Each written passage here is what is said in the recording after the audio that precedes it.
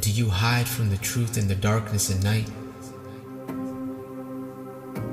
Are you dreaming? What's the meaning?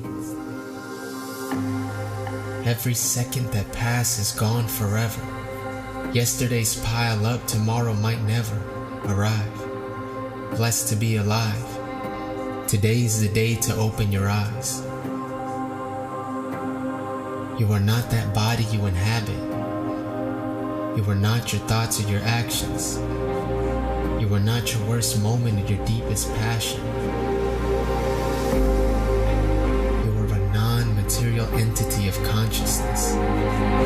Spirit, seeing, being, dreaming, feeling. A spark of a greater flame. A part of a greater name. The mind is the companion. The soul is the self. The body, the vehicle, knowledge is wealth. Illuminate the darkness with truth. And when the shadows recede, you see you were never alone and you'll never be. The witness resides deep inside. The one from which you come, and when this is all done, you will return to his side. The absolute being, the eternal supreme, the fountainhead of life, the source of the light. Through the song, pure sound written in these pages, passed down by the sages, we can know who we are and where we'll go, how to act, how to be, how to serve, how to see, how to love, how to be free. Find yourself in the song on Gita Jayanti.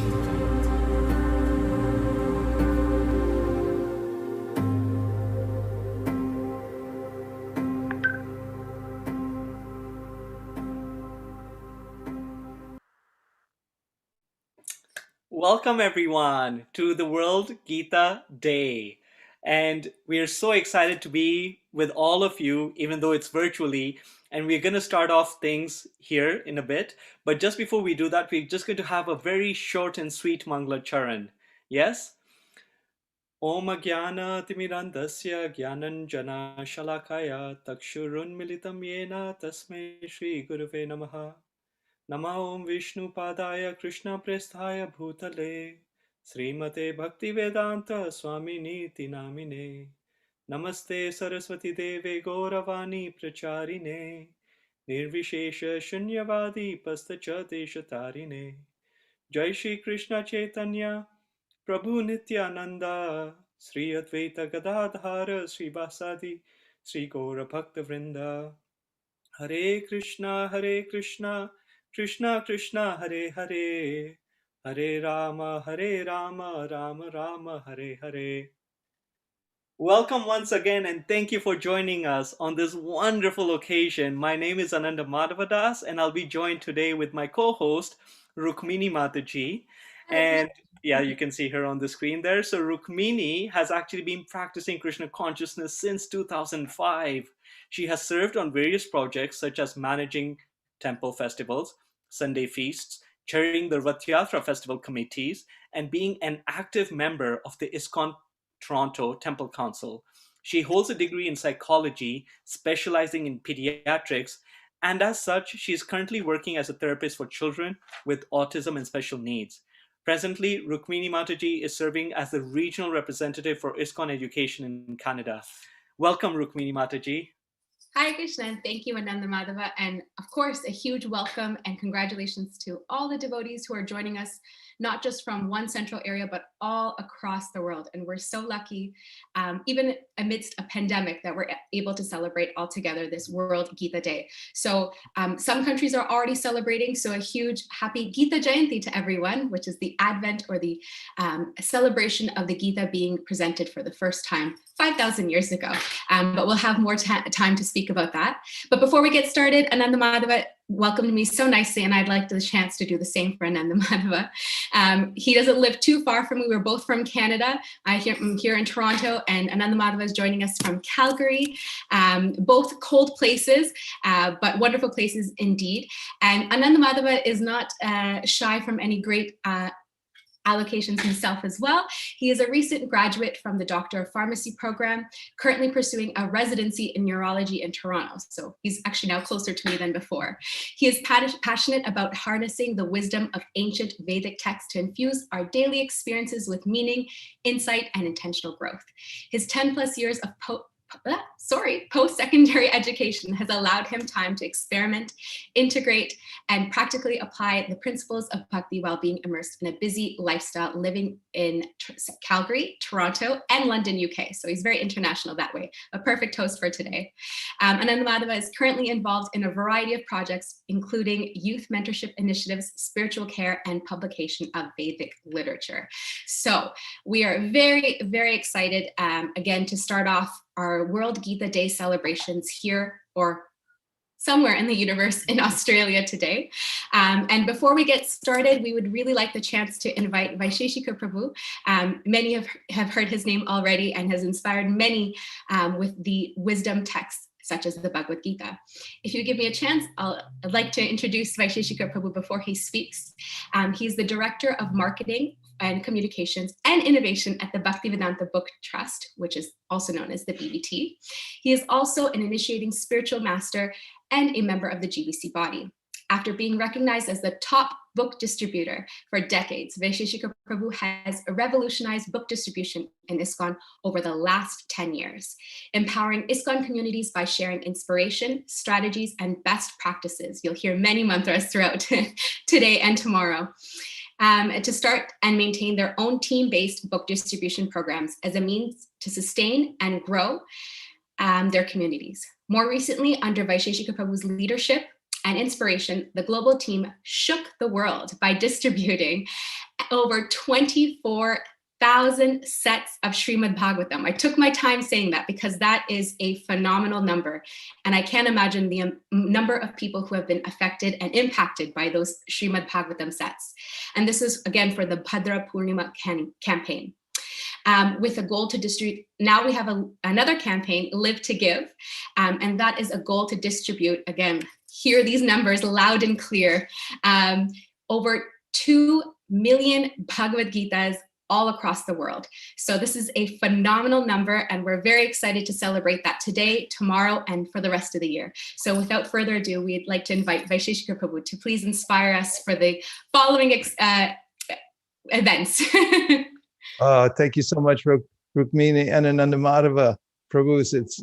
It's a heartfelt experience being here with all of you for this historic event of celebrating worldwide together the World Gita Day. And it's indeed a historic day. In 1971, Srila Prabhupada completed the foreword to his Bhagavad Gita as it is, which has become a world standard and a classic in all the translations of Bhagavad Gitas, used academically and revered by people all over the world and read by millions. He finished that while he was in Australia in 1971.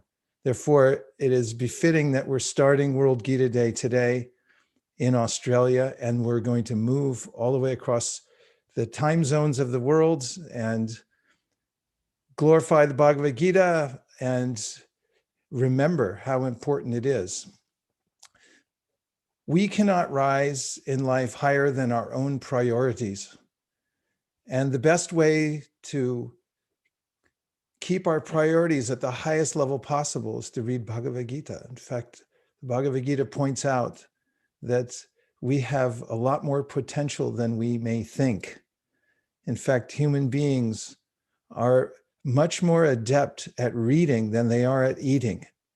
If I gave as much emphasis and gave my enthusiasm to reading as much as I did to eating, then where would I be today? Especially the Bhagavad Gita is a treatise to teach us how to utilize the human life for the most important of all our priorities, and that is to not take birth again in this material world. Today's presentation all across the world is a heartfelt offering to His Divine Grace A.C. Bhaktivedanta Swami Prabhupada, whose main idea was to give everyone a chance in the world to read the Bhagavad Gita as it is, unadulterated, straightforwardly presented in such a way that every person, every community could take advantage of the knowledge in their own lives, helping to reorganize communities in such a way that people are headed towards the highest goal in life and get the best out of life. So together we've organized this. We are going to be announcing throughout this presentation that this is a culmination of a marathon to distribute at least 2 million books, Bhagavad Gitas, as Rukmini said. And we invite everybody to participate. There's still time. The marathon for distributing 2 million books goes all the way to January 7th, so you can participate and jump in at any time. We also remind everybody that presently we're building one of the largest spiritual buildings in the world in Mayapur, which is in West Bengal, and that all of the books, the Bhagavad Gitas that are distributed, that are sponsored, that people purchase, are also contribute towards the building of that, what is called TOVP, is a world headquarters for people to meet, to practice spiritual life, to learn the tenets of spiritual life. And therefore, we have a saying that books are bricks. When you purchase Bhagavad Gitas, when you distributed them to others, much of the money goes towards building that TOVP. So please give your heart and soul and your attention to this broadcast all over the world, and we welcome you heartily to join in the worldwide movement for popularizing Bhagavad Gita. And we thank you very much, Ananda, Madhava, and Rukmini Devi Dasi, for hosting us. Hare Krishna. Hare Krishna, Vaisesika Prabhu. Thank you so much for that wonderful introduction. It really helps set the mood, not just for the next 24 hours or so, but really for the next year, when we go and we immerse ourselves into not just reading the Gita, but also sharing it with anyone and everyone, really for the betterment of society on a global scale. So thank you so much for that. We're going to jump right into it. And so the first event is actually Kirtan by two Kirtaniyas, Mrugang and Nidhi. So Mrugang Prabhu is a computer engineer by profession, loves to play the harmonium and sing Kirtan. And Nidhi is actually a speech pathology student and also a Kirtaniya. So let's go there and let's immerse ourselves into the holy names.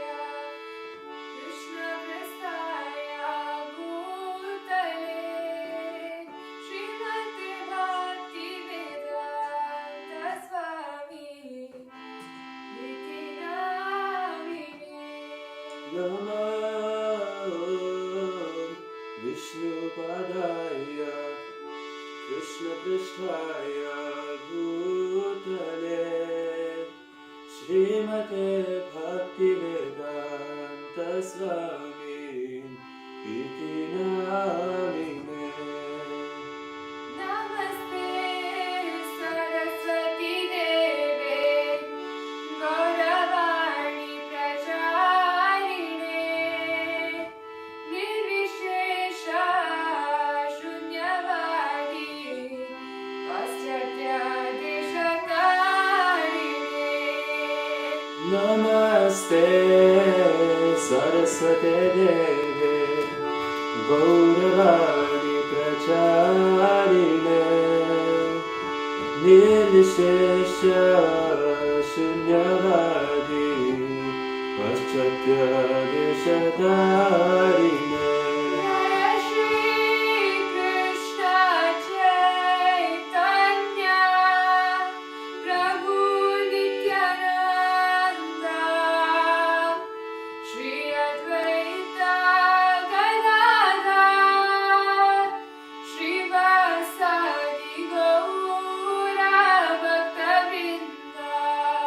Jaya Shri Krishna Chaitanya Prabhu Nityananda Shri Advaita Gadadhar Srivasadi Gaura Bhaktavinda. Hare Krishna, Krishna Krishna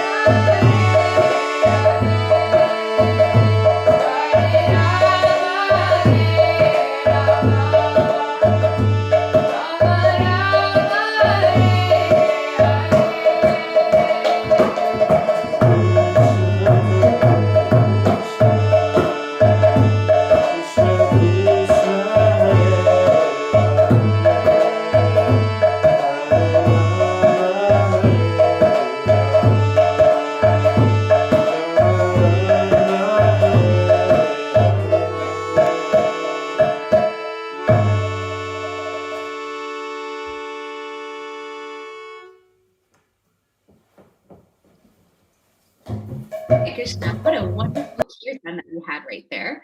Again, all the way from Australia. And if you're joining us right now, we are celebrating World Gita Day, starting off right here in Australia. And we're going to be traveling across many time zones and having a chance to commemorate and celebrate the wonderful Bhagavad Gita. So we are here now in Australia, and I'm saying here, even though I'm all the way in cold Canada, just so that we're all in the same place together as we celebrate together. And Australia is home to 7 different centers, many, many Govindas and Gopala restaurants, as well as a Gurukul, or a school for children. So we're very excited. And speaking about Gurukul, our next presentation will have a chance to meet these young children in Australia that have not only read the Bhagavad Gita, but certainly have taken some realizations and would like to share that with everybody. So let's take it away and let's see what the children of Australia have to present.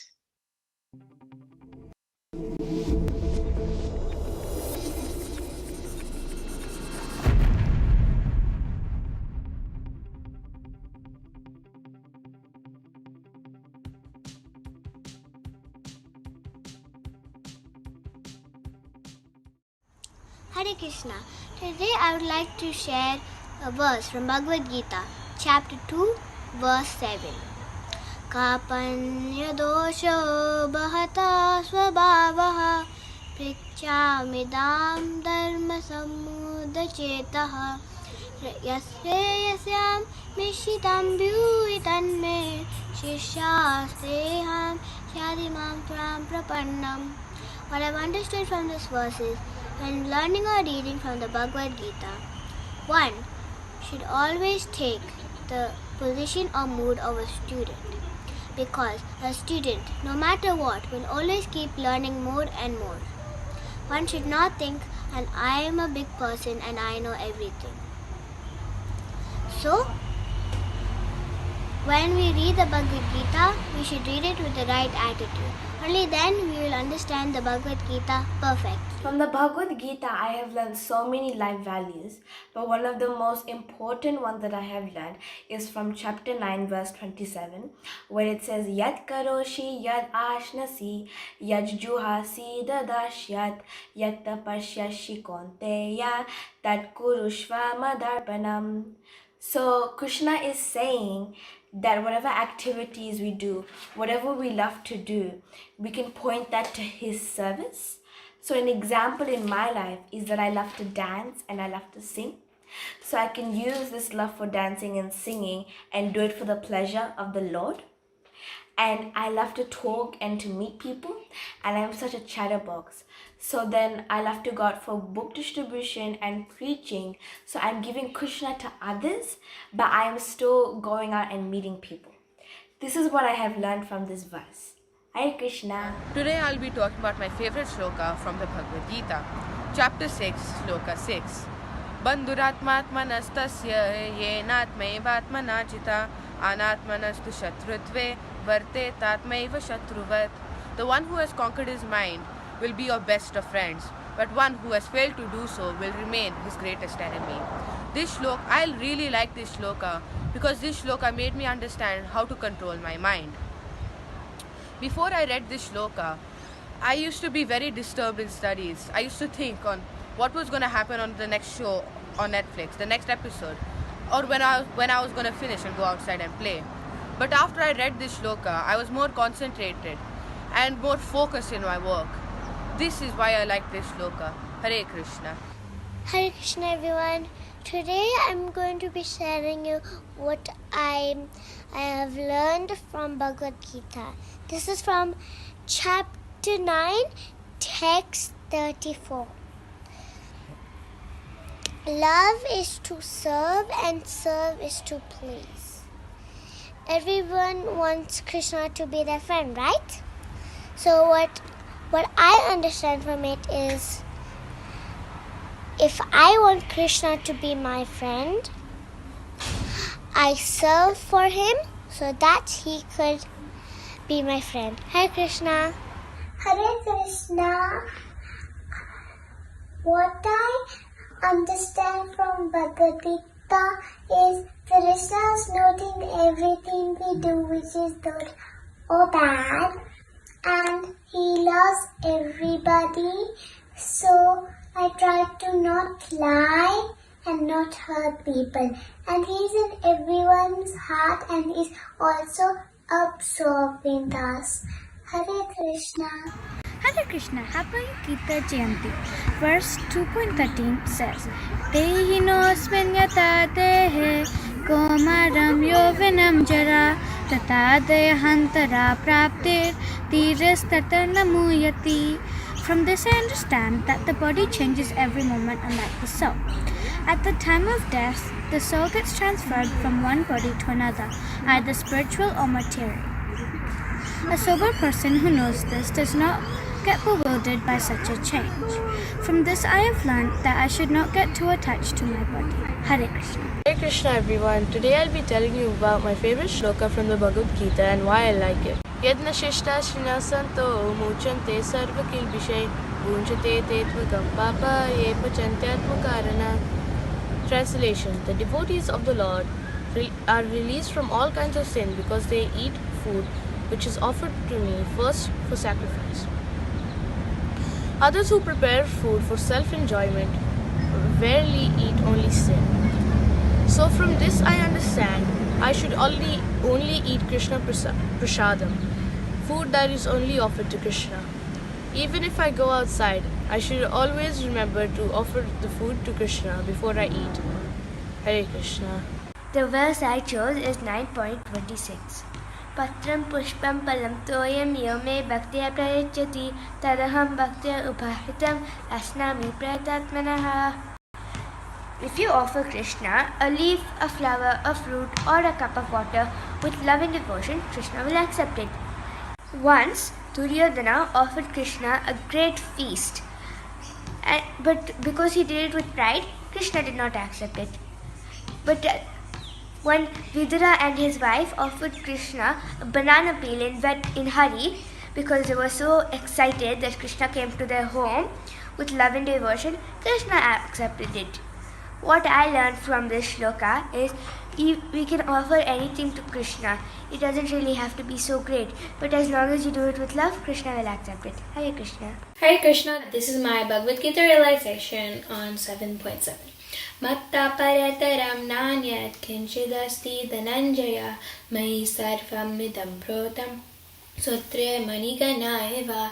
In this sloka, Krishna is telling Arjuna that he is the most supreme truth and everything rests upon him, how pearls are strung on a thread. I can relate this sloka to space because all the planets are floating in the sky, and even though you can't see the imaginary string, Krishna is holding the string with his power, just as the sloka says. He is the most supreme truth, and he has the power to hold everything together, even if you can't see them. From that, I can understand that Krishna is the topmost and nothing can overcome him, even though people don't understand that Krishna is the one who's holding the planets in this example. And from this I can also understand that I'm not a great person and I shouldn't be proud because I'm just a small person on one of those pearls, and I can relate to this so I won't become too proud in the future. Hare Krishna. Today I'll be talking about Shloka 12.8 and how I'm applying it in my life. Eva mana advaista maya buddhim na vishye nivesisyasi eva ata urdam na samshayaha. Translation: just fix your mind upon me, the Supreme Personality of Godhead, and engage all your intelligence onto me. Thus, you will live in me always, without any doubt. I am applying this in my life by remembering the Supreme Personality of Godhead, by chanting 4 rounds every day and always having thoughts of Him. And an example of this is when I have troubles or I am in dilemma, I think of Krishna and He helps me in the situation I am. Today I'll be telling you the sloka 2.14 from Bhagavad Gita, which I've applied in my life. Matra sparastu kaunteya sitosnasika dukada agamapaino nityastam statiksava bharata. So in this sloka, the translation says that happiness and distress are like the passing seasons, like winter and summer. So this I applied in my life by saying that one day I might be sad, but the other day I'll be happy. So this is the in the material world, things will come by and go by, and there's an example which happened to me at school. So I did a roll, and then I passed through a few rounds, but then when it came to the final round, I failed. And I was really happy when I got through all the rounds, except at last. And then I was really sad. So don't always be really happy, because one day you'll also be sad. Hare Krishna. Vandeham Shri Guru Shri Juta Padakamalang.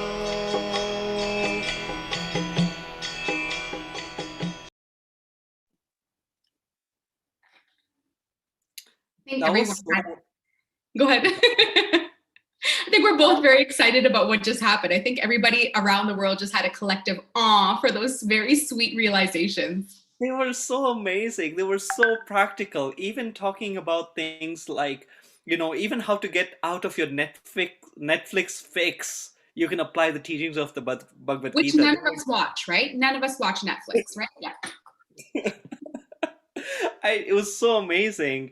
And speaking, and this is just how important it is. We shared the teachings of the Bhagavad Gita with the rest of the world because they're so practical, right?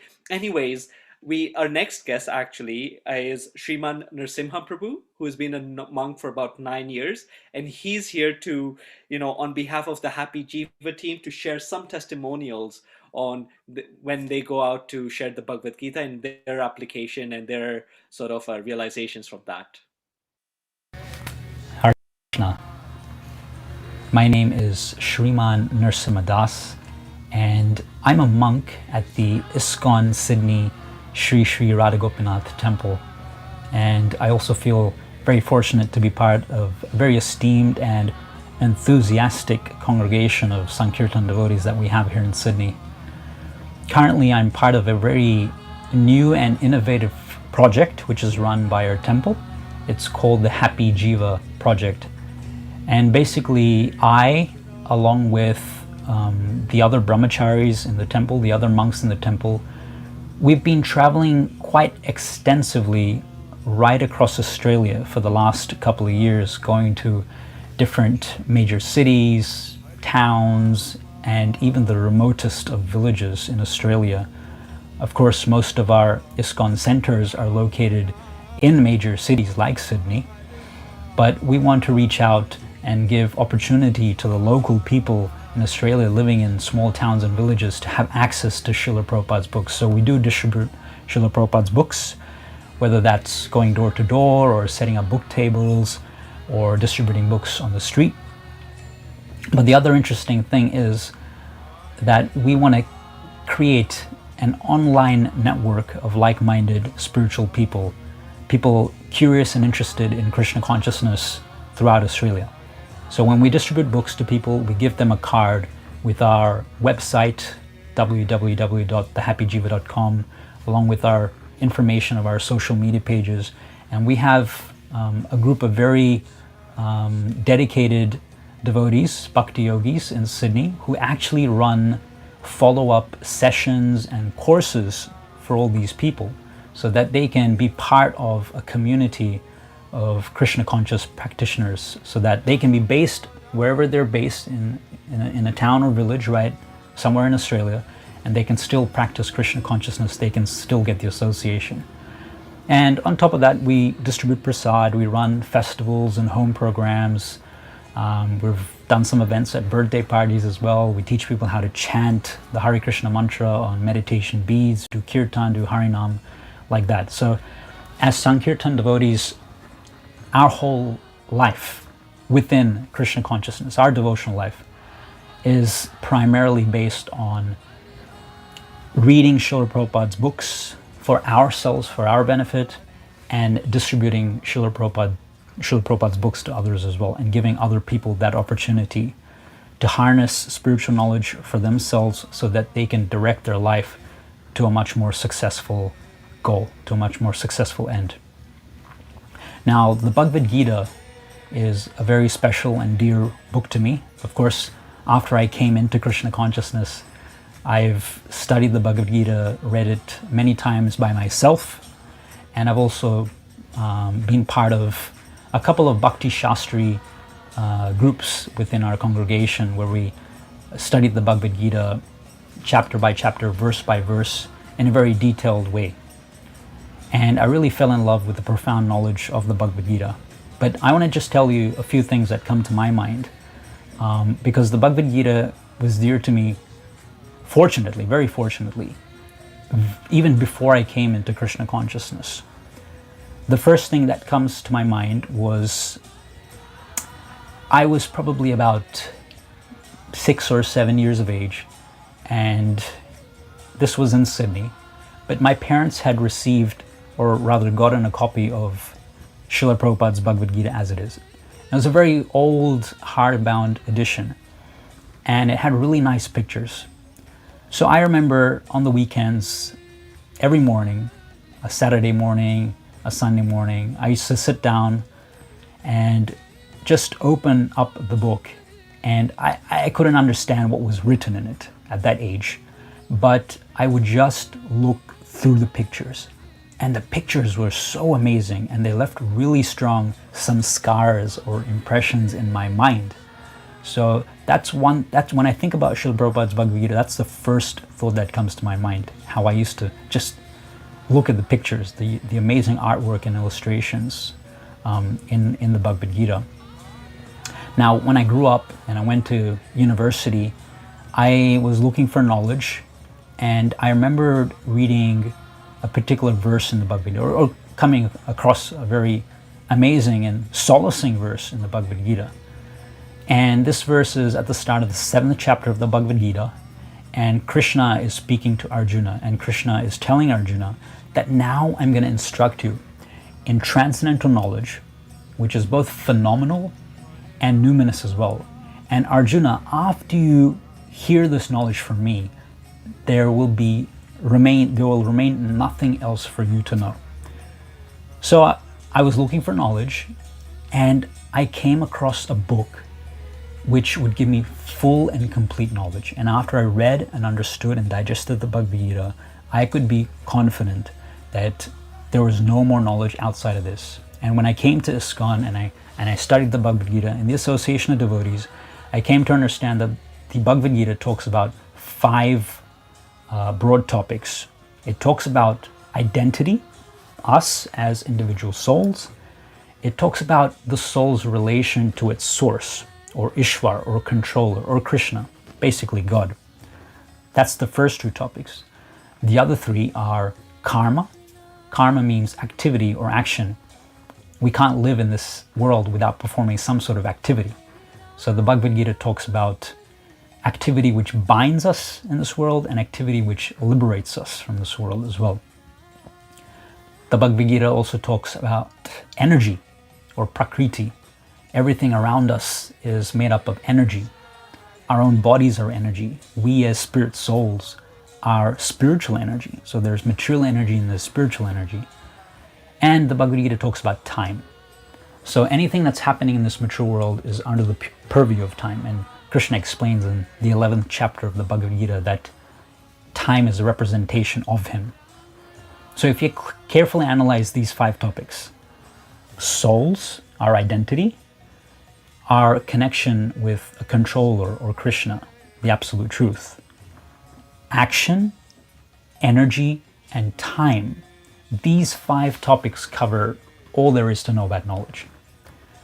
So that's the other thing which really got me hooked and interested to keep reading and studying and base my life and my devotional life on the Bhagavad Gita. Now, another amazing thing which comes to my mind is when I was about 16 or 17 years of age, and before coming to Krishna consciousness, I used to eat meat. And I remember one night reading a really amazing purport from the 16th chapter of the Bhagavad Gita. And I have it here. Just one second. Let me just read it to you. Srila Prabhupada in this purport, he's actually defining ahimsa, or non-violence. And I remember reading this. Prabhupada is saying, if a particular animal is killed, then his progress is checked. If an animal is staying in a particular body for so many days or so many years and is untimely killed, then he has to come back again in that form of life to complete the remaining days in order to be promoted to another species of life. So their progress should not be checked simply to satisfy one's palate. This is called ahimsa, Srila Prabhupada is saying. Now, when I was that age and I read that purport, that small paragraph, it really struck deep, right to my heart, right to my consciousness. And literally overnight, I gave up eating meat. So I turned to a vegetarian diet. So even before practicing Bhakti Yoga or Krishna consciousness, just by reading Srila Prabhupada's books, I could appreciate the gravity and the purity of Srila Prabhupada's Bhaktivedanta purports, and of course the teachings of Krishna within the Bhagavad Gita itself. And now I'm very fortunate to have come to Krishna consciousness and to be given an opportunity to be able to distribute the Bhagavad Gita as it is to so many people right across Australia. And this, no doubt, will change their lives as they read the books, even as they come in touch with Srila Prabhupada's books. It will change their lives for the better. And I feel very fortunate to be part of this mission, to share these teachings. And I'd like to share with you just some instances of people receiving this knowledge from us, and just some videos of people who were really super enthusiastic upon getting Srila Prabhupada's books, just for some inspiration. Thank you very much, and happy Gita Jayanti. Hare Krishna. I met a monk and he showed me some pretty cool stuff about their art and culture, and pretty excited to read one of his books. Today I met some monks. I bought one or two books off them and seen they had a big set, so I just ordered the set and received them. I'm very happy. I also bought some beginner's meditation beads with a bag. Excellent. I'm so happy. I've had a monk come to my door today, and I've purchased these two books about meditation and yoga and Indian culture, and they will be a fantastic read. Hello, my name's Tessa. I live in Armidale. A couple of monks come up to my front door today and really inspired me to buy these books. I really want to read them one day. And I hope you can enjoy them like I'm going to enjoy them. Dropped off all these amazing books about yoga and meditation and the spiritual and religious side of things as well. I'm actually really excited to read these, and I'm really happy that he's knocked on my door today. Thank you. What inspires me and to get these books is that there's a selection here, and I see that there's one or two for me, but I have friends who I'm going to be giving them to for Christmas that I think they should really, really enjoy them. Hare Krishna, Krishna Krishna, Hare Hare, Hare Rama, Hare Rama, Rama Rama, Hare Hare. What a wonderful presentation, right, Ananda Madhava? It was just so heartwarming to see all these people receiving transcendental knowledge. It was amazing, amazing. Yeah, and it was amazing to see how each person had a whole stack of books, not just one, but a couple more. And especially the last person that spoke, he was mentioning that those books were not just for himself, but for his friends and family as well that would enjoy it. So that's a good reminder for everybody. If you'd like to get your own copy, give it to someone else, or donate to the cause, there are links that are pinned on, I believe, all of our broadcasts that are going out across today. I know I'm watching on YouTube, and there is a pinned link there. If you'd like to get a Bhagavad Gita yourself, give it to someone as a gift, or donate to the cause. And you'll also see there's a ticker below. You'll see many, many names that are there. And these are all the wonderful people all across the world that have been participating in this Live to Give campaign. So we're very thankful to all of them. Next, we're actually going to head over kind of on the different spectrum, right? We were speaking to a monk who's been practicing for many years, Sriman Narasimha Prabhu, and we're now going to have a conversation with our bigger family. And this will be led by Jasmine, who is a mother of two herself, a mother to 3 kids, and has been helping out with sharing these wisdom texts to everyone around her. And she's going to be having a conversation with, I believe, 4 other people. And we have Tanya Mataji, Kanishka Mataji, a few of the kids as well, Kunal, and Vanita Mataji, all from different walks of life, some are mothers, some are wives, some are children, as I mentioned, and they'll all get a chance to express how the Bhagavad Gita has impacted them on an individual level. Let's see what they have to say. Hare Krishna devotees, Danvat Pranam. My name is Jasmine. Today, on the special occasion of Gita Jayanti, I am blessed with the honor of sharing the beautiful journey of how the powerful word of Krishna, the Bhagavad Gita, has influenced the lives of so many devotees. I have compiled a small video of a few of these special stories. Hare Krishna everyone. Today on this beautiful occasion of Gita Jayanti, I would like to express my sincere gratitude to people that have introduced me to this beautiful spiritual text, Bhagavad Gita. And not just them, but also people in various walks of my life that have emphasized and re-emphasized why I need to read this book.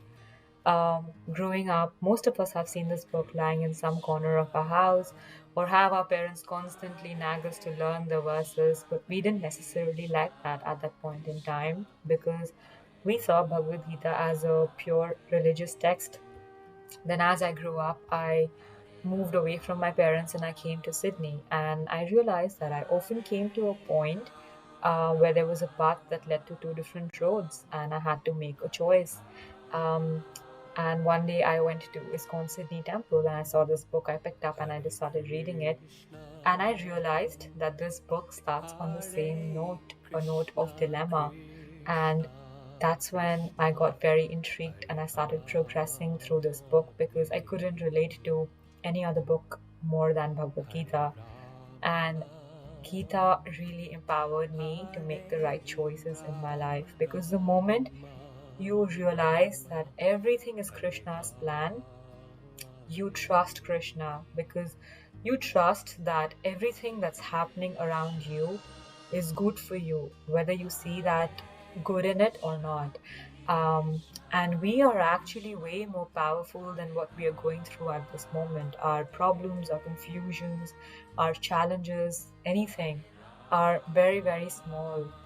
So Gita started to build that confidence in me, that strength in me, and it allowed me to overcome everything that's going on around me. My favorite verse from chapter 6, the verse that for him who has conquered his mind, mind is the best of friends. But for one who has failed to do so, mind will be the greatest enemy. I'm pretty sure it's not just me, it's everyone in this world that comes on this crossroad where they have to make that choice and their mind either is their greatest friend or the greatest enemy, depending on the circumstance. So when I started to realize that everything actually that's written in this book is so logical and so practical, it became the biggest guide in my life. And to everyone that belongs to my age group, we are not just going to be making decisions now. The whole decision making for our career, be it our family, be it anything in our personal life, our friends, our social circle, these decisions don't just end now. We have to make these decisions throughout our life, but we have to make favorable decisions, and what's favorable and what's not favorable is something that we can't see, Krishna can. So once we read this book guides us through those decision making times. So I strongly recommend that everyone reads this book. It's been the biggest game changer for me, and I can vouch that it will be an eye-opener for each of you that read this book. Hare Krishna. Hare Krishna. Dandavat Pranams. All glories to Srila Prabhupada and Srila Gurudev. My name is Vanita. I stay in Sydney.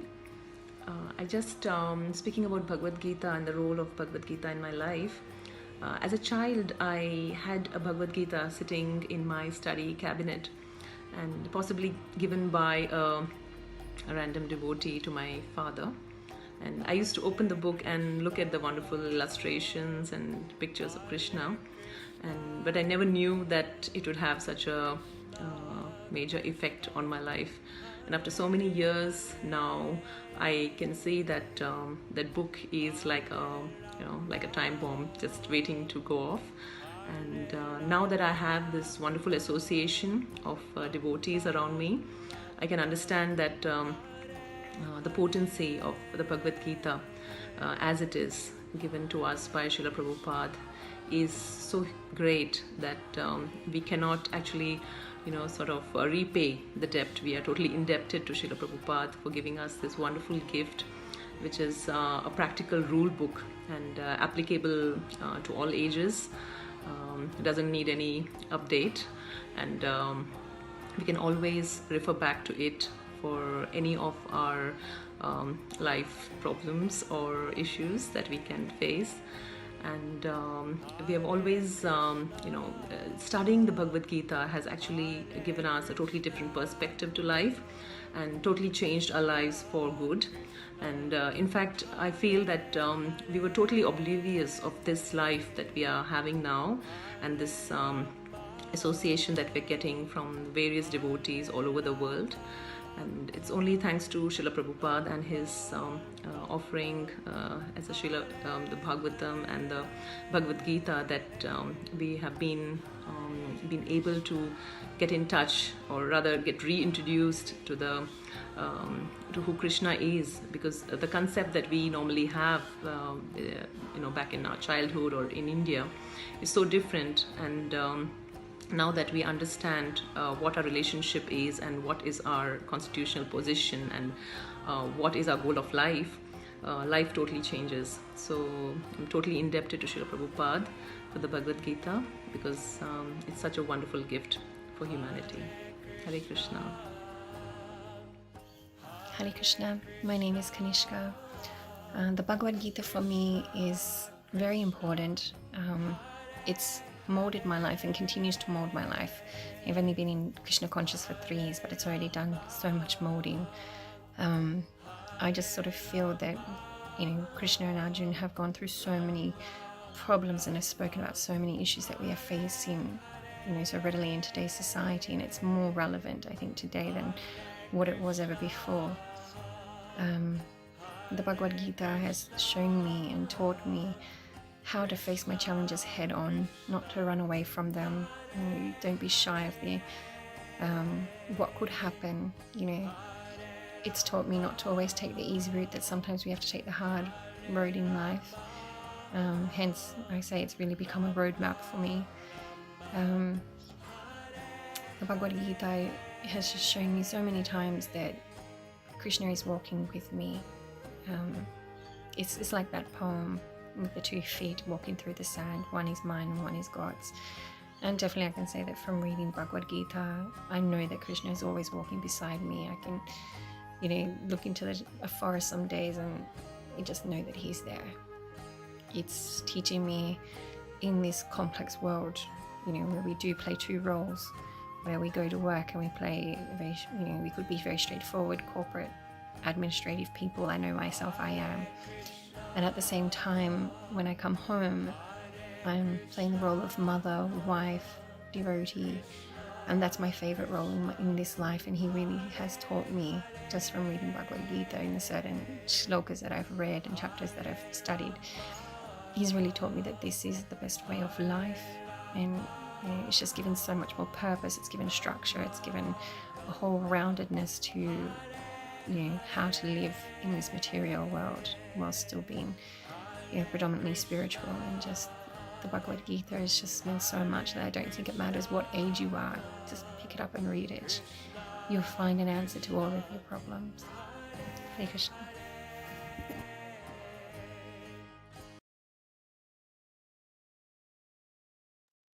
Wasn't that wonderful? All of them just sharing. I think it is just so eye-opening to see so many people from so many different walks of life just coming together and just harnessing the wisdom that's in the Gita in, whatever form that is. But I just think it's so amazing how the Gita has everything for everyone and anyone. Absolutely. And it was just so practical, right? They were all sharing, especially, I believe, the first Mataji, she shared how, the Bhagavad Gita was in her life for many years and just didn't have the time to take, to really pay attention to it and really take into the teachings. But when that little spark in herself was ready, she really did take it on, and it's really revolutionized her life. So amazing realizations from all these wonderful people. Just fantastic. We are going to shift gears a little bit, and now we're going to actually present a dance by Aruna Mataji. She's a practicing devotee for the last 8 years, professionally a Bharatanatyam artist and educator, and founder director of a dance school in Sydney. She has a master's in communication, and she's having worked as a journalist as well. Aruna Mataji currently focuses on various services at the ISKCON Sydney Temple, including giving lectures, singing kirtans, presenting cultural programs, designing posters, fundraising, and devotee cares, amongst all other services for Shri Shri Radha Gopinath. She has a website, www.arunagandhi.com, if devotees want to find out more. But yeah, please let us go and have some appreciation of this devotional art form.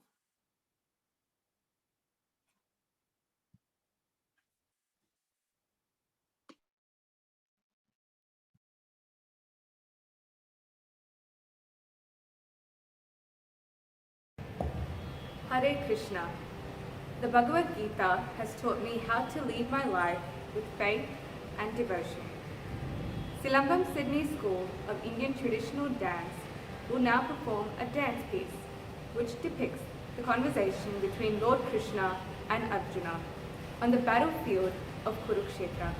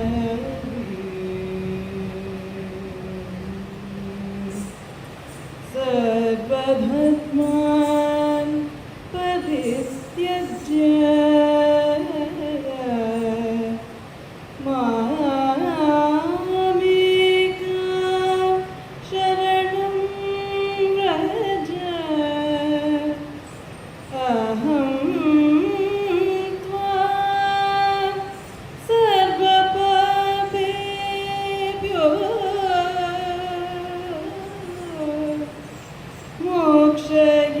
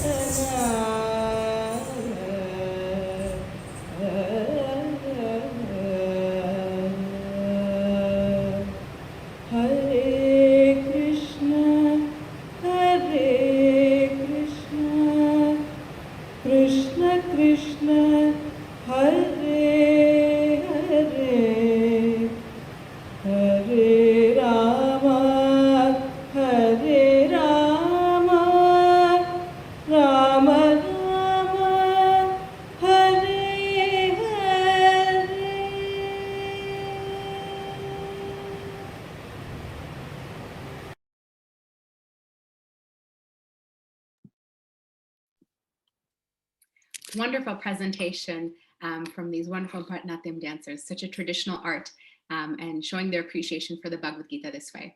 We're going to move right along, and we're going to have a chance to hear from a couple, Radha Vinod Das and Rasakrida Dasi, both who serve in the North Sydney community, whether it's through their book distribution and urban outreach, or helping out with cooking and making garlands for the wonderful deities in North Sydney. So let's hear from them right away. Hare Krishna. Hare Krishna. My name is Rasakrida Dasi, and this is my husband Radha Vinod Das. We are based in Sydney, Australia, and we've been given the opportunity, the good fortune to actually share our reflections on the Bhagavad Gita and the impact that it has had on our lives, and also the relevance that it has in the world today. So I'll start off by saying that I grew up reading the Bhagavad Gita literature, and I actually had seen fully the impact of the knowledge when I attended the Bhakti Yoga Society at university in South Africa. And there I met people of different race groups, different cultural backgrounds, different age groups, and they were all naturally inquiring and seeking spiritual knowledge, or seeking knowledge about certain questions, such as, well, who am I? Why am I here? What is my purpose in life? And or why do bad things happen to good people?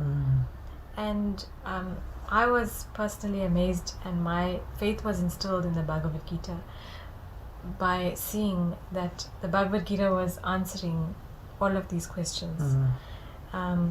So in that way, it's universal. The universal truths and principles in the Bhagavad Gita are so applicable to any situation or any question that one may have in life. Hare Krishna. So for myself, I came in touch with the Gita 10 years ago in Houston, Texas. And actually I would say that was one of the most difficult and challenging phases of my life. And at that time I would say Gita spoke to me in a very personal way. Personally, the Gita educated me on a perspective that just changed my world. It changed the way I would see the world, see people, see their interactions. And as we understand, the Bhagavad Gita is spoken on a battlefield.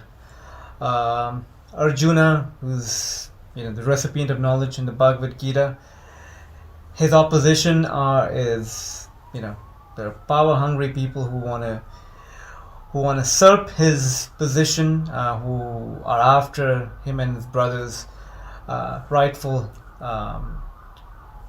heirs to the throne. So when we take that, when we extend that even further, we see that each one of us is actually fighting a battle.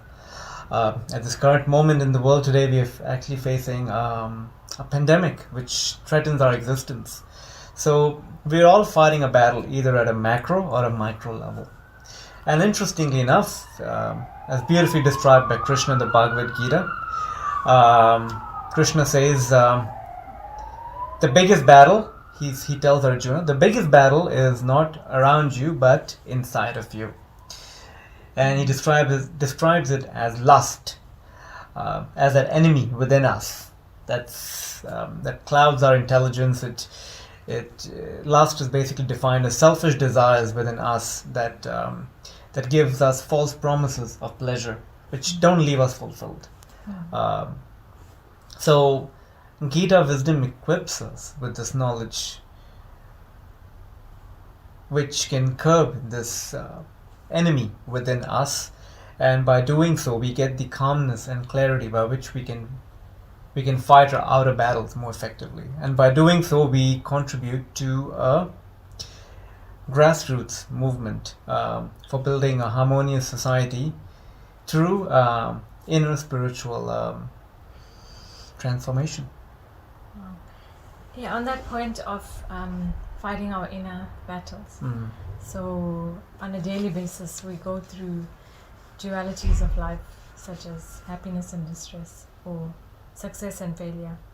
And it can be overwhelming for many of us. And how do we overcome these challenges? How do we overcome these distresses in life? Mm. And the Bhagavad Gita likens this actually to the appearance and disappearance of winter and summer seasons. And it's wonderfully described by one of the monks in the Bhakti tradition, which I heard recently, where he says, he gives the example of if we're going to a cold place, we wouldn't freeze. We take with us something that would keep us warm, something for protection from the cold. So in the same way, in order for us to overcome dualities of life or the distresses and the challenges of daily situations, it's described in Bhagavad Gita that we actually need to spiritualize our consciousness, which means rising above or transcending beyond our material platform. So these qualities of tolerance, tolerating, and other qualities, divine qualities, these are all actually seen as empowering, and they can actually help us to rise above vices in life. And sometimes society can see it as actually disempowering, which is not so. So in that way, the Gita is filled with so much of wisdom like this, which help us to overcome daily challenges, to dispel any doubts, and helps us to actually overcome any situation in life. What inspires us to share Gita, Bhagavad Gita, with others? Personally, for myself, I'd just like to share a story that's very dear to my heart. This happened, I think, 5 years ago in Houston, America, where I came across this gentleman, really fine, amazing, young, intelligent gentleman, and we were just speaking on the Gita, and he was offering such amazing reflections on the Gita. And I asked him, his name was Andrew.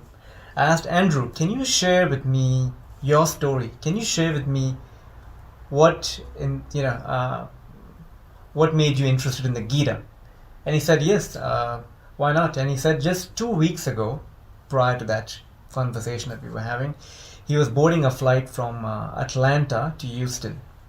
And his friend who was dropping him off to the airport, he didn't get into the details, but somehow or the other, his friend popped a Gita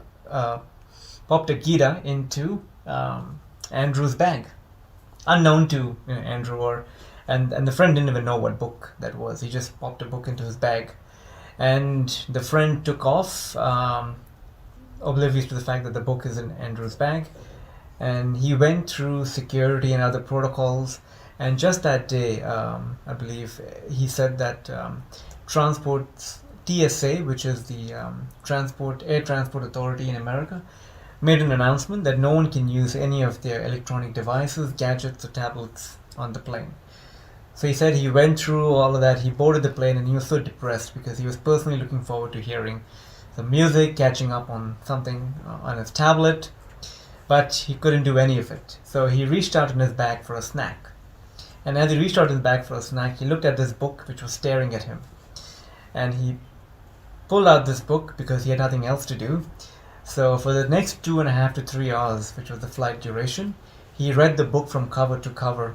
And he said that book convinced him, the Gita convinced him on his purpose in life. And there he was sharing his amazing reflections with me. So if you look around, we'll see there are so many such amazing stories of inspiration, of people that took the Gita and had their lives transformed. And as we see in the Gita, Krishna, in the 18th chapter of the Gita, Krishna says, for one who explains the supreme secret to others, pure devotional service or bhakti yoga is guaranteed, and there's no one else more dear to him than he. So by helping others, we become part of a plan far bigger than us. And obviously we connect them to Krishna that can offer them greatest help. And if we do so, Krishna empowers us beyond our finite capacities. So today, on this most auspicious occasion of World Gita Day, the day that Gita was spoken 5,000 years ago, let's come together, join hands, collaborate to share this Gita wisdom with others and make this world a fortunate place. Thanks. Hare Krishna. Thank you.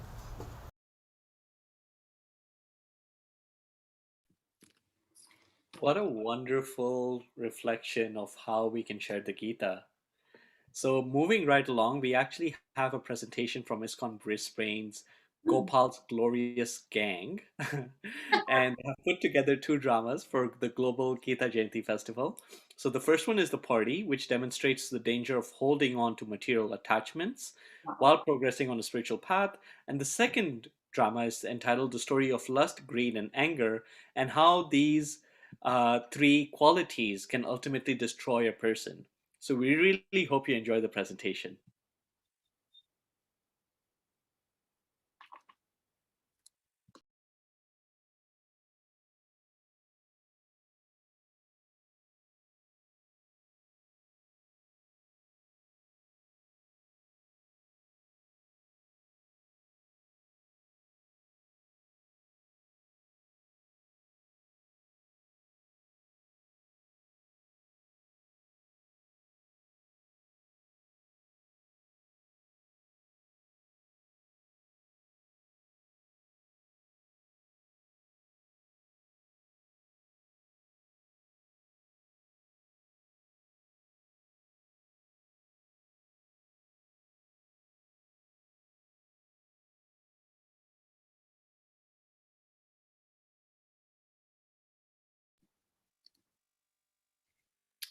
I think the file, what we were trying to demonstrate, it wasn't having any audio in there.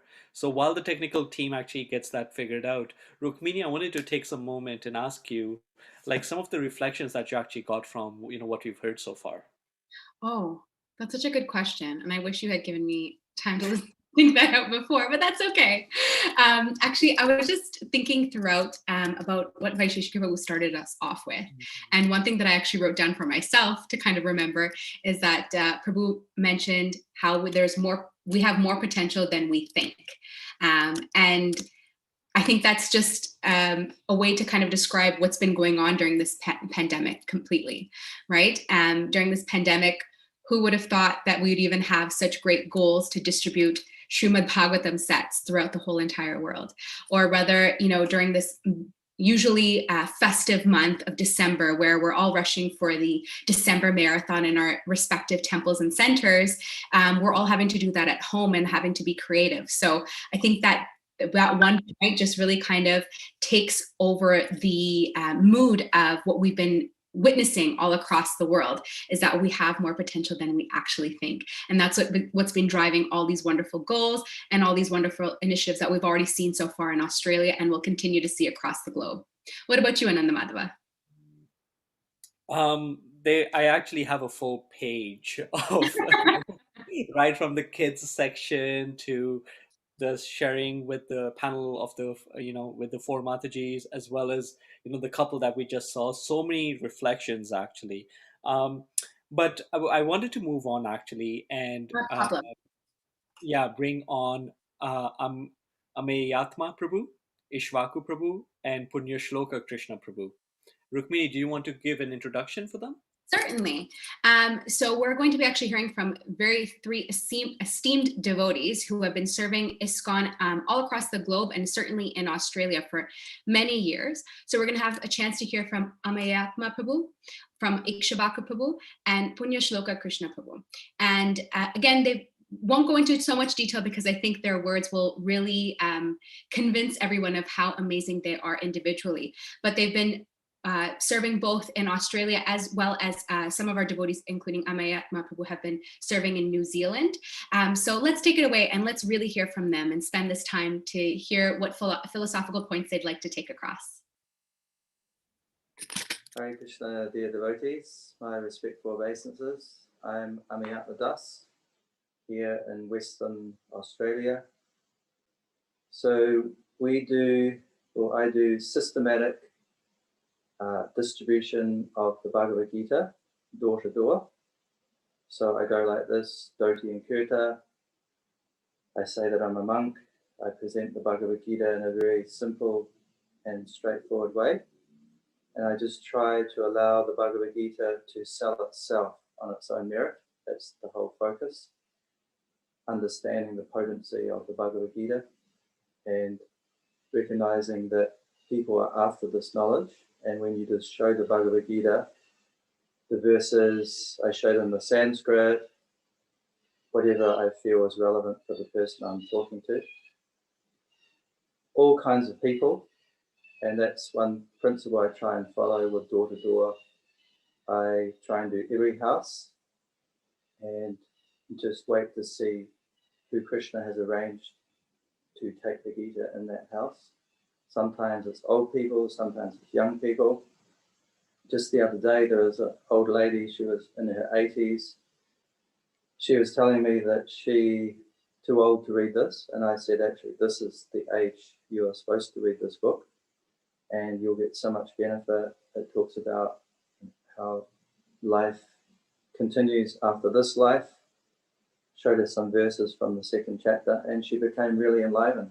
And she said, hang on a sec, let me get you a donation. And she came back with all her saved up coins, and it was like $100 she gave. So all kinds of people, all kinds of opportunities to distribute the Bhagavad Gita. It's very enlivening, it's very fun. Often I bring another devotee, so we can talk between the houses. I have a clicker, so I chant Hare Krishna between the houses, and I use the clicker to knock on the door, so I don't get a sore hand. And then we live an hour south of Perth in a small town. So what I'm doing there is trying to cover every house in that town and inviting people along to a program at our house where we do mantra meditation and we teach the Bhagavad Gita. So the idea is to plant the seeds of the Bhagavad Gita, allow people to get the Bhagavad Gita in their home, and for those people who are ready, for them to come along and learn the Bhagavad Gita in detail. So that's pretty much our program that we're doing here in Western Australia. We're desiring to expand it, but just the principle of systematic door-to-door, taking the Bhagavad Gita to every house. Hare Krishna. Hare Krishna, my name is Ikshwaku Das. I'm talking to you from Perth, Western Australia, and I wanted to share something very interesting that we observed happening here in this congregation. Many years ago, a group of us devotees from the temple, from the congregation, we got together and we were discussing what is happening, that although we have a restaurant, we have Harinam, we have Sankirtan, we have temple functions, temple programs, not many devotees are joining. So we remember that in a letter, Srila Prabhupada said, if so many books have been distributed, where are the devotees? Different devotees gave different ideas, different suggestions, and everything brought us back to the same point. Everything, our growth, depends on Srila Prabhupada's books, these books being distributed, these books being accepted by the public, and people changing their lives, transforming their consciousness, and joining this wonderful movement. So we decided to create a small program, simplified program, just like Prabhupada did when he came to New York in 1965. Eventually, he had a group of followers, a group of students, and he facilitated their learning. So, in the same way, we had a target.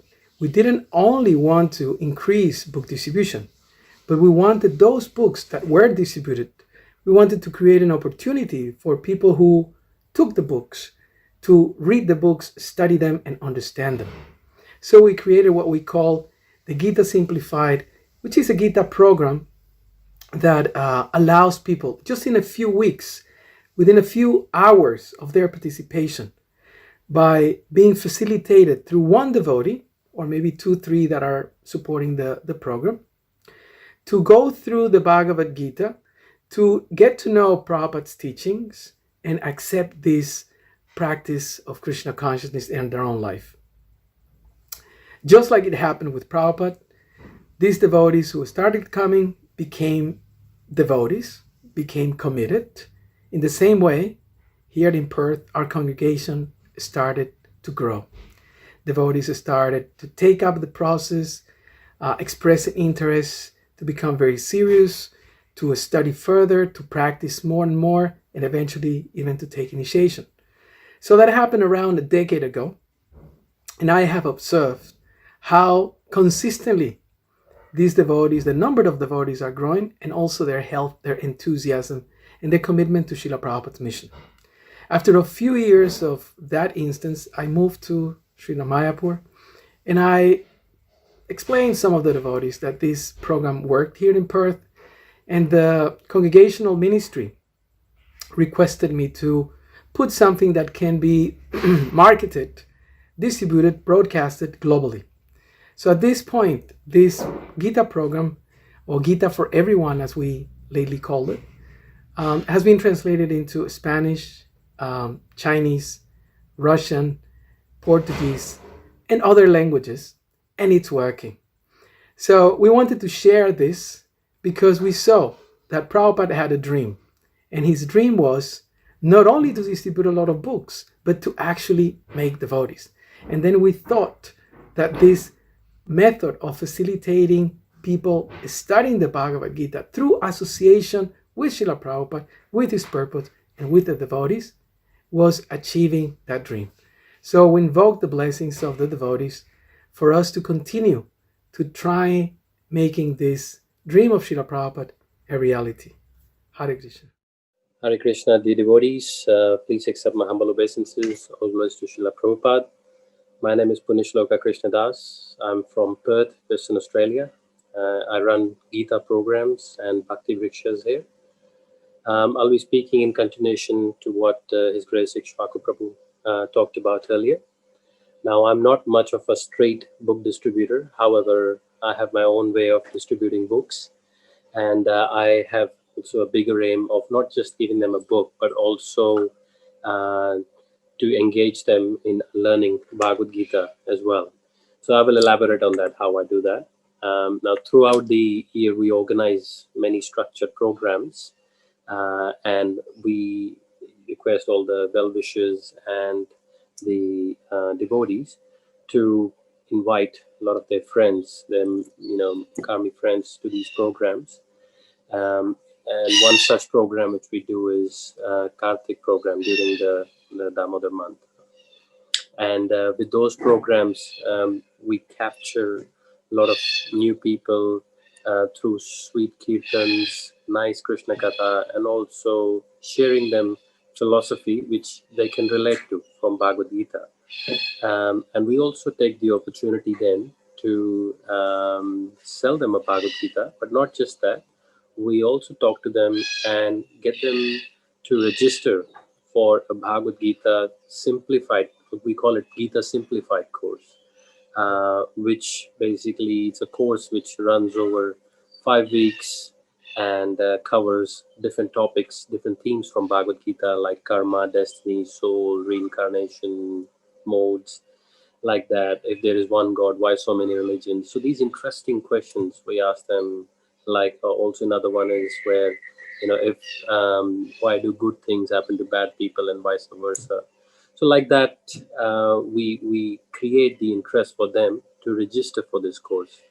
And once they register for it, then basically we run this course with them over the 5 weeks.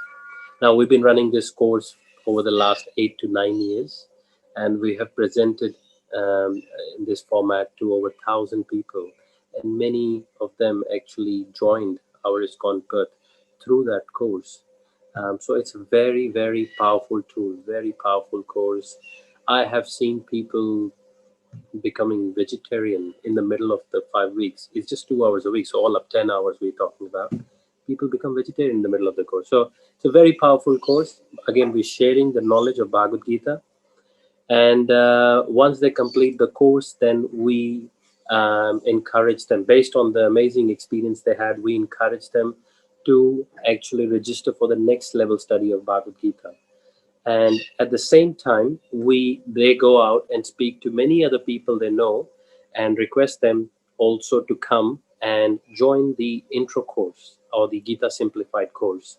I'll give you another example that we finished the last Gita Simplified course a couple of weeks ago. And last week we started the next level study with them. So in the course, we had about 18 people, and majority of them, they were so impressed with the course that they agreed to take up the next level. And now, at the same time, or many of them took 5 Bhagavad Gitas. So that's why I encourage them, each one of them, say, look, what you received just now is such priceless knowledge, it's so valuable. So please take 5 Bhagavad Gitas each and you distribute to 5 other people. So they took 5 Bhagavad Gitas each and then they're distributing to 5 other people. So already it's not just they're learning Bhagavad Gita, but they're already becoming book distributors and getting more people to come and learn Bhagavad Gita as well. So it's a very powerful course. If you need more information, please feel free to contact either Ikshwaku Prabhu or myself. So thank you very much.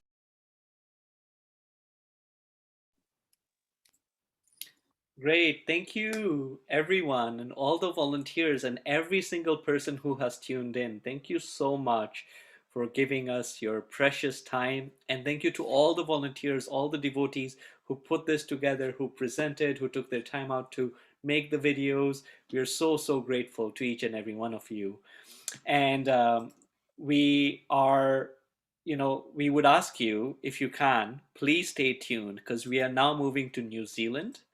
And when I was reading about New Zealand, Srila Prabhupada actually installed Sri Sri Radha Giridhari in April 1972 in ISKCON's first New Zealand temple, which was actually a house in Auckland. So yeah, so you know what, let's get right to it. Rukmini Mataji, please take it away. All right, so we're going to actually hear from the temple president, the temple president in, Auckland, ISKCON Auckland. His name is Kailas Varadas. He is, again, the temple president of ISKCON Auckland, and he'll be sharing us some of his realizations living in New Zealand, as well as some of his realizations with Srila Prabhupada. So let's take it away and hear from him. We offer our respectful obeisances to His Divine Grace, A.C. Bhaktivedanta Goswami Srila Prabhupada, who's fulfilling the desire and mission of Sri Chaitanya Mahaprabhu to spread the holy name to every town and village around the world. No other Acharya has achieved such success as His Divine Grace, Srila Prabhupada. We can see every town and village on this planet is receiving the mercy in the form of Srila Prabhupada's books. And the books are having effect. I was in Vrindavan last year on my way to Jagannath Puri, and the reception. There was a young couple there, and when they heard my voice, they could tell I was from New Zealand. So they says, yes, we're also from New Zealand. So I asked, and you're liking it here? They says, yeah, this is the first time we received or we came across Srimad Bhagavatam. We were farmers milking the cow, and we don't have to go into what happens when you take milk from the cow and what happens to the calves. So without meeting any devotees, not even knowing about devotees or temples, they come across Srimad Bhagavatam, and as husband and wife, they started reading Bhagavatam, and they wanted to find out more, so they went online and Googled Hare Krishna and came across Radhanath Maharaj's project in Mumbai, Jayapataka. So they went there for 2 weeks. This is the first time they'd ever met devotees. Just by reading and coming in contact with Srila Prabhupada's books, the desire manifested within their heart within their intelligence to find out more. So after spending 2 weeks in Jayapataka at the Eco Village, because they had read in the Srimad Bhagavatam the importance of Vrindavan and the Samadhis in Vrindavan, they were in the reception asking, inquiring. This is after just landing in Vrindavan. How can we get to go to see the Samadhis and the temples of the Goswamis, because we've heard so much about them. So this is from reading and coming across Srila Prabhupada's books without meeting any devotees. And Srila Prabhupada explained once, even if we somehow or other would be a disaster, somehow or other you could say destroyed or finished this Hare Krishna movement, the damage has been done, Prabhupada explained, because my books have been planted everywhere, and someone will pick up the books, pick up the Bhagavad Gita, Srimad Bhagavatam, nectar of devotion, nectar of instruction, and upon reading, they'll be becoming inspired by the Super Soul, by the Supreme Lord, to actually once again establish this ISKCON movement, this Hare Krishna movement. Just like we read in the Bhagavad Gita, at one point it appeared to be lost, but then it became re-established. So this is an incredible feat by a wonderful, incredible, amazing personality in the form of Srila Prabhupada. Leaving Vrindavan, everyone's desiring to go to Vrindavan, but he left Vrindavan, and not at a young age, as an elderly age, and he carried within his heart, within his beings, the seed of bhakti. He carried within his heart Sri Vrindavan Dham, and he travelled around the planet, as we know, and came in contact with many countries and many cities, and he planted these seeds, and now that we can see the seeds are growing. So we don't have to go into what it meant to distribute these wonderful books. We know Prabhupada loved it so much, and he loved the devotees so much that would perform this great austerity. In some countries now, because our movement's established, it's quite easy. People recognize us, people even approach. I remember just a little while ago on Harinam Sankirtan, one girl approached me, young girl, and I says, how can you help? She says, I've come to get Bhagavad Gita. I heard I can get Bhagavad Gita here as it is from the devotees. So people are inquiring. I remember in the early days, it must have been around about 73, 74, when we were doing book distribution here in New Zealand. We had combi vans, and we would load up the vans to the top, and then in those days we wouldn't spend money on accommodation. We would basically distribute the top layer of books and then sleep in the van. So for the first few nights, if you've seen the size of a combi van, they're quite big, and to have the books filling the van, it was a feat to empty out the first layer. So sometimes we would just stop the van on the side of the road and hop into our sleeping bags and take rest, because there was nowhere in the vans. I remember one night I was with our illustrious temple president Balaram, fabulous devotee, and during the night it started raining, so he hopped under the van and I went in the public toilet, and then just slept in the public toilet, not even thinking anything about it, not thinking, this is not the right thing to do, this is moochi, it's not suchi, I'm going to get all contaminated. No. To distribute Prabhupada's books, we went to incredible lengths, not thinking about our personal care, our personal welfare, our personal health.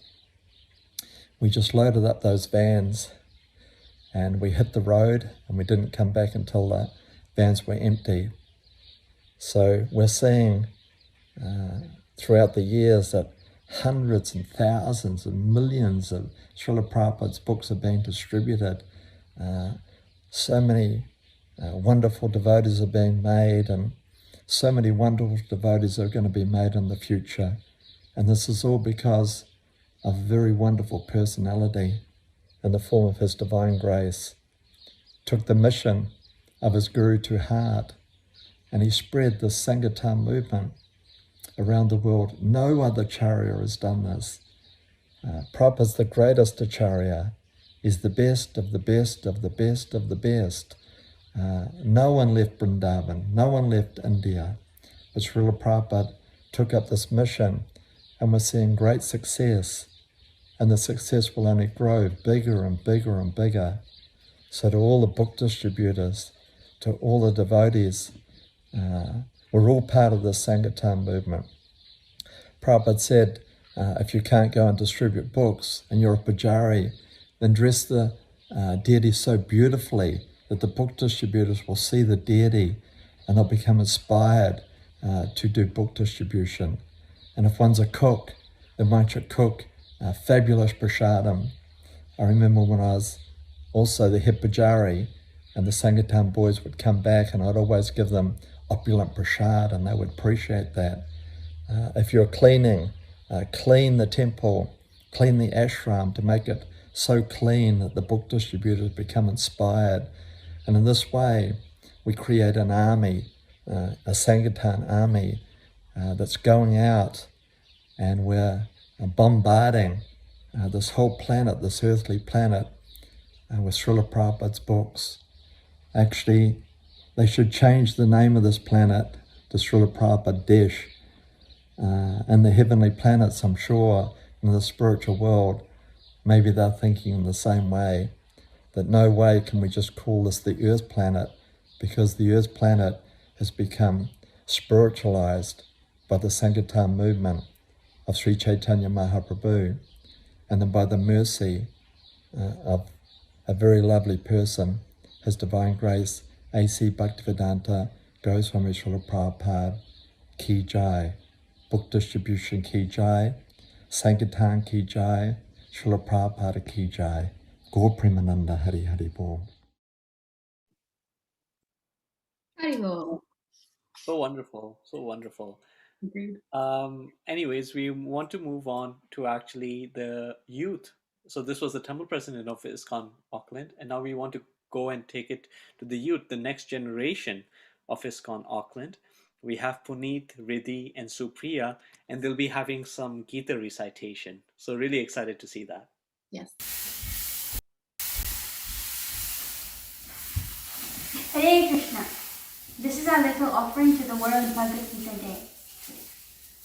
Namo Vishnupadaya Krishna Prasthaya Bhutale Srimate Bhaktivedanta Swaminiti Namine Namaste Saraswati Deve Gauravani Pracharine Nirvishesha Shunyavadi Pashyatya Deshatarine Jai Shri Krishna Chaitanya Prabhu Nityananda Shri Advaita Gadadara Shri Vasadi Gaura Bhakta Vrinda Hare Krishna Krishna Krishna Hare Hare Hare Rama Rama Rama Hare Hare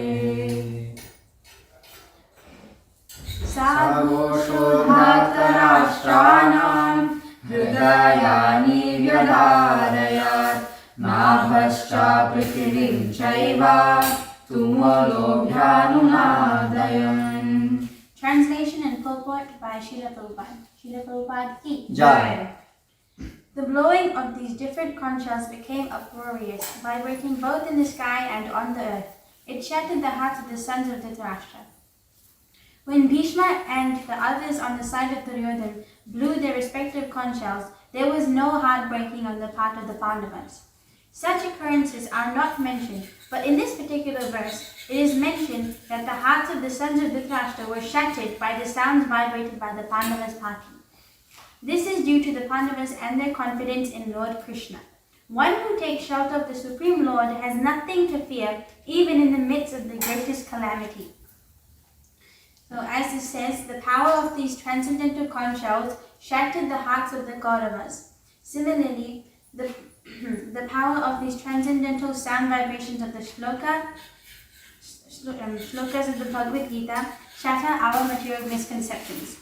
So we've been having Namaha for a few months now, and we've been reciting the shlokas of the Bhagavad Gita, and all of us have come to see that it has changed our perspective of daily material things we do on a day-to-day basis.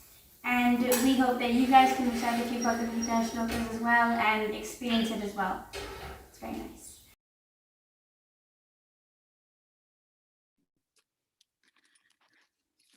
It was wonderful and very sweet. It's very enlivening and inspiring to see our youth of our community also participating in this World Bhagavad Gita Day, or World Gita Day. So next we're going to move on to actually hearing from Madhurya Mrita Devidasi. She'll be actually speaking about one of the verses from the Bhagavad Gita, and then also doing a little musical presentation towards the end. She serves in the ISKCON Auckland Temple, so again, very excited to hear from her. So let's take it away and see what she's doing. Krishna, we're here in Auckland, New Zealand, and we want to share with you a little bit about the effects of sound vibration. So have you ever noticed how you feel when someone says something to you? Maybe not that pleasant. How does it make you feel? Or when we hear some news or whatever it may be, sound vibration is so powerful and it affects how we feel. So there's this book that we're trying to celebrate today. It's the World Gita Day, and it's called Bhagavad Gita. And it's a book full of spiritual sound vibration, or what we know as mantras. So I chose one specific mantra to share with you today. It's in chapter 6, verse 6. And it talks a little bit about, well, let's share it with you and you'll see. I'll read the English translation and then we'll chant the Sanskrit. For him or her who has conquered their mind, the mind is the best of friends. But for one who has failed to do so, their mind will remain the greatest enemy. So in this day and age, there's so many people having difficulties with their mind, mental anxiety and depression, and just a lot of suffering. And that is due to our mind taking control over us instead of us being able to use the mind as an instrument to help us in our day-to-day lives. With Bhakti Yoga, that is what we're trying to do, to keep, to become friends with our mind and be able to become peaceful. So these mantras, the effect they have on us is that they allow us to become free from our mind. That is a positive side effect of chanting mantras. Although the goal is much more than that. The goal is self-realization, to understand who we actually are. So I will now share with you this mantra in its original form in the Sanskrit language.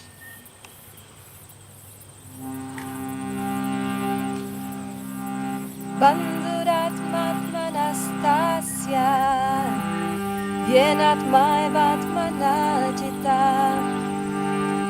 anatmanastu shatrutve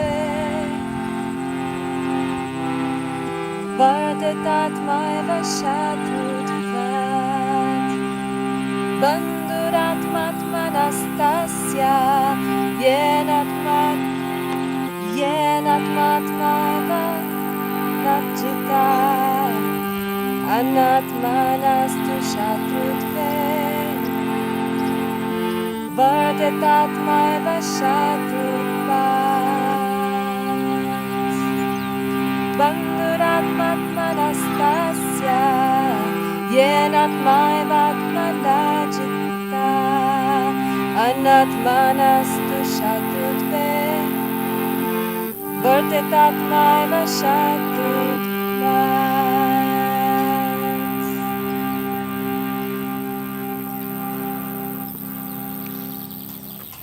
Thank you very much. Hare Krishna.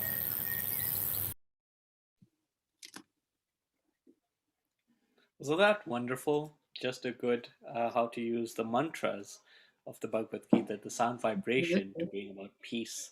Now we're actually going to move on to sort of take it one step further and actually get into how relevant Bhagavad Gita is today for not just one sect but all of humanity.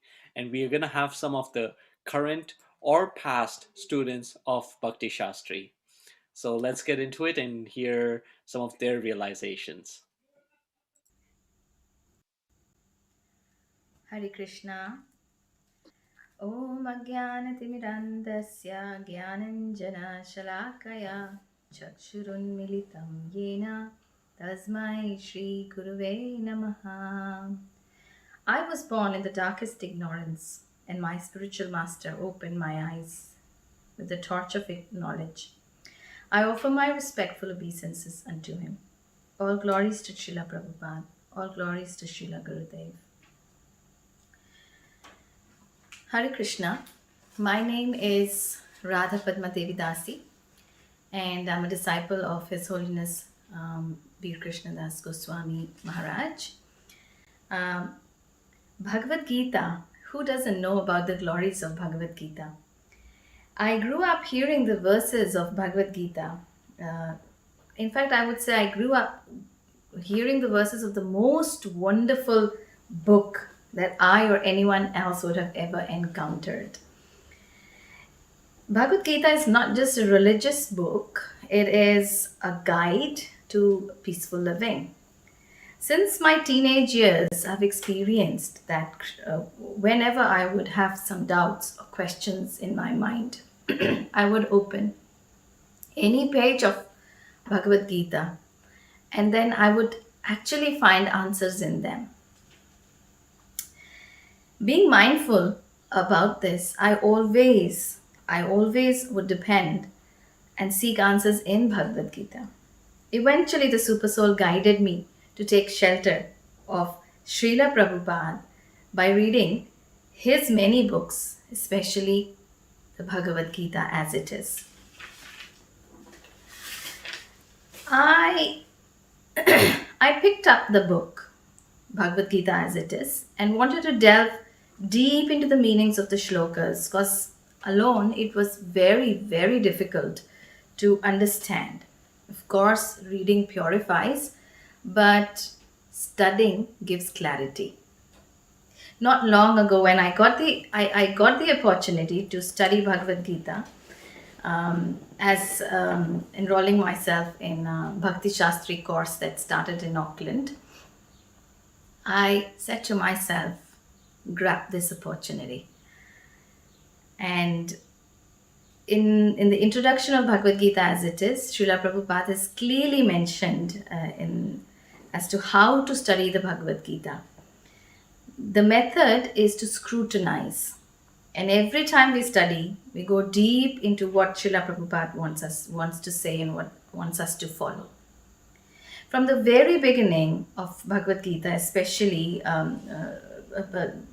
Bhagavad Gita, Srila Prabhupada clearly mentions the top position of Bhakti Yoga.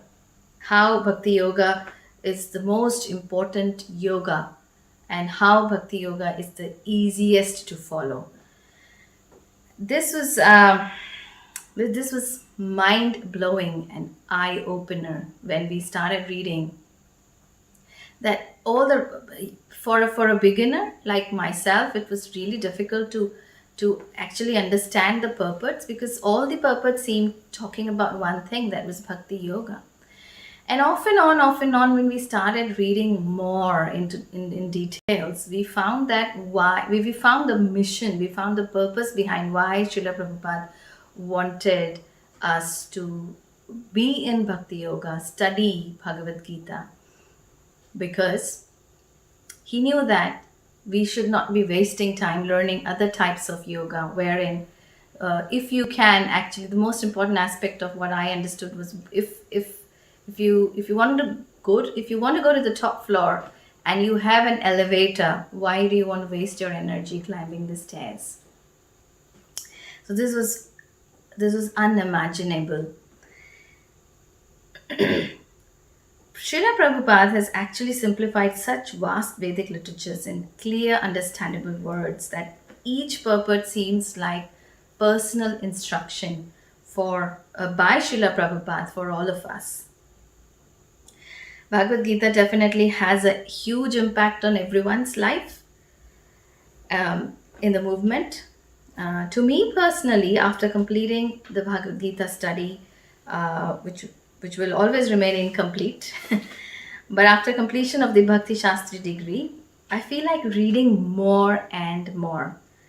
And not just for myself, but how to please Krishna by bringing them to Krishna, by bringing others to Krishna consciousness.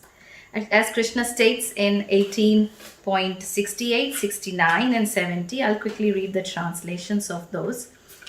In 68, he says, "For one who explains the supreme secret to the devotees, pure devotional service is guaranteed, and at the end, he will come back to me."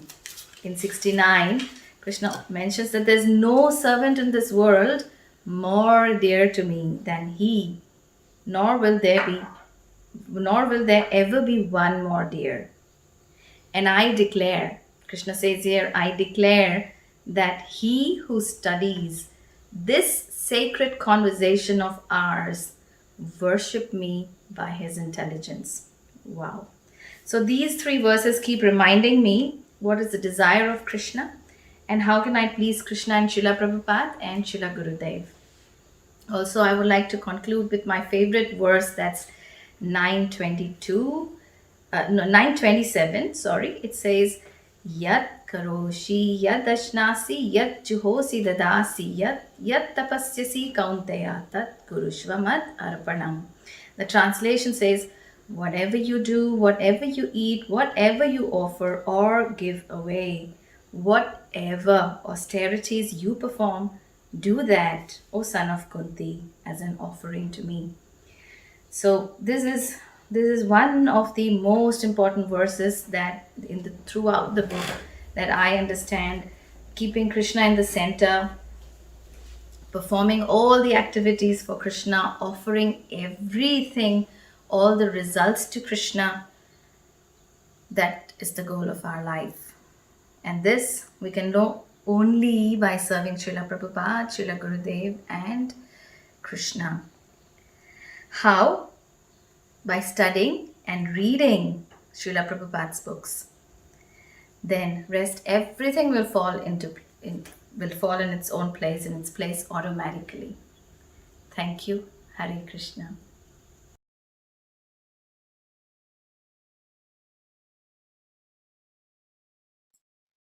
Such wonderful realizations, isn't it? Yes, very much so. So we now have the kirtan, but before we get into that, Rukmini, did you want to introduce us to something? So actually, we just want to give everybody a reminder. We've already traveled through Australia. We're in New Zealand currently. We're going to be heading over to Japan, which will be a very exciting event.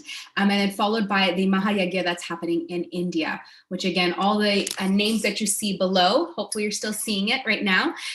All the wonderful names that have been part of the Live to Give campaign and have participated will be presented during this Maha Yajna. So that's it's kind of like the crown jewel of today's celebrations. So we're very excited for that. So just a reminder for everybody, please stay tuned and continue watching, not just for your own country, but for all the rest that are coming through.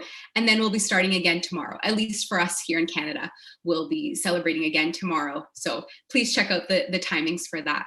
We'd also like to remind everybody, since you've been hearing so much about the Bhagavad Gita so far, and seeing how it's impacting people on an individual level all the way to a global level, if you'd like to get a copy for yourself, would like to give it as a gift for someone else, or even just donate to the campaign itself, you'll see that there are pinned links on YouTube as well as Facebook, wherever you're watching it from.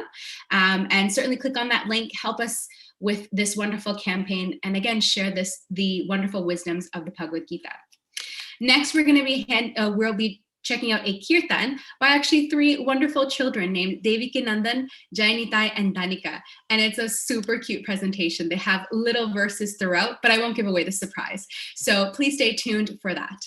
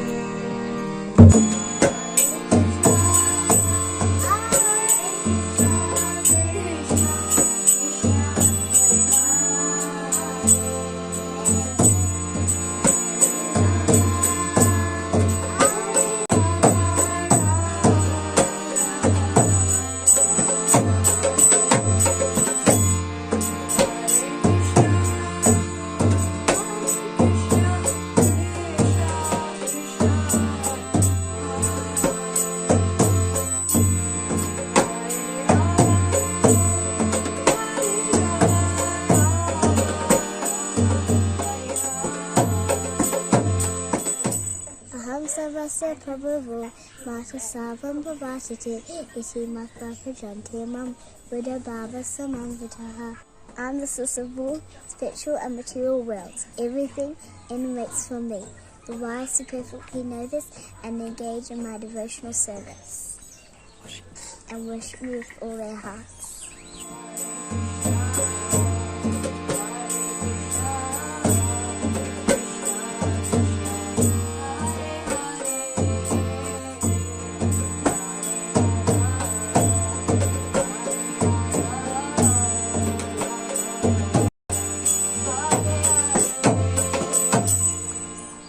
Shipashis akunteya, Sidas Nasika Dukada, Agamapai no Nityas, Stumsa Dikshas for Bharataha. Happiness and pain comes and goes, just like the summer mass of winter snow. Some things feel good and some feel bad. Just tolerate them without becoming sad.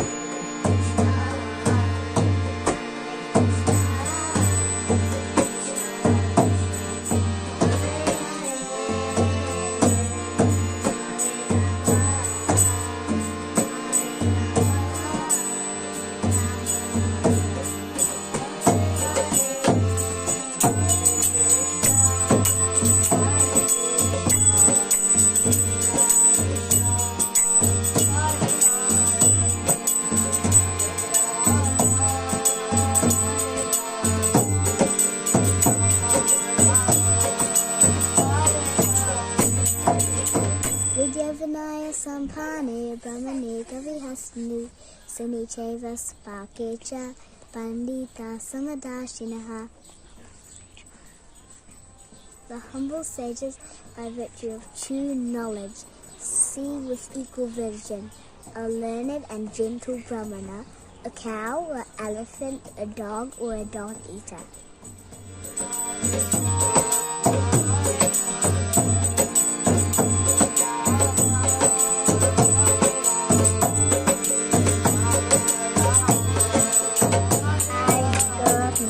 You don't actually die. No. Your body just turns into another body. and you are the soul. So you never die. Still the same. So the soul is us. Yes. That's nice. You're a very clever girl. Sometimes you go back to Krishna.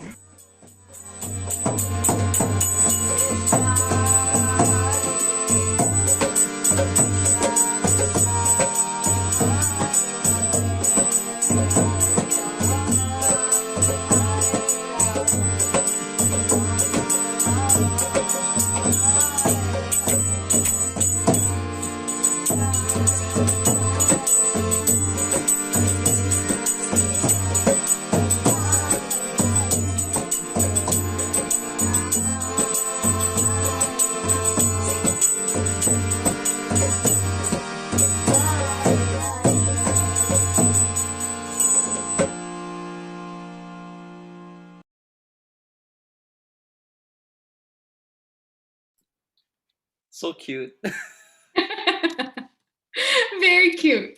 And we were just talking on the side that, you know, if any of our children are like that, you know, it would be so great. We'd be going right back to Godhead, go back home. So, and start our own Harinam party. Yeah. So wonderful example of these wonderful 3 kids. Yeah. We just wanted to take a moment and introduce the next speaker, another Bhakti Shastri student, Ratnavali Mataji. So let's hear from her now. Hare Krishna. Happy Gita Jayanti. This is Ratnavali from the Philippines, living in New Zealand. To celebrate Gita Jayanti, please allow me to share with you a favorite verse from Bhagavad Gita, from chapter 12, text 20, Devotional Service. Yetu dharmamitam idam, yatoktam paryupasate, shadadana matparama, bhaktaste tiva me priya. Translation by Srila Prabhupada.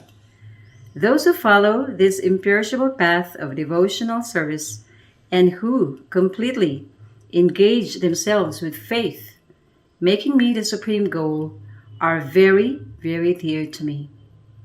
Indeed, reading Bhagavad Gita is like reading a love letter. As we just heard, Krishna is telling us that if we engage with faith, then we become very, very dear to him.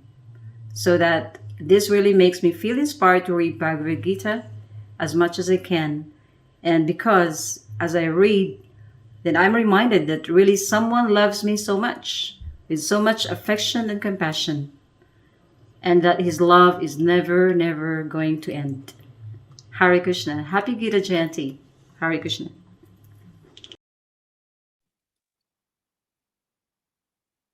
Wonderful. And we're going to continue on with these former and present Bhakti Shastri students. And our next one is, we're going to be able to hear from Revati. Hare Krishna, Dandavat Pranam. I am Revati Devi Dasi from New Zealand. I have done Bhakti Shastri course from New Zealand Rise. Bhakti Shastri has changed in my life and then prospect too. Now I am able to serve the deities with the devotion, and mostly my favorite chapter is the chapter 6, where I understand the characteristics of the soul. It was amazing.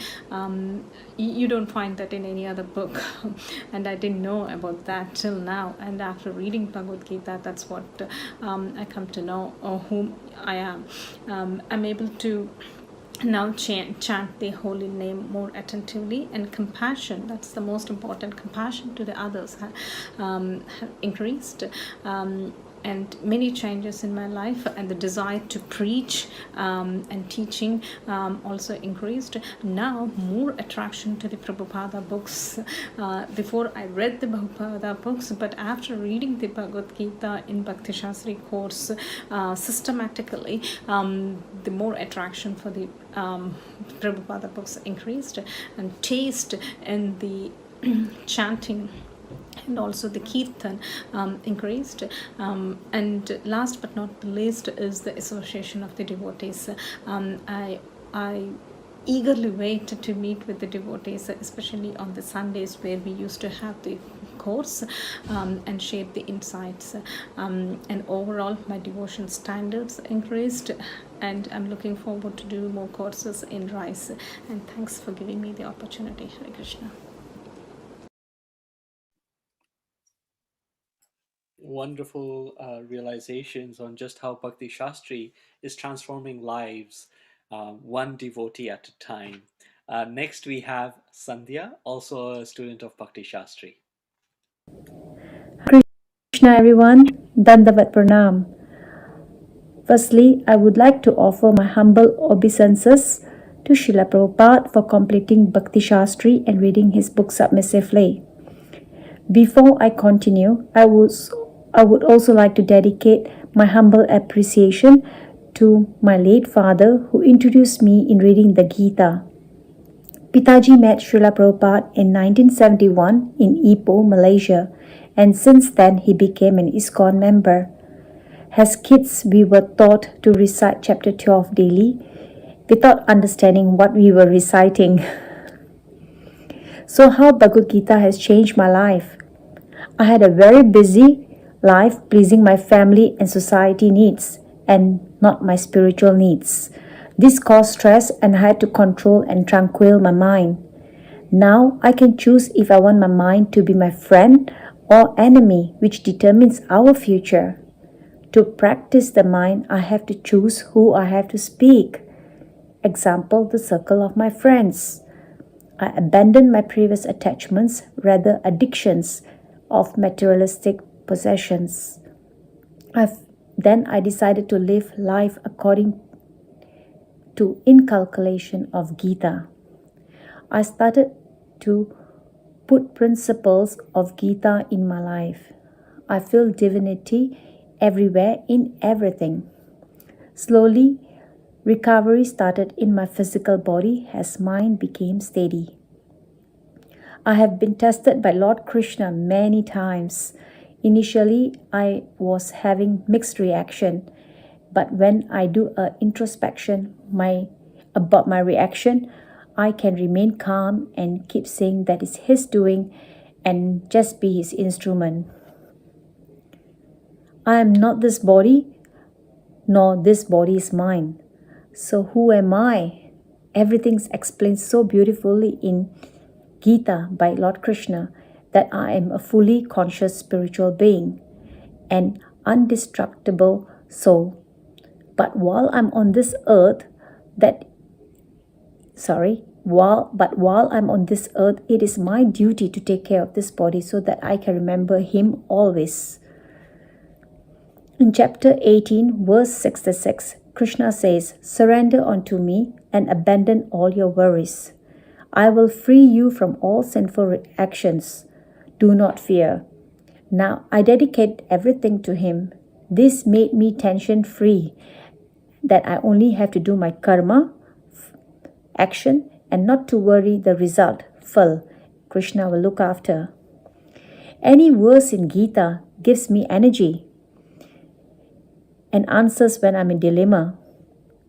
I would like to share a couple of simple lessons I learned from Gita how to live in this material world.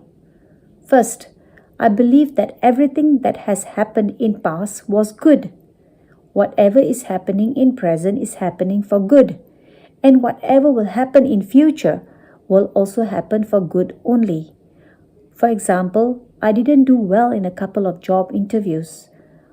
I should not think about it and become depressed. I just have to forget it and move on. Everything is happening regardless, good or bad, is our karma and his mercy. In this way, I see his grace all the time. I have the right to work, but never to the fruit of work. Nowadays, we are so goal-driven that we do everything only on thinking about the results. For instance, we all work extra hours when near to our performance review. This is something we need to avoid, only because if expectations are not met, pain is so inevitable. Therefore, keep working and don't expect anything in return. I came empty-handed and I will leave empty-handed. That is the next lesson. We should not let material things start possessing us. Example, our mobile phones.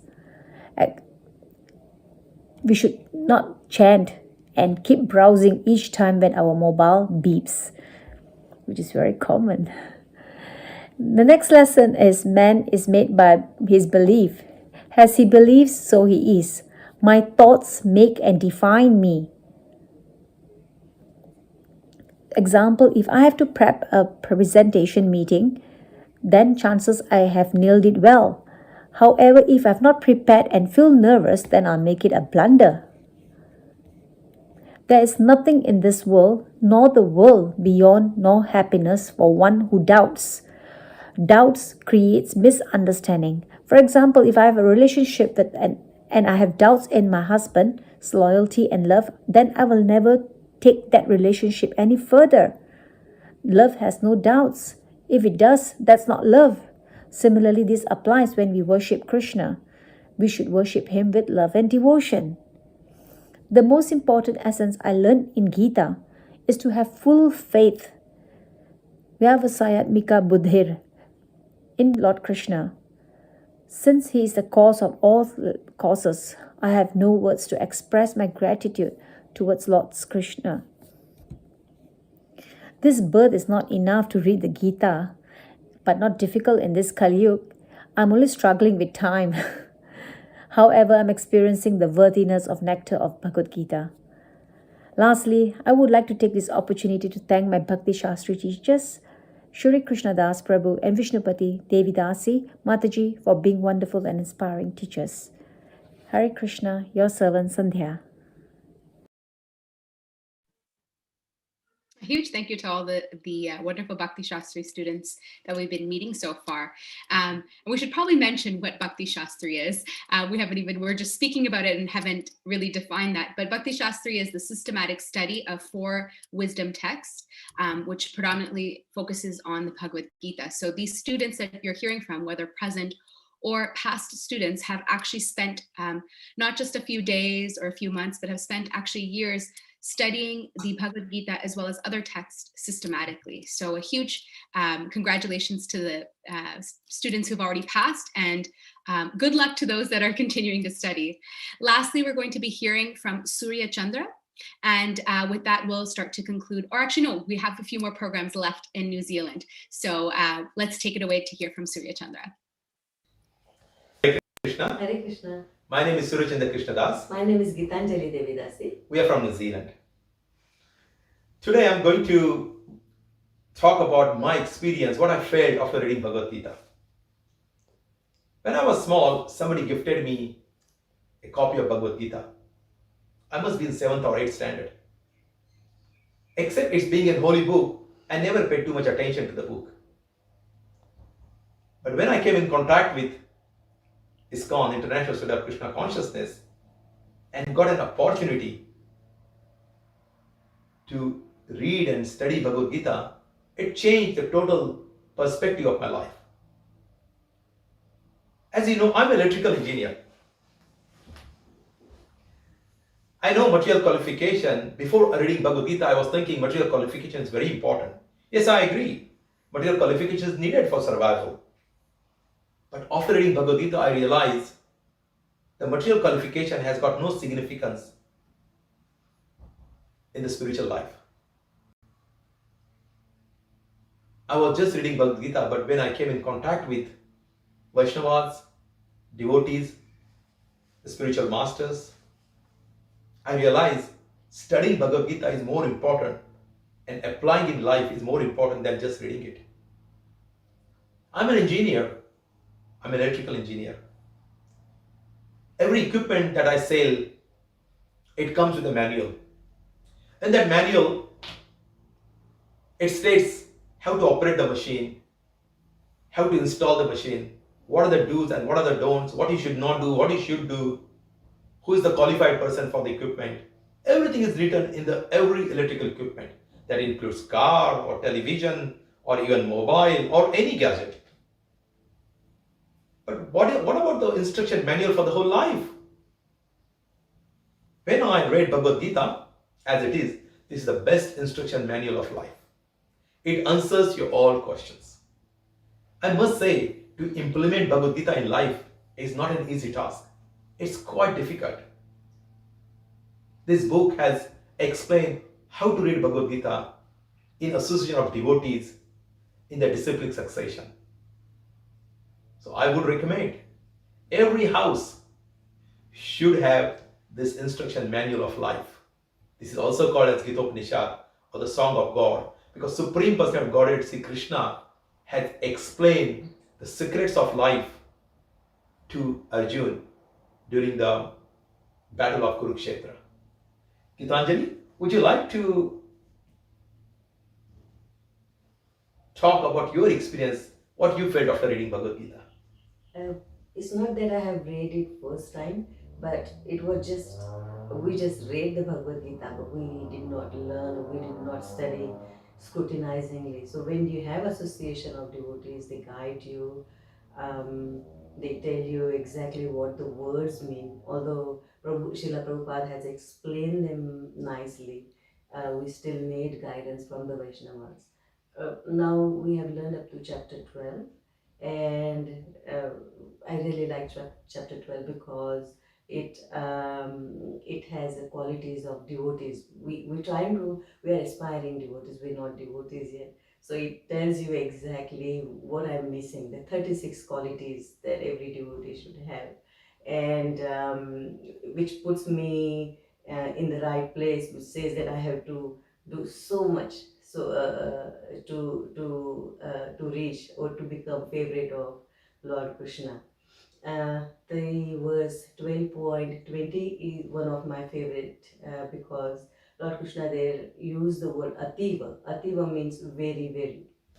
Now Lord Krishna has mentioned who is very dear to him, very, very dear to him, and it's very simple. He's not asking austerity, is nothing. Just very simple. He's asking to follow the imperishable devotional service path, have faith in him, and engage him in his thinking of him as a supreme goal. So although of course it's simplified, it's simple, very hard to follow, but there are Vaishnavas, our spiritual master to guide. So and about the experience of life, we've been in ISKCON for so long, but when we starting really studying Bhagavad Gita, the anxiety has reduced to literally very low.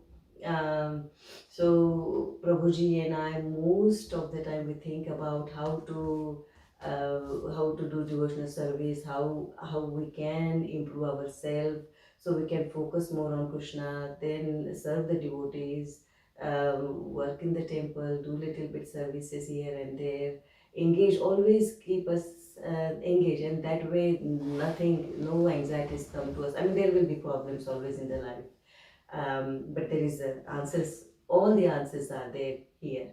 So I recommend everybody to read Bhagavad Gita at least once in life. Can I add something to what you said, Gitanjali? Bhagavad Gita must be studied under proper guidance of Vaishnavas. That's why Srila Prabhupada has recommended courses like Bhakti Shastri. And Gitanjali was giving reference to what she studied in Bhakti Shastri course. Yes. Is that right? Yes, yes. So, you got any questions about life? And you're not getting any answer anywhere in the internet or all those tools? I suggest read this book. And if you can't study, at least read it or approach the expert in the right organization. Hare Krishna. Hare Krishna. What a wonderful joint, you can say joint effort, team effort to get deeper into Bhagavad Gita. Next, we actually have another kirtan by the Hare Krishna school kids, Nandini, Revant, and Kishori Radhika, who will be doing chapter 12 recitation, but with kirtan. Hare Krishna everyone, I welcome you all to World Gita Day, where the Bhagavad Gita was spoken to Arjuna from Lord Krishna many thousands of years ago. So we would like to recite the 4 seed verses from Bhagavad Gita, which we have studied in Hare Krishna school. Aham sarvasya prabhavo यदा सर्वं प्रवर्तते इति मत्वा भजन्ते मां बुधा भावा समन्वितः मच्चित्ता मत्कृता प्राणा बोधयन्तः परस्परं कथयन्तश्च मां नित्यं तुष्यन्ति च रमन्ति च तेषां सततयुक्तानां भजतां प्रीतिपूर्वकं ददामि बुद्धियोगं तं येन मामुपयन्ति ते तेषामेवानुकम्पार्थम् अहम् अज्ञानजं तमः नाशयाम्यात्मभावस्थो ज्ञानदीपेन भास्वता. Translation: I am the source of all spiritual and material worlds. Everything emanates from me. The wise who perfectly know this engage in my devotional service and worship me with all their hearts. The thoughts of my pure devotees dwell in me. Their lives are fully devoted to my service, and they derive great satisfaction and bliss from always enlightening one another and conversing about me. To those who are constantly devoted to serving me with love, I give the understanding by which they can come to me.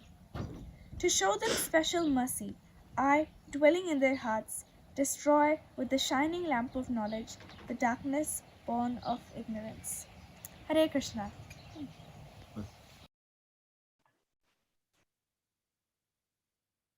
Wonderful presentation by the little kids.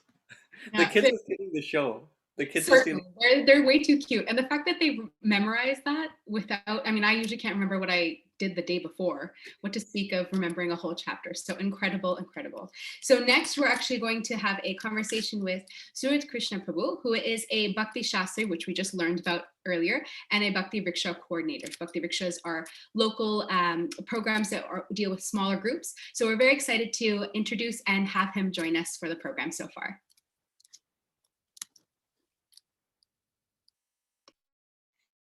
Hare Krishna.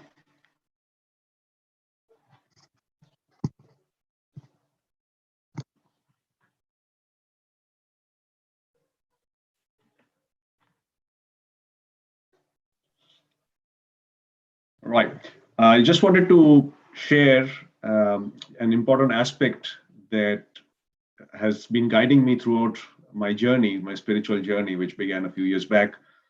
And this is a verse from Bhagavad Gita 9:31, which I term as Krishna's personal guarantee. You know, we are so used to guarantees all over the world based on what we buy or what we go for, and that gives us a lot of assurance.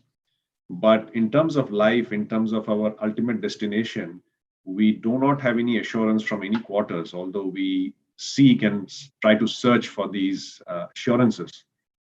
So in this verse, Krishna says, in a Shipram Bhavati Dharmatma, Shashvat Sant Nigachati, Kaunteya Pratijanihi Name Bhakta Pranashriti.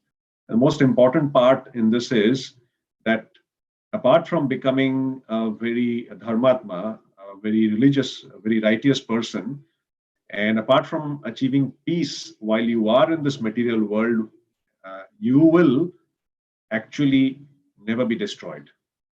Considering we are spirit souls, obviously we know we are eternal, but this gives us a lot more assurance that Krishna is there to personally protect us.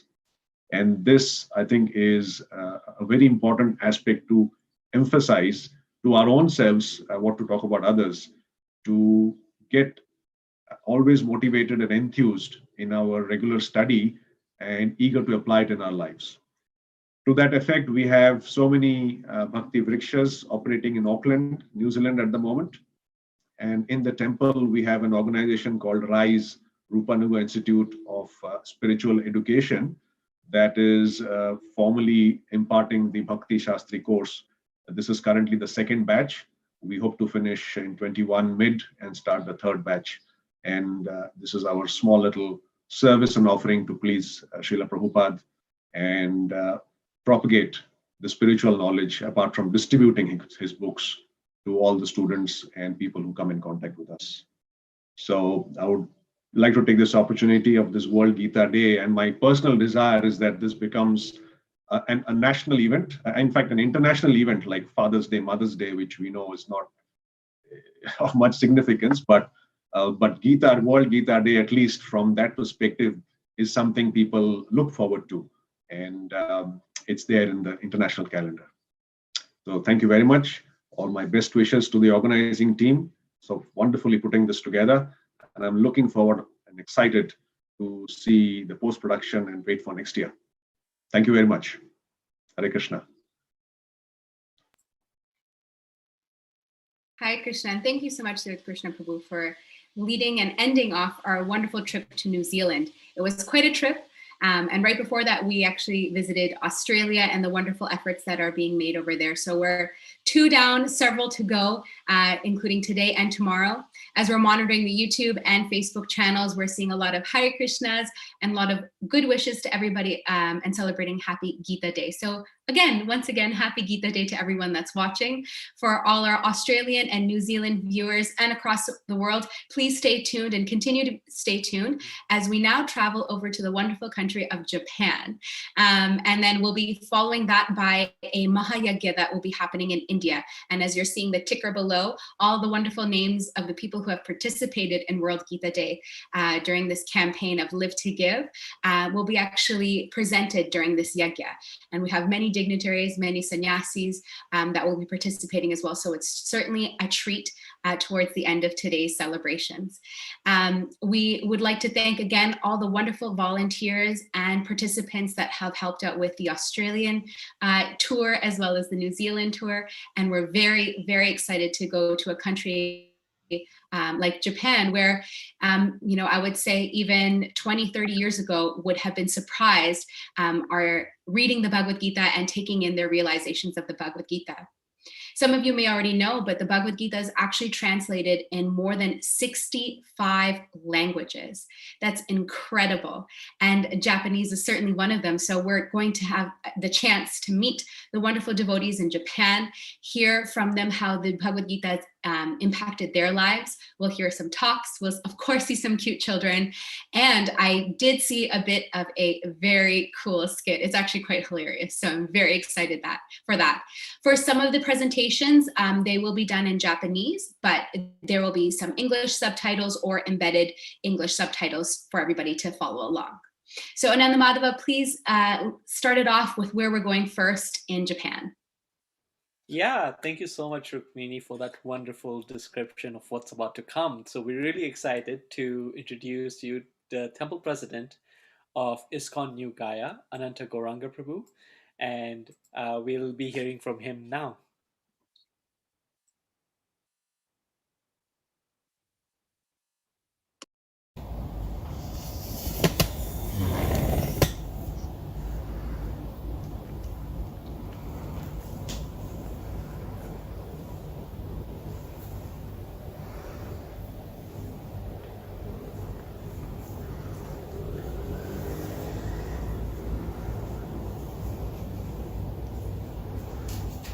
Hare Krishna. So we welcome all to Sri Radha Govindji Temple in ISKCON, Tokyo.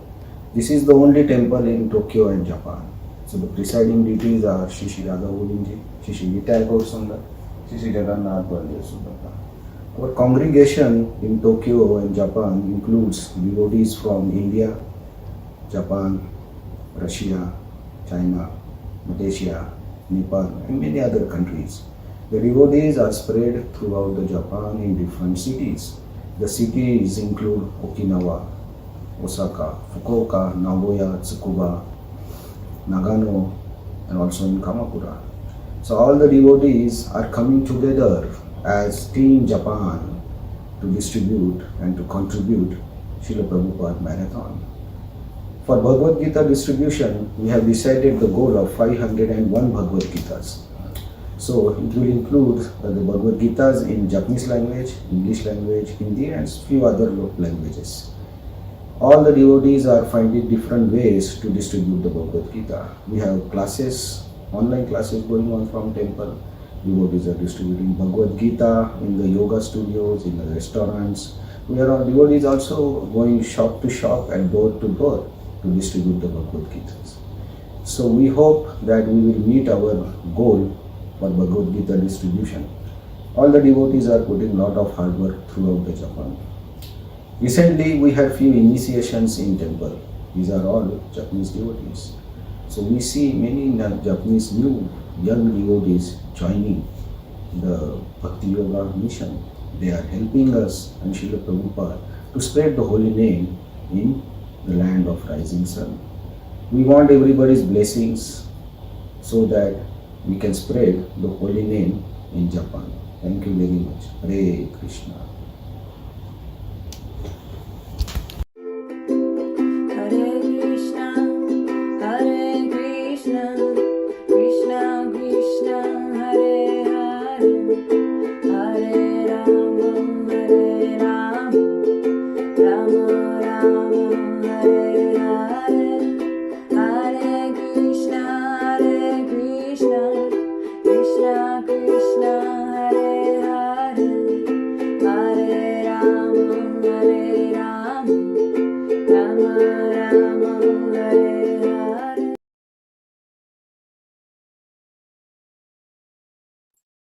Sorry, that got cut off in the middle. Again, we apologize for any. This is the first time we are trying to do this on a global scale through, Zoom, Facebook, and YouTube. So please, forgive us if there are some technical glitches. And please pray for us so that for the pleasure of Srila Prabhupada and the Acharyas, we can do this, very nicely.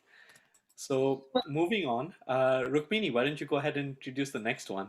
Yeah, I was going to say that it wouldn't be a Hare Krishna program if there wasn't just a few glitches Krishna throws in there. So we'll roll with the punches. And it was a really nice presentation that we actually got to see Shri Radha Govindaji. So they were very beautiful. Next, we're actually going to be hearing from some kids across 3 cities from Osaka, Okinawa, and Tokyo. Hopefully I pronounced them properly. We'll be hearing from Sachi, Asahi Lalita Amrita, Prashartita, Sunra, and Tin, as well as Kush. Please stay tuned.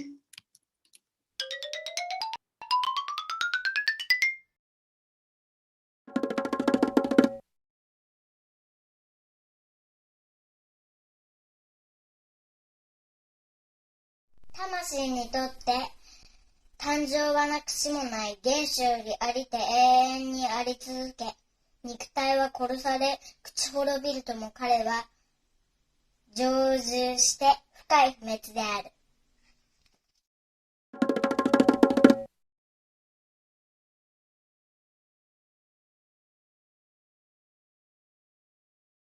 バガバットギーター第6章29節。誠のヨーギーは万物の中に私を見、また私の中に万物を見ている。誠に真理を悟った人はあらゆるところに私を見るのだ。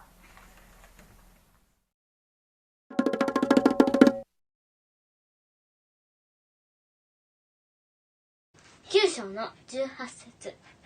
ガティールバルタプラブサクシーニバーサシャラナムスフリプララバプララヤスタナムニダナムビージャアビャヤム。私はすべての目的であり、保護者、主、目撃者である。ふるさとであり、慰めであり、最も親密な友である。私は創造であり、破壊であり、万有の基礎である。私は憩いの家であり、永遠の種子である。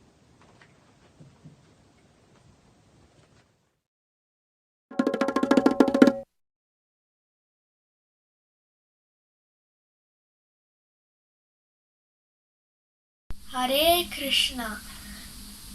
Today I am going to recite Shloka 9.22 in Srimad Bhagavad Gita. Ananyas chintayanto mam ye jana pariyupasate Tesham nityabhiyuktanam yogakshemam vahamyaham. Translation. But to those who always worship me with exclusive devotion, meditating on my transcendental form, to them I carry what they lack and preserve what they have. Thank you.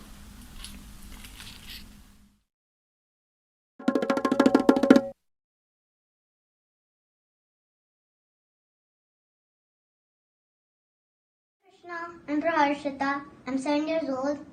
I'm going to recite Bhagavad Gita chapter 9 verse 26. Patram pushpam phalam toyam yo me bhaktya prayachati tadaham bhakti upahritam ashnami prayatatmanaha. Translation. If one offers me with love and devotion a leaf, a flower, a fruit, or water, I will accept it. Hare Krishna.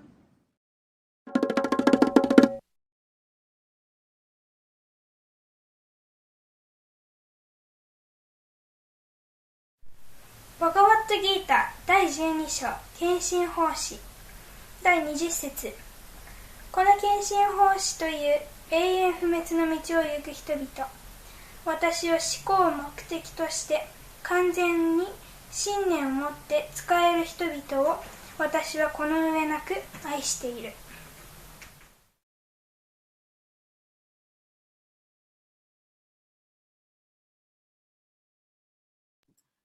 Cuteness overload.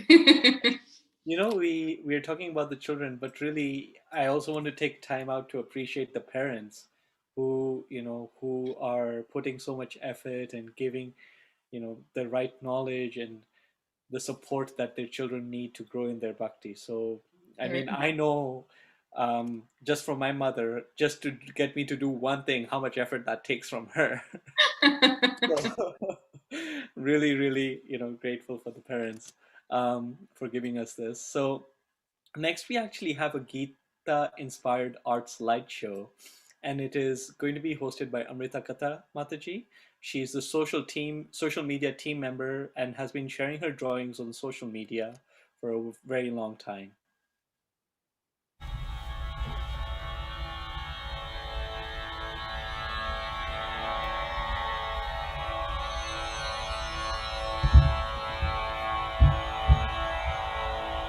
主はすべての光るものの光の源であり、物質性の闇を超え、不権限である。主は知識の対象、知識の目的で、各自のハートの内に住んでいる。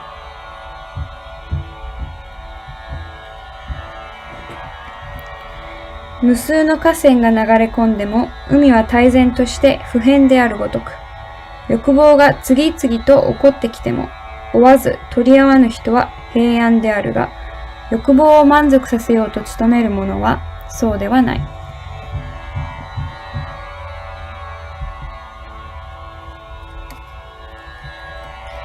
クンティの子よ、私は水の味であり、太陽と月の光である。そしてヴェーダのマントラにおけるオウムの音節、エーテルの響き、人間が持つ能力である。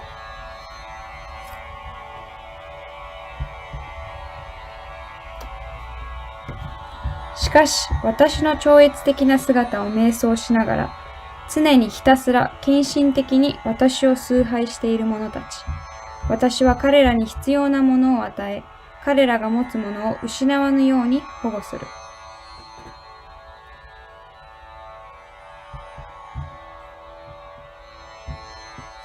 すべての宗教を放棄し、ただ私に服従せよ。恐れるな。私がお前をすべての罪の報いから救おう。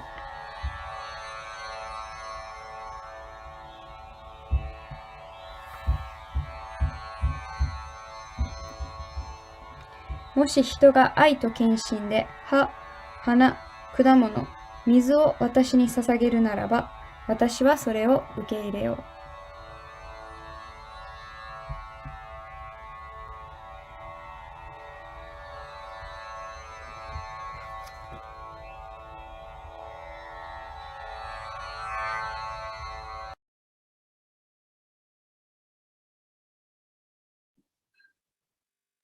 What a wonderful way to illustrate the teachings of the Bhagavad Gita. And I think a lot of us have seen these social media posts of the wonderful artwork of Amrita Katha. So thank you so much for that.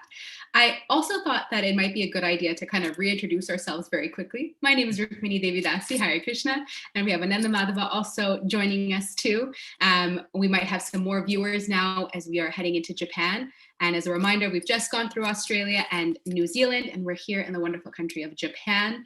It may not be physically, but certainly mentally we are there celebrating World Gita Day with everyone, including Japan right now. We just want to acknowledge all the viewers as well for tuning in. Please share with all of your friends and family. Let them also know about the glories of Bhagavad Gita and celebrating World Gita Day, and wish everyone a Merry Christmas, Happy Holidays, and World Gita Day all in one. Many of us are probably already celebrating Bhagavad Gita, Gita Jayanti today, and also celebrating Ekadashi too. So happy Ekadashi to everyone. Next, we're going to be heading on over to a wonderful skit that's been done for the pleasure of all the devotees here today. And it's actually being facilitated by Sri Gopal Prabhu. He's actually one of the cooks at the ISKCON temple and a Sankirtan devotee, or someone who shares these wonderful wisdom texts to everyone. And actually every week they gather together and try to put on a skit or a drama to, again, artistically explain the glories of Bhagavad Gita. So we're very excited for this, and I'm telling you, you will be laughing after this. So let's take a look at what they're doing.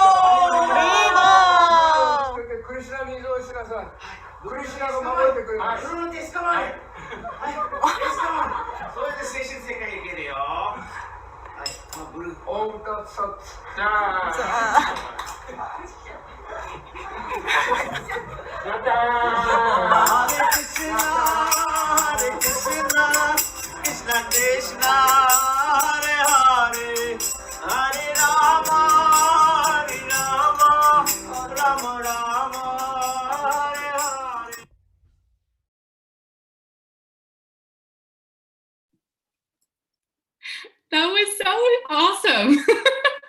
Yeah, I thought it was awesome. And I genuinely, it was so well articulated, but yet done in such a sweet way and in a way that can be easily digestible. Yeah? Very much so. And I thought it was very real because the devotee, or once he's, given the blessings, he dances very happily into the kitchen where most of us end up going when we serve at the temple.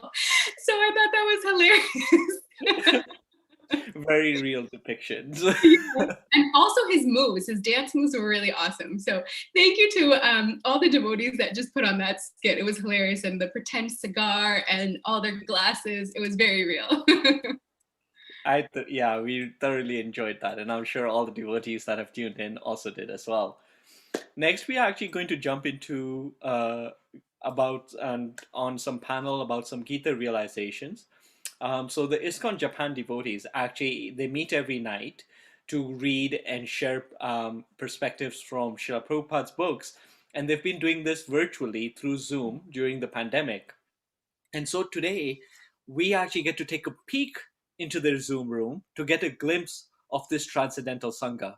Our members are going to be Nitai Prabhu, Madhumangal Prabhu, Gato Prabhu, Tokuda Prabhu, Hero Prabhu, Tetsuya Prabhu, Mai Mataji, Yukari Mataji, and Amrita Kata Mataji.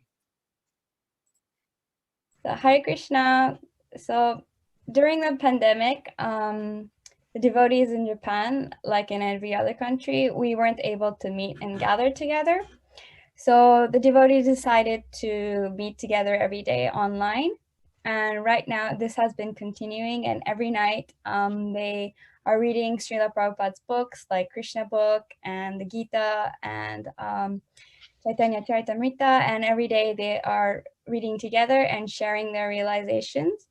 So today, I've asked these devotees to come together and share any realizations, experiences they've had through the Bhagavad Gita. And we'll be starting with Nitai Prabhu, who is one of our Sankirtan devotees, and he'll be sharing some experience whilst distributing the Gita. Nitai-san, お願いします。今日はですね、今僕がバガバッドギーターの勉強会の中で4章を読んでるんですけど、So in our study of the Gita, we are currently reading the fourth chapter. 超越的な知識、その特にパランパラですね。About transcendental knowledge and especially about the parampara. で、このパランパラを通して、私たちはその、知識をクリシュナから得ることができるわけです。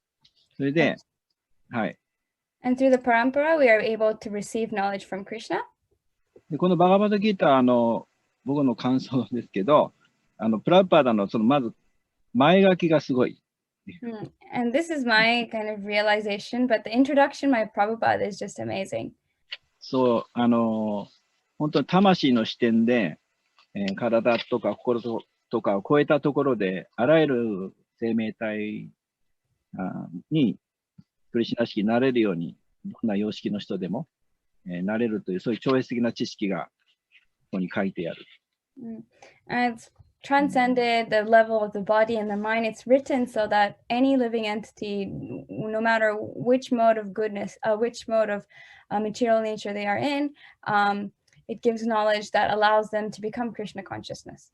で、驚くべきことはもうこのカリユガで、そのアウトカースト、本当にそのベーダのことを知らない人たちにも、このクリシュナ意識の哲学が分かるように解説しているところ、これがすごいと思います。And what's really amazing that is in the introduction and the purports, the knowledge is explained in a way that even the people that are outcasts, they are able to also take up Krishna consciousness. で、どんな様式の人もクリシュナ意識に導いていけるように、導かれるように解説書いてある。And the purports are written that anybody in any mode of material nature can be guided to Krishna consciousness. それで最後にですね、やっぱりパランパラを通して我々はこれをバガバッドギーターそのままあるがままを学べますけど、本当にそれはありがたいことで、で、今の、仏教界の中では、その、自分たちの教えは、あるにもかかわらず、世の中に合わせて、もっと世の中が受け入れられるように全部変えてしまって、その神髄、仏教の教えをちゃんと伝えていないと。だからパランパラーから外れちゃってるというところを感じます。だからパランパラーから学べることはとても幸運なことだと思います。And we are very lucky that the Bhagavad Gita that Srila Prabhupada has written is presenting the Gita as it is, as passed on through the parampara. But when I was talking to the monk, the Buddhist monk, he was saying that since they were trying to teach Buddhism in a way that will be accepted by the general public, the teachings have been kind of not changed, but a little bit altered, and it's kind of moved away from the original teachings.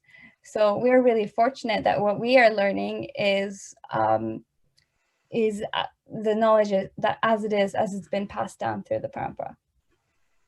Srimad Bhagavad Gita ki jai. Gita Jayanti ki jai. 以上です。ありがとうございました。Thank you. で、次は、next up we have Goto-san, Gopal Prabhu. He is also a very big Sankirtan devotee, and he loves to do Harinam and book distribution, so we'd like to hear from him. はい、よろしくお願いします。私は、まだそんなに知識が足りてないんですけど、キルタンが好きで、イスコンに来ました。Hello everyone. I don't have that much knowledge, but I love Kirtan, and that's why I started coming to the ISKCON temple. で、本をね、みんな読んだ方がいいよっておすすめ、バガバッドギーター読んでねって言うけど、なかなか読みませんでした。勉強はあまり好きじゃないので、キルタンとかプラサダム食べることが好きで、いつもお寺に行ってました。I don't really like studying, but I love Kirtan and taking prasadam, so for those things I kept going to the temple. でも、何年か前ぐらいから、ニタイさんとかマドゥさんが、クラスをやってくださるので、それに参加するようになって、ギターとか経典を読むようになりました。But since a few years back, Nitai Prabhu and Mother Prabhu, they do classes. They were giving classes about the Bhagavad Gita, so I started joining them and studying the literature. そしたら、今まで普通に生活してて、なんか怒ったり苦しんだり悲しんだり楽しかったりとか、そういうことがなんでこう起こるのかっていうのが分かってすごく面白かった。And as soon as I started reading the things that are happening in my life, things that make me angry, make me sad, make me happy, I was able to understand why these things were happening. And it was really, really interesting. それで、僕たち何のために生まれてきて、何のために何をすればいいのか、何のために生きればいいのか、そういうのをだんだん考えるようになって、それを勉強するようになりました。And I started to think and study about why are we born? What's the purpose of life? Why are we living? These things I started to study. それでそういったことを勉強していく中でキルタンをやると、キルタンがもっと楽しくなって、もっと喜びにあふれるものになりました。And while I'm studying this and gaining these kind of knowledge, and we do kirtan, the kirtan becomes more blissful and enjoyable.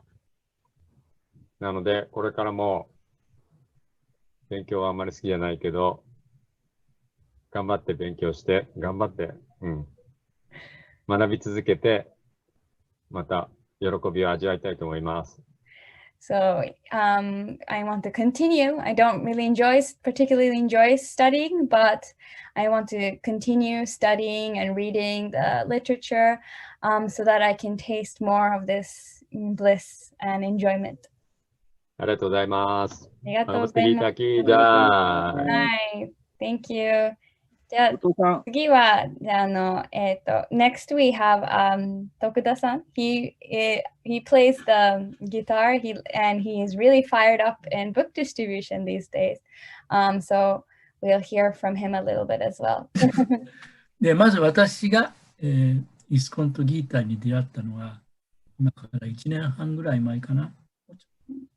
First time I met ISKCON and the Gita is about a year and a half ago.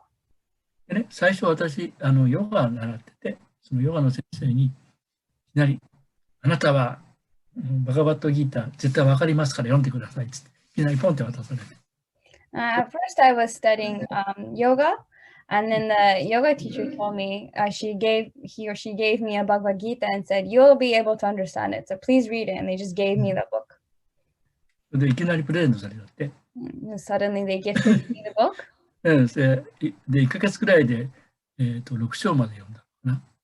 And in about a month, I read until the 6th chapter. それから、1ヶ月後かな、イスコンの、テンプルに、東京のテンプルに初めて行きまして、いろいろマドさんの話とか聞きましたら、どうも私がすごく理想としてた、神様っていうのかな、簡単に言うと、私の理想の神様というか、至上心、要は人格心であることが一番すごく魅力的だったんですよね。すごく惹かれるようになりました。でもこれからこの死ぬまでの間にしっかりと死ぬための準備があと20年ぐらいできるのかな。で、それでこれからもずっとイスコンの人たちと一緒に、いろんなことを習ってね、勉強させてもらって、これからもやっていきたいと思います。以上です。ありがとうございました。There, my big impression was that the God we talk about here is the God that I was kind of looking for, like the ideal Supreme Lord who has a personality. That's what struck me the most. And I was very attracted by that. And so for myself, meeting the devotees and coming in contact with the Gita, I've been very, very fortunate that because of this, I feel like I can prepare myself for, when I die. And so I want to continue studying and associating with the devotees of ISKCON. はい。ありがとうございました。Thank you so much. ありがとうございました。はい。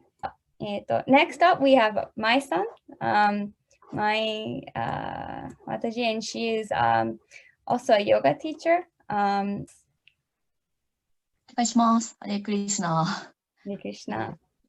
私は普段、主にフィットネスクラブでヨガを教えています。Usually I am teaching yoga at a fitness club.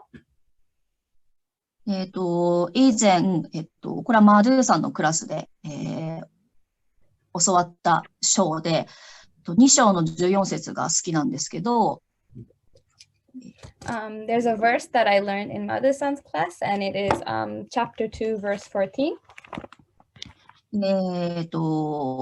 忍耐について書かれている章です。And it's talking about tolerance. で、その時に、マドゥさんから教えてもらったエピソードが好きで、それをちょっと言います。There was an episode that Madhu-san used, and I really, really liked that, so I'd like to share that now. 蝶になる機会を待っていたさなぎが2つあって、So there were two, I guess, caterpillars that were waiting for the opportunity to become butterflies. で、なかなかさなぎの中から抜け出せそうになくて、And it seemed like they were not able to get out of the cocoon. で、ある時それを見た、スワミが一つのさなぎにメスをピッて入れて、And a sage who came across that, for one of the cocoons, he kind of made an opening. で、蝶として飛び出させてあげようとした。and he tried to let the kind of butterfly come out so they can fly. だけど、そのメスを入れたさなぎから出た蝶はすぐに飛べなくなってしまった。But the butterfly that came out of the cocoon that the sage opened wasn't able to fly right away. で結局、メスを入れなかったさなぎだけが、ずっと長くっていうか、そのまま飛び立っていった。But in the end, the cocoon that was left untouched, the butterfly that came out, was able to fly, I guess, properly for a long time. で、結局これはそのさなぎの中で、芋虫がその蝶になるための、飛び出すための筋肉を養っていた。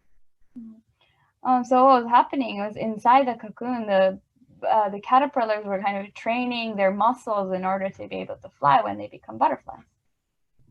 で、この耐えるっていうことは、クリシュナからの慈悲でもあるっておっしゃってて。So Mother Prabhu was saying that being tolerant, being patient is also a mercy from Krishna. 耐えているときはそれに気がつかないので、自分もそうなんですけどっていうか、そう、で、我慢してるときっていうか、その耐えてるときって、全然それを慈悲だなんて思えないんですけど、なんか、ちょっと嫌なことがあったときとか、このエピソードを思い出して、こう、今耐えれば、いつか蝶になれるんだじゃないですけど、いいことがあるんだっていうか、っていうふうに、こう、つながるようになったんですね。なので、なんかこのエピソードがすごい大好きです。So when we are having a difficult time and we have to tolerate and we have to be patient, it's really difficult to see that, at least from my experience, it's difficult to see that as Krishna's mercy. But when there are hardships in my life and I have to tolerate them, I try to remember this episode of the butterfly, of the caterpillar. And that helps me feel like, okay, if I can endure this, one day maybe I can, I will become a butterfly. So for me, this is one of my really favorite episodes, and it's helped me through life a lot. 以上です。Hero Prabhu, he will also share a little bit about his experience with the Gita as well. Hiro-san, お願いします。Hare Krishna。私はですね、1年前に、バクティの話をヨガの先生から聞いて知りました。So I first learned about the bhakti from a yoga teacher about a year ago. で、聞くまではですね、神っていう存在っていうのは都合よく考えてて、欲のためだったり、結果を望むためにお願いをしたりっていう、なんかそういう、物質的な活動というか、生活をしてました。And before that, I was kind of living a material life. For me, God was, kind of someone who you pray for when there's something you desire or you want, something you pray for. So I was kind of only depending on God when I wanted to. で、ちょうど1年ぐらい前にですね、キルタンにも出会って、その時にアンタランガ・シャクティさんに、その時に出会いました。And about the same time, about a year ago, I encountered Kirtan and I met Antaranga Shakti Mataji. で、そこでカミチャンドラ・マハラージさんとか、サッチャデーバさんとか、ニタイさん、あとマドゥさんの、ズームのこういった教えの、読書会とか勉強会っていう場所を紹介していただきました。And through her, I was introduced to the Zoom classes and seminars by Kavichandra Swami, Satyadev Maharaj, and also by Nitai Prabhu and Mother Prabhu. で、皆さんから教えて、このバッドギータについていろいろ教えていただくことで、いろんな、特に物質的な活動から離れることっていう大切さを教わりました。And by hearing a lot of, learning a lot from these devotees about about Bhagavad Gita, I'm learning the importance of kind of detaching ourselves from material life.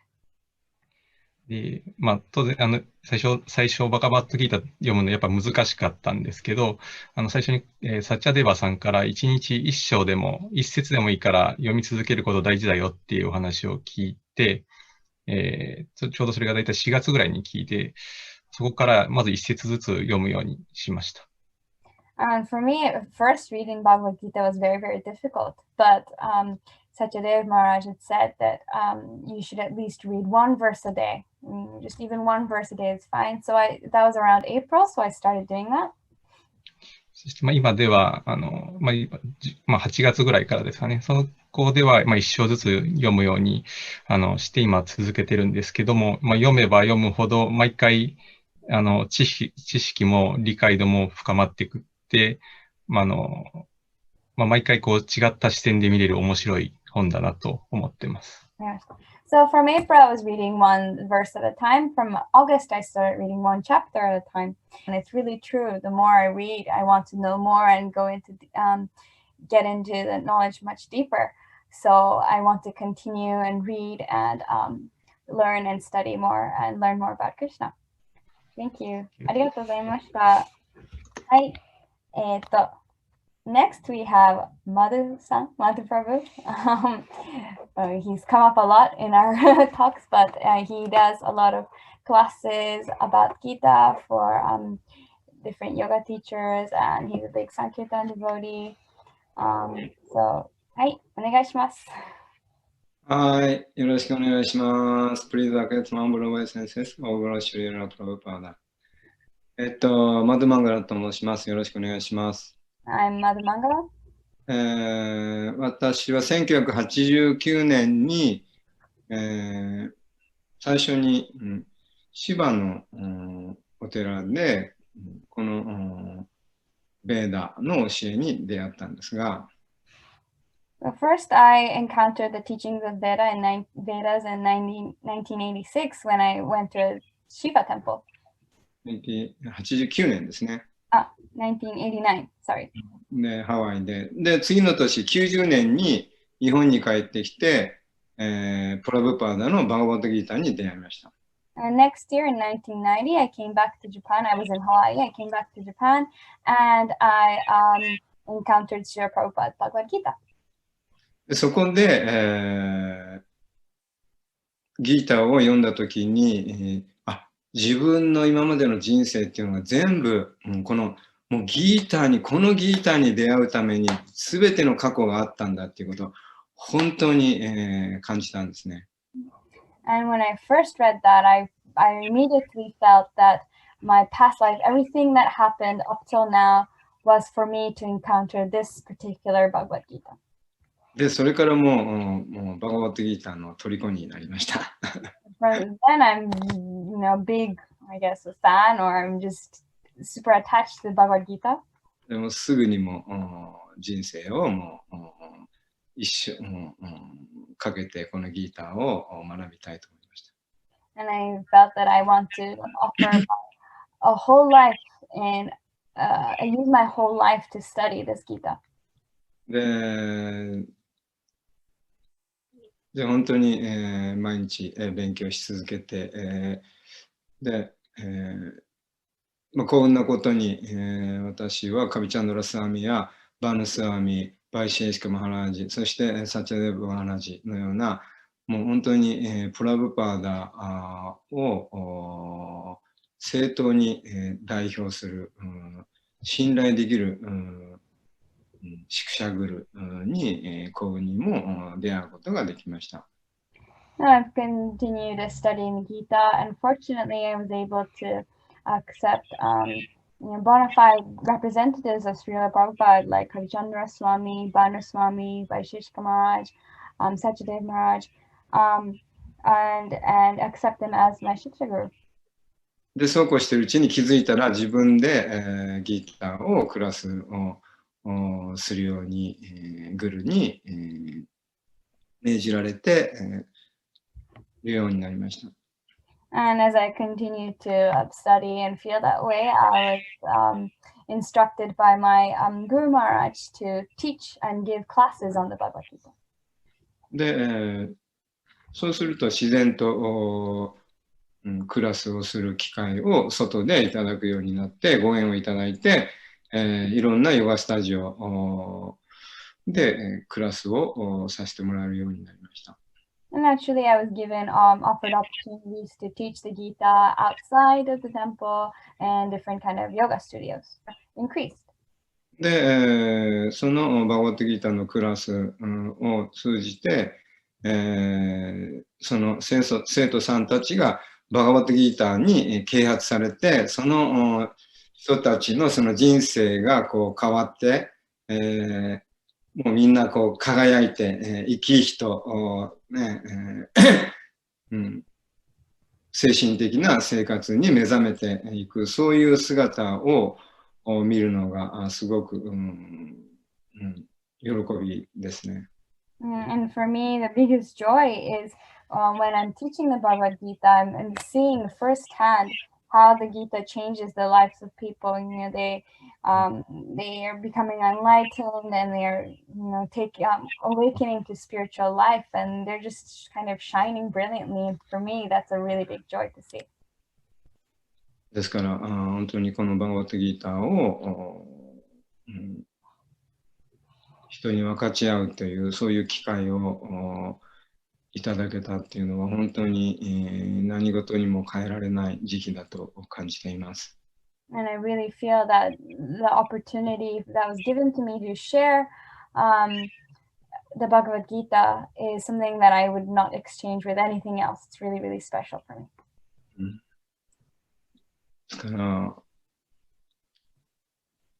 バガバットギータに感謝します。ありがとうございました。I want to say thank you to Bhagavad Gita. Thank you so much. ありがとうございました。じゃあ、ジャヤンティキージャイ。はい。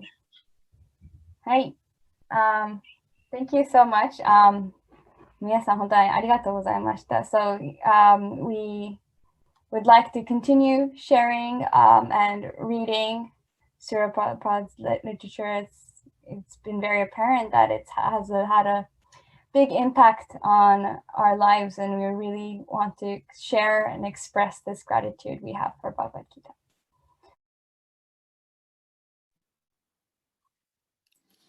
Wow, incredible. Go ahead. Sorry. No, go ahead. I was just saying that it was so interesting to see how, there were some people that got attracted through yoga, some people that got attracted to it through just like introspection and just wanting to find, deeper meaning and using that. And and how the Bhagavad Gita is sort of, even though they were coming from all these different paths of life, it sort of all brought them together. So that was very interesting for me, that it doesn't matter whether you are an intellectual or an artist, whether young or old. And that is one theme that I'm seeing all the way through. Wouldn't you agree? Absolutely. The universality of Bhagavad Gita is very real. And we're seeing that across the many children's programs that we've seen, all the way to many esteemed speakers as well. So it's been really nice. And I really appreciated the fact that all the speakers that, just spoke were very vulnerable and very open about their struggles, as well as their, triumphs as well, while reading the Bhagavad Gita and how much it's impacted their lives. So arigato to all of the wonderful Japanese devotees that have presented their realizations about the Bhagavad Gita so far. We have one last program before we head on over to India. And as a reminder to everybody who's tuned in right now, either on YouTube or Facebook, that we have a Gita Maha Yajna happening in Kurukshetra in just about half an hour, just a little less than half an hour, I should say. And this is to commemorate all the wonderful work, donations, help, volunteers that have been working very strongly with this Live to Give campaign, and in hopes to distribute 2 million Bhagavad Gitas all around the world. It's quite a feat, it's quite a number, but we're very excited that we're getting very close to it. And this is just a great way to again, celebrate all the wonderful devotees that have been part of this and make sure that we're able to not only meet our goal, but smash it as well. And we'll have many dignitaries, including Gopal Krishna Maharaj, Jayapataka Swami, Lokanath Swami, Vaisesika Prabhu himself, Bhima Prabhu, and many other dignitaries and speakers. So please continue to stay tuned in. We've already traveled through Australia, we've gone to New Zealand, and we're currently in Japan, and we'll be heading over to India very soon. We've already seen some pictures of the yajna getting ready. It is a bit foggy, so hopefully it starts to move away and we're ready to start our wonderful yajna. As you might also notice, I know I keep mentioning it, but I think it's important to mention it. All the names that you're seeing below of the wonderful devotees who have participated in the Live to Give campaign and have either included their time, their hard-earned money, or have been sharing the Bhagavad Gita with their friends and family. So we're very thankful to all of those wonderful devotees who have been participating. And again, these names will be presented during the Maha Yajna to offer in a certain way. We also want to remind everybody that there are ways for you to get involved. After hearing so many wonderful devotees share their realizations, the convictions that they feel after reading the Bhagavad Gita, if you'd like to get a copy of your own, if you don't have one yet, if you'd like to give it as a gift to one of your friends, many friends and families, and a lot of people are actually giving these as gifts to the essential workers that have been working very hard during this pandemic time. So it's a great gift as well. And also, if you just like to donate your time and money towards the Live to Give campaign, there are pinned links across our YouTube and Facebook channels, or you'll see it just in a few minutes on either feed. And you can click that link and you can participate in any way that you can. This is all an offering to Sri Krishna and Srila Prabhupada. So anything that you're able to give, either time or money, or sharing this with any of your loved ones, it would be greatly appreciated. With that, we're going to finalize our program here in Japan, and we're going to end off with a bang. We'll be hearing from the Govinda's Bhajan Band, which is headed by Yamuna Devi Dasi, so not the famous Yamuna Devi Dasi, though this Yamuna Devi Dasi is also a former cook and has been a writer of recipe books as well. So I think there's something to do with that name. And she's also the band leader. And they do kirtan concerts all around, singing the Hare Krishna Maha Mantra in their unique and modern way. I think you all enjoy it. So let's take it away and see the Govinda's Bhajan Band.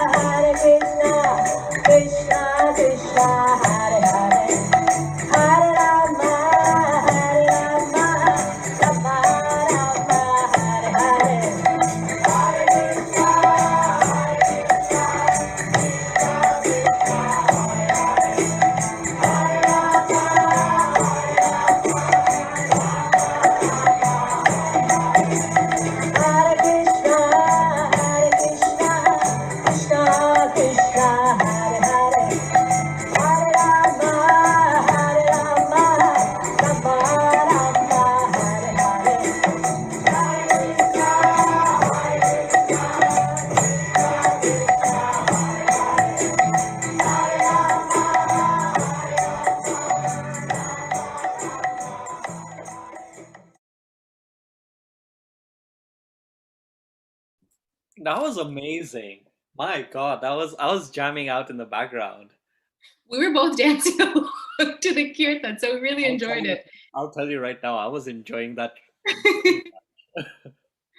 Thank you so much, Japan, Australia, New Zealand, for taking us on such a wonderful trip across, that part of the world. We still have the rest of the world to get through. We will be starting with India, heading over there for the Maha Yajna very shortly. But we have some time, and we'd like to, go over all the events of today so far.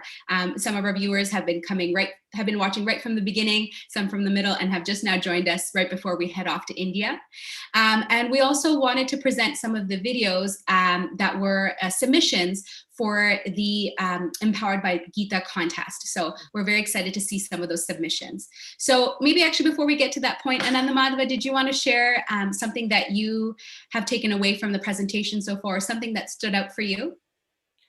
Yeah, definitely. One of the themes, actually for Australia specifically, one of the themes that stood out to me was that how Bhagavad Gita is really applicable to each and everyone. I know I've said this over and over again, but Australia was where that really stood out for me. We saw how the kids in the beginning, how they took one verse and how they, how they were relating it to their life.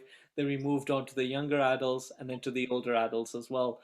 That was one thing that I really took away from that. And then when Sri Nrsimha Prabhu was talking about his Happy Jiva initiative, on how he's going, town to town, almost village to village in Australia, trying to distribute the Bhagavad Gita and build a virtual community of empowered thinkers. So really, I really enjoyed that. And so that was one takeaway for me for Australia, that Bhagavad Gita is a book that is very relevant, very practical in today's day and age. I think it is one book, and that just goes back to demonstrate the authority of the Bhagavad Gita, a 5,000-year-old book that can still solve problems of today. Right? Which other book has that potency to be able to do that, and not just solve problems on a superficial level, but really get down to the root cause of the problem, and almost you can say nip it at the bud. So really, it really goes to speak about the authority of the Bhagavad Gita in comparison to other literatures. So that was one takeaway from me. What about you, Rukmini? I have to say overall, I was blown away by the children. It's one thing to remember a Bhagavad Gita verse in a different language, meaning Sanskrit, and then having the task to kind of present it in a unique way, or present how it's affected them. And it was so cute to see one of the girls explain it, how, it related to her life at school. And I just think back of when I was that age. I didn't even hear of the Bhagavad Gita at that time. So just reflecting on the fact that these children are so, lucky to be at that time where they're able to take in this Bhagavad Gita and its teachings, and be able to present it in such a wonderful way and an applicable way. And I also really enjoyed the panel discussion that we had with Jasmine Mataji, and she was presenting the other devotees as well. And they each were able to bring in such a beautiful perspective of how the Bhagavad Gita has become applicable in their lives, and at different stages of their lives. Just because the Bhagavad Gita comes to your life in a certain way at a certain time may not mean that it's the right time for you. And but having faith and having devotees around you, or people who love and care for you around you, that are supporting you throughout it all, allows the knowledge to come through and be able to transform people's lives, whether they're young, they're old. And it was just amazing to see that in Australia. After Australia, we were able to head on over to New Zealand, which is not too far off from Australia. A lot of people get the two countries confused, but they're very different. You'll notice it by their accents as well. Beautiful accents, I should add. I was partly listening to their accents more than I was listening to the talk. But New Zealand was also a great variety of programs as well. Anything from there that you'd like to share, Nanda Madhava? Yeah, the one thing from New Zealand was really, and I noticed it, that actually a couple of speakers actually brought this theme about loving Krishna, establishing our relationship with Krishna. And Prabhupada always says this, that how can you love Krishna if you don't know Krishna? How can we love someone if we have no information of that person? And similarly, how can we love Krishna if we don't know Krishna? So, in order to develop deep, genuine love for Krishna, we first need to find out about him. And Bhagavad Gita provides that information for us, where we can just understand, where we can learn about the personality, and that naturally reawakens, I would say, not awakens, but reawakens the love that is inherently dominant for Krishna in each and every one of us. So that was one theme that really stood out to me from the different presentations. I made some notes, and that kept on coming back up.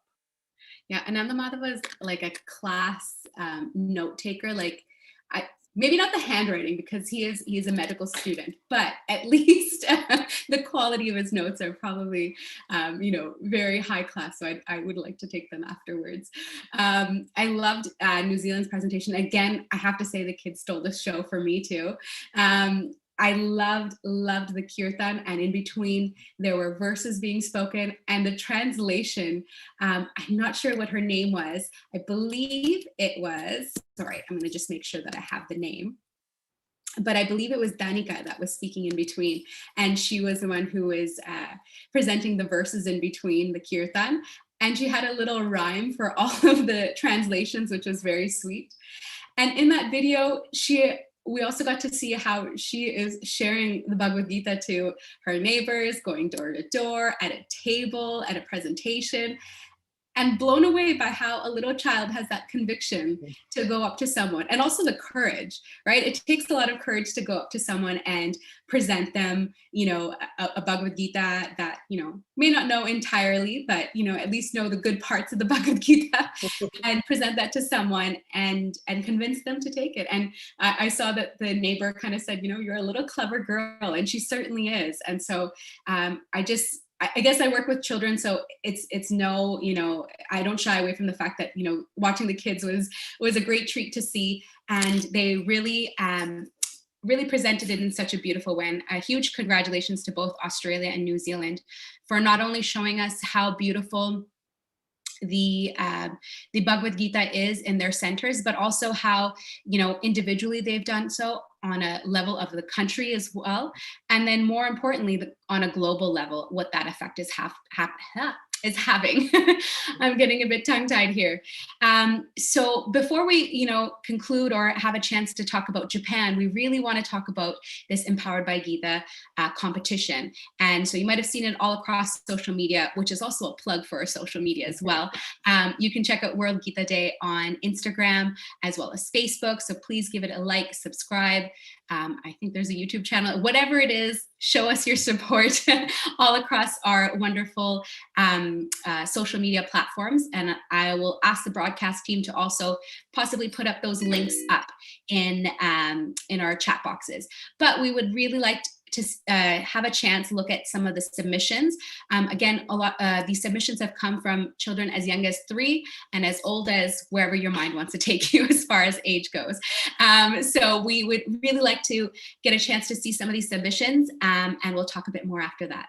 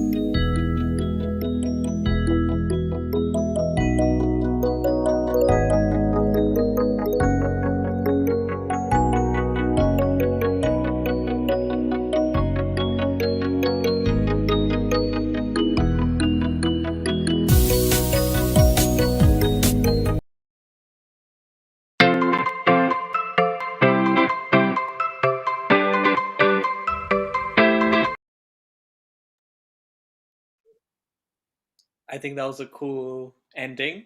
It was very dramatic. We like drama. If you haven't seen any of the skits today, you know that we love drama. Exactly. So let's actually, I know before this video we were talking about, we went through Australia, we went through New Zealand. Let's take a moment to take maybe one lesson or one theme that you got from Japan. Yeah, actually, it kind of ties in really well with the Empowered by Gita contest, because what I appreciated about the Japanese devotees is they took the Bhagavad Gita and they presented in such different artistic ways, didn't they? They had Amrita Kata Mataji. She presented her wonderful illustrations that you've probably all seen across social media, presenting these little nuggets of knowledge in an artistic way. We had a hilarious skit by the devotees at the temple, and they were talking about material versus spiritual world, and the constant struggle we all have between the two realms. So I really appreciated the artistic ability of the Japanese devotees and how they were able to present the Bhagavad Gita that way. How about you, Ananda Madhava? For me, actually, after the play, like that really just stole my attention away.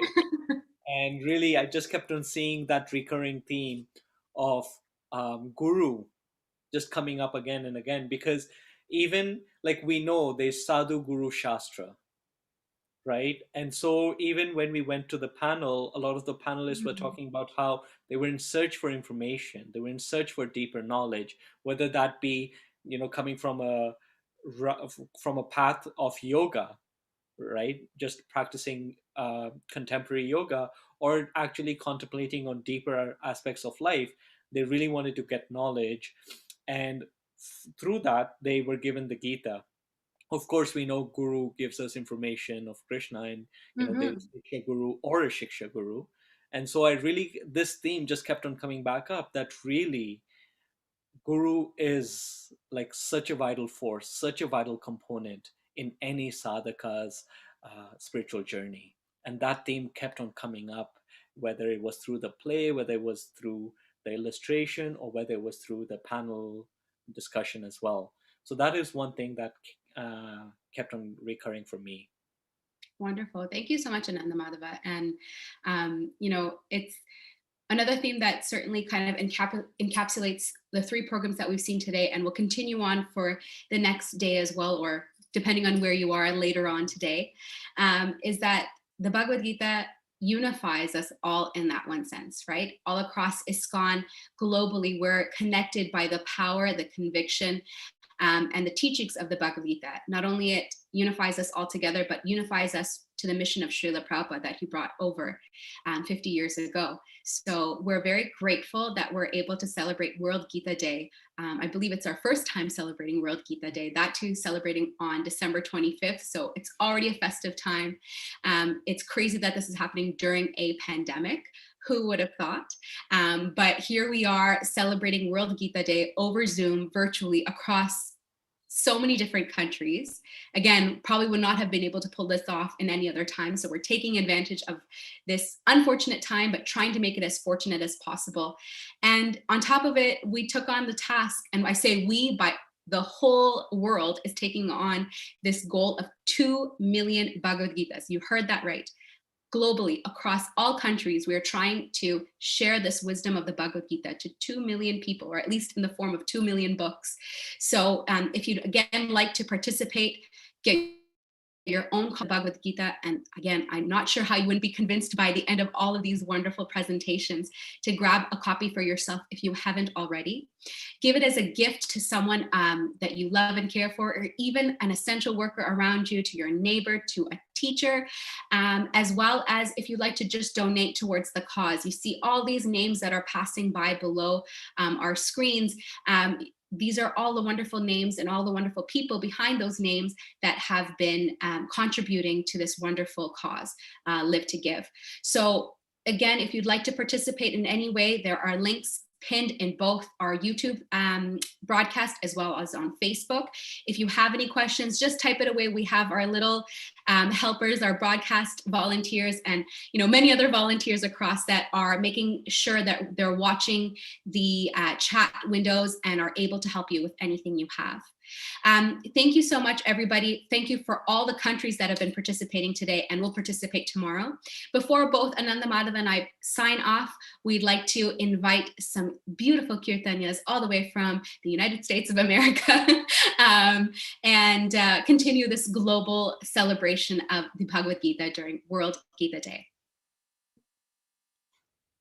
The Kirtan, actually, I want to introduce them. So they're the famous youth of Wisconsin. Yes. That would be helpful. Yeah. So, and they're going to be doing some live Kirtan. And yeah, let's get started. Hare Krishna.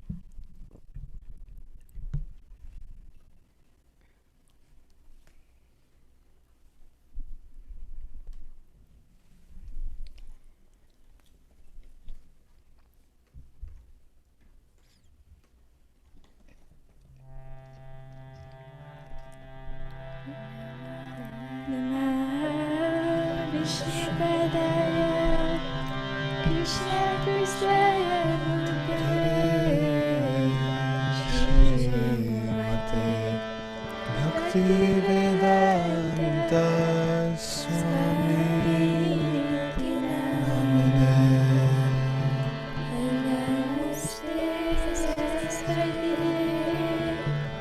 Gauravani Pracharine Nirvishesha Shunyavadi Paschatya Deshatarine Krishna Chaitanya Prabhu Nityananda Shri Advaita Gadadhara Shrivasadi Gaura Bhakta Vrinda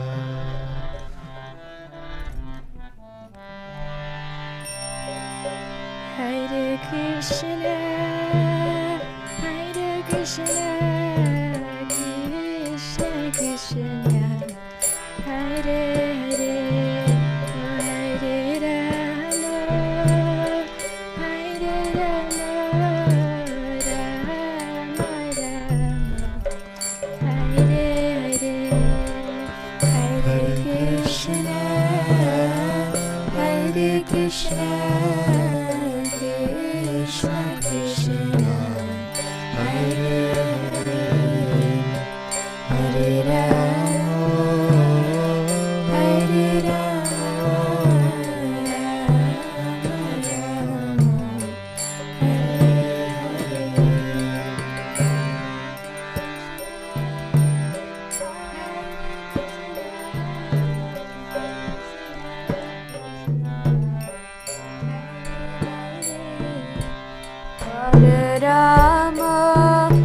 Hare Rama, Hare Rama, Rama Rama, Hare Hare, Hare Krishna, Hare Krishna, Krishna Krishna, Hare Hare, Hare Rama, Hare Rama, Rama Rama, Hare Hare, Hare Krishna, Hare Krishna, Krishna Krishna, Hare Hare, Hare Rama, Hare Rama, Rama Rama, Hare Hare, Hare Krishna, Hare Krishna, Krishna Krishna, Hare Hare, Hare Rama, Hare Rama,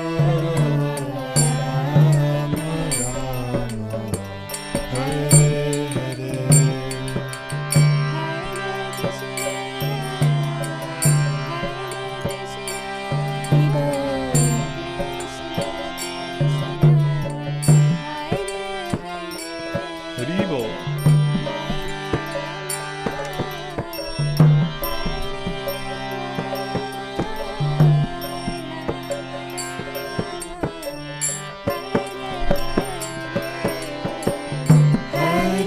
Krishna, Hare Krishna, Krishna Krishna, Hare Hare, Hare Rama, Hare Rama, Rama Rama, Hare Hare.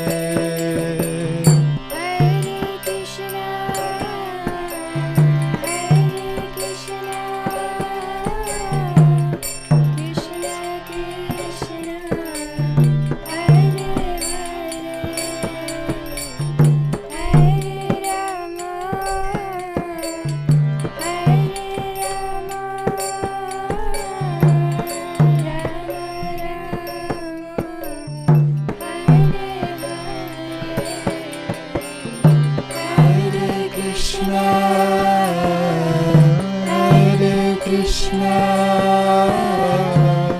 Krishna Krishna, Hare Hare,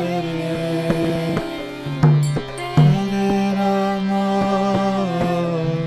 Hare Rama, Rama Rama,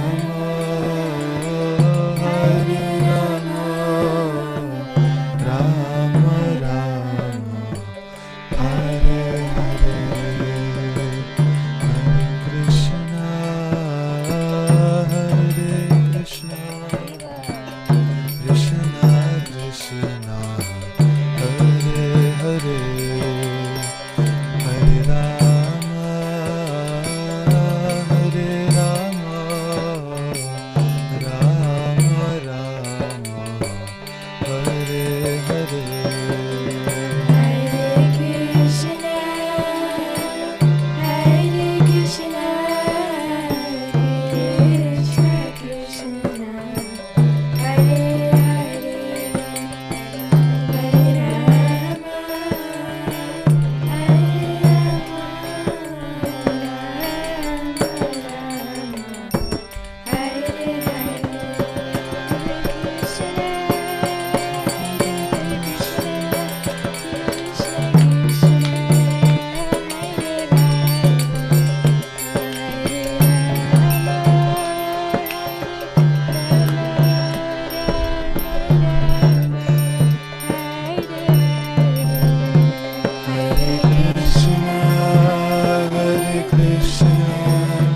Krishna Krishna, Hare Hare, Hare Rama, Hare Rama, Rama Rama, Hare Hare. Jayapataka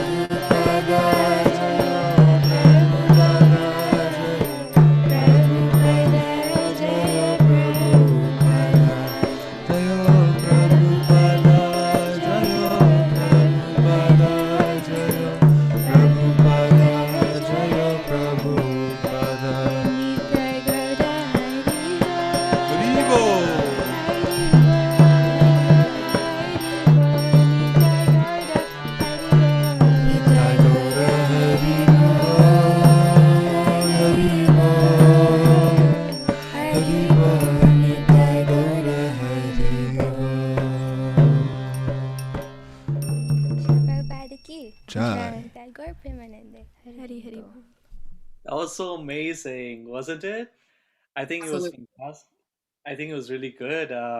So like you can just and I still have to wrap my head around how they're doing this. I know there's a way, there's a program or something, but so well done. Thank you so much, all the Kirtaniyas.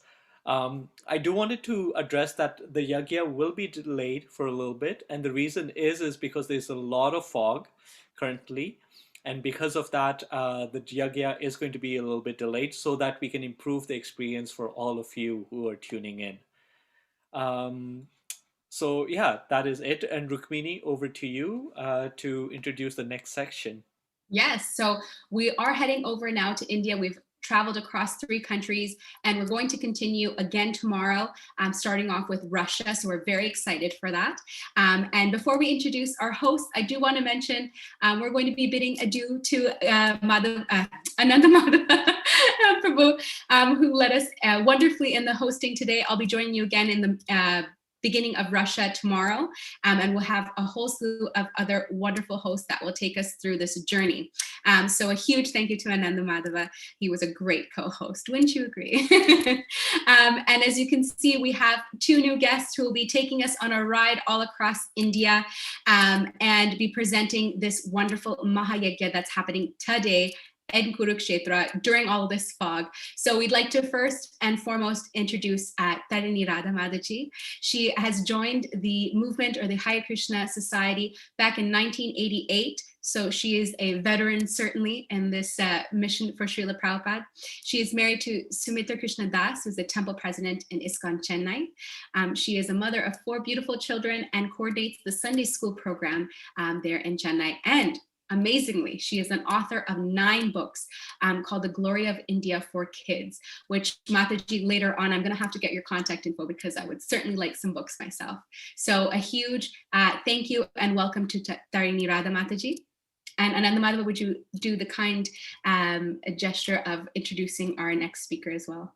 Yes, so we also have Vijay Gobi Keshav Prabhu, who is from ISKCON Pune Temple. He has been associated with ISKCON since 2008. His main services are book distribution and congregational preaching, and now also hosting the World Gita Day as well. Welcome, Prabhu. Welcome, Mataji. So nice to have you both with us today. And yeah, thank you so much, Rukmini Mataji, for allowing me to serve with you. This was such a wonderful experience, and I hope you all who have tuned in had an equally enjoyable experience as well. We're both signing off for now, but over to these wonderful esteemed devotees to take you on to a trip through India and celebrate this Mahayagya on World Gita Day. Hare Krishna. Hare Krishna. Thank you, Madhava Prabhu. Thank you, Rukmini Mataji. That was nice. And I think, thank you for staying a little bit extra time and also pulling this over. So we'll still wait for the fog to clear in Delhi. And in the meantime, we'll get started. So welcome. Here we are, Gita Jayanti, 25th of December, the most auspicious day in the entire year, and here we are. And for those of you just logging in for the first time from India, I'll just bring you up to date on what's happening. The celebrations for the World Gita Day, they were started a few hours ago, around maybe 4 or 5 hours ago, and this is being celebrated across the globe. This is 9 events across continents, consecutive continents, and they started in Australia, New Zealand, Japan, and now India is the 4th country in the list. And tomorrow, it will be completed in USA. So can you just even imagine that across the globe, across 24 hours, this festival is being celebrated, and thousands of people are participating in various ways. Like if you just watch the celebrations from New Zealand and Australia, and from the children to the youth and to the adults, so many things are being planned and devotees celebrating so nicely. And so what for India, the schedule is, we will start as soon as the fog clears and the yajna will start. The yajna was supposed to be, it will be done by around noon time. And so yajna will run continuously for around 2.5 hours. And during the yajna, the Gita recitation also will be there in parallel. And at the same time, some eminent speakers also will be joining us from time to time. And of course, we will have the wonderful Kirtan from the Jamulus team from ISV from time to time. And we have some interesting speakers coming in and some Gita recitation from our wonderful students at the Vrindavan Gurukul. So this is all we have. And there's so many things. So you just stay tuned, don't go anywhere, and we'll catch up with you soon. Krishna, good morning to everyone. It's a beautiful morning here in India, a little foggy in Delhi, because of which we had this delay in the program. So Kurukshetra is a very interesting place because we all like to visit places of pilgrimage. But what's interesting about Kurukshetra is thousands and thousands of years ago, Maharaj Kuru decided to create a place of pilgrimage by the strength of his virtues. So I think that's extraordinary that someone wants to create a place of pilgrimage. So Kurukshetra is a very big place. It has like 360 important places there. And today we are going to go near Jyotisar for the very auspicious and important purpose, which is the advent of Bhagavad Gita. So we'll be there soon and start the program with the yajna. And before we get there, I could just tell you some important places that are there in Kurukshetra. So there is one very interesting place called Banganga. And it is said that during the war, the horses got very tired, and Krishna told Arjuna that we have to stop for a while because the horses are tired. So Arjuna created a spring with his arrow, and he created a fence with his arrows, and Krishna personally tended to the horses using his own garment. Using his own garment, he wiped the horses, refreshed them, and gave them water to drink. So like this, there are a lot of amazing places in and around Jyotisar, and that's like about 360 places.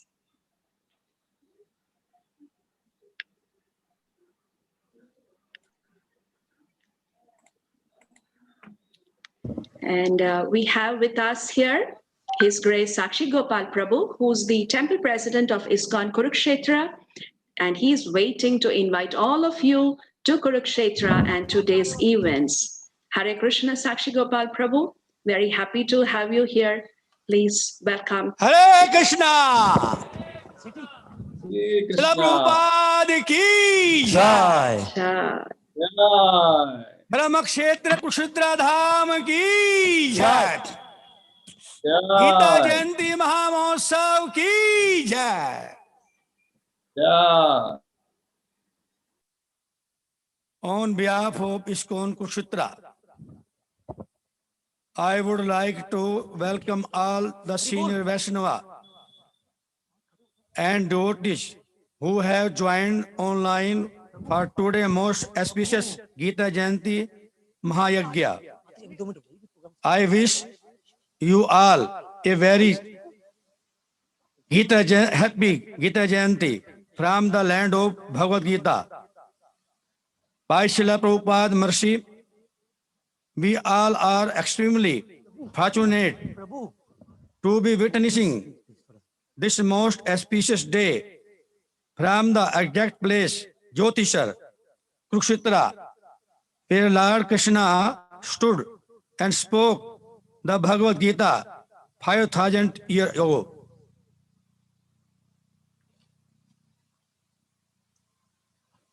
Our dearmost Founderacharya, Srila Prabhupada, came to Kurukshetra Dham on 30th November 1975 and desired to have a huge Krishna Arjun temple at Kurukshetra,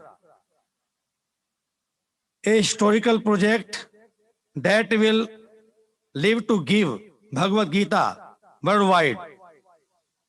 As the motto of our book marathon 2020 says, live to give.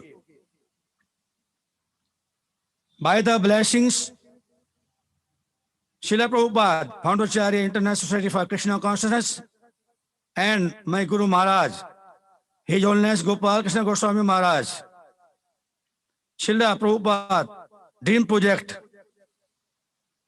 is under construction from the past 4 years.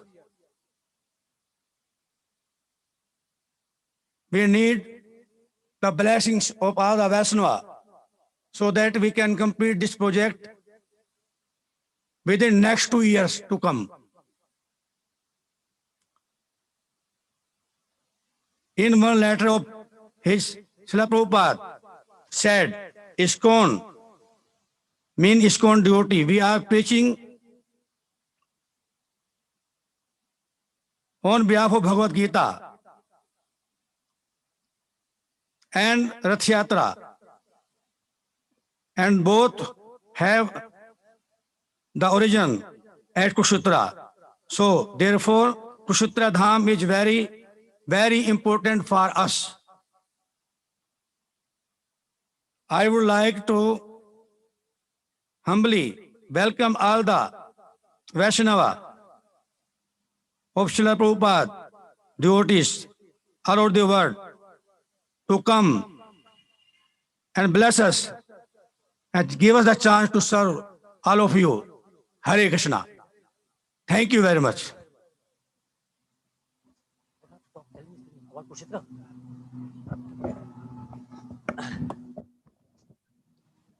Thank you so much, His Grace Sakshi Gopal Prabhu, for the wonderful welcome and warm welcome and introduction to the Kurukshetra Dham. So, Hare Krishna. So, on behalf of ISKCON Kurukshetra, tell me to wait. Okay. all right, so Tony Radha Mataji, I think we can introduce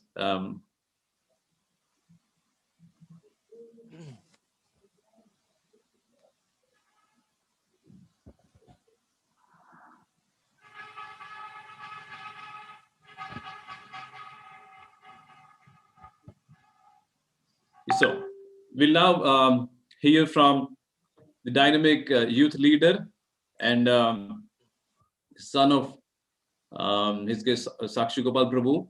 He's basically His Grace Atul Krishna Prabhu we now have with us. He is the son of His Grace Sakshi Gopal Prabhu. He's a dynamic youth leader and a preacher. And today we'll be basically talking to us, telling us the connection of Kurukshetra with Srila Prabhupada. And Kurukshetra is the birthplace of Bhagavad Gita. And Srila Prabhupada, the founder Acharya of ISKCON, he took the Bhagavad Gita to every nook and corner of the world in 65 languages. And following his order, his disciples and followers for the past 50 years have been sharing the wisdom throughout the world. Until date, millions of books of the Gita, millions of the Bhagavad Gita have been distributed. Now, we will hear from Atul Krishna Prabhu about specifically about Prabhupada's connection with Kurukshetra. So, over to giving me a nod or not? Okay, Hare Krishna. So, that was our president, His Grace Sakshi Gopal Das Prabhu, who has been serving at ISKCON Kurukshetra by the orders of His Holiness Gopal Krishna Goswami Maharaj. I am Atul Krishna Das, welcoming one and all from the land of Bhagavad Gita today. It is an extremely honor and great pleasure to have all of you joining us from the exact very land where Krishna was standing and he sang his celestial song. And we thank the BBT for organizing this special event from this original place. I would just quickly like to tell you why is Kurukshetra so special. It is the only dham, mind you, did you hear me again? It is the only dham in the world where Radharani stepped foot outside Vrindavan. She has not gone anywhere. This place is the origin of Rath Yatra. It is this place where Srila Prabhupada first met Srimati Murarji. Many devotees don't know this. Srila Prabhupada initially met Srimati Murarji here, and then the meeting was fixed to meet in Bombay. So, in a way, the seeds of ISKCON were sowed in Kurukshetra.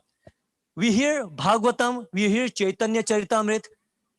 In all of these scriptures, about Krishna is being told. But here in Kurukshetra, Krishna is talking about himself. And from where I am coming live, the ISKCON premises of ISKCON Kurukshetra, the original place, Jyoti sir is just 1 kilometer away. So I humbly beg everyone, one and all, to kindly come to Kurukshetra Dham and experience this divinity. There's a lot of holy places, and it is this place where Parshurama annihilated 100 times the Adharma Kshatriyas. So this place is where Radharani has got back Krishna. It is special and it is wonderful. It is powerful and it is magnanimous, because it is over here that Krishna chose to talk about himself. In the words of Srila Prabhupada, Krishna gave the syllabus of life, which is the Bhagavad Gita. So once again, on behalf of ISKCON Kurukshetra and all the devotees, we thank one and all for joining us from Kurukshetra Dham and being part of this great festival.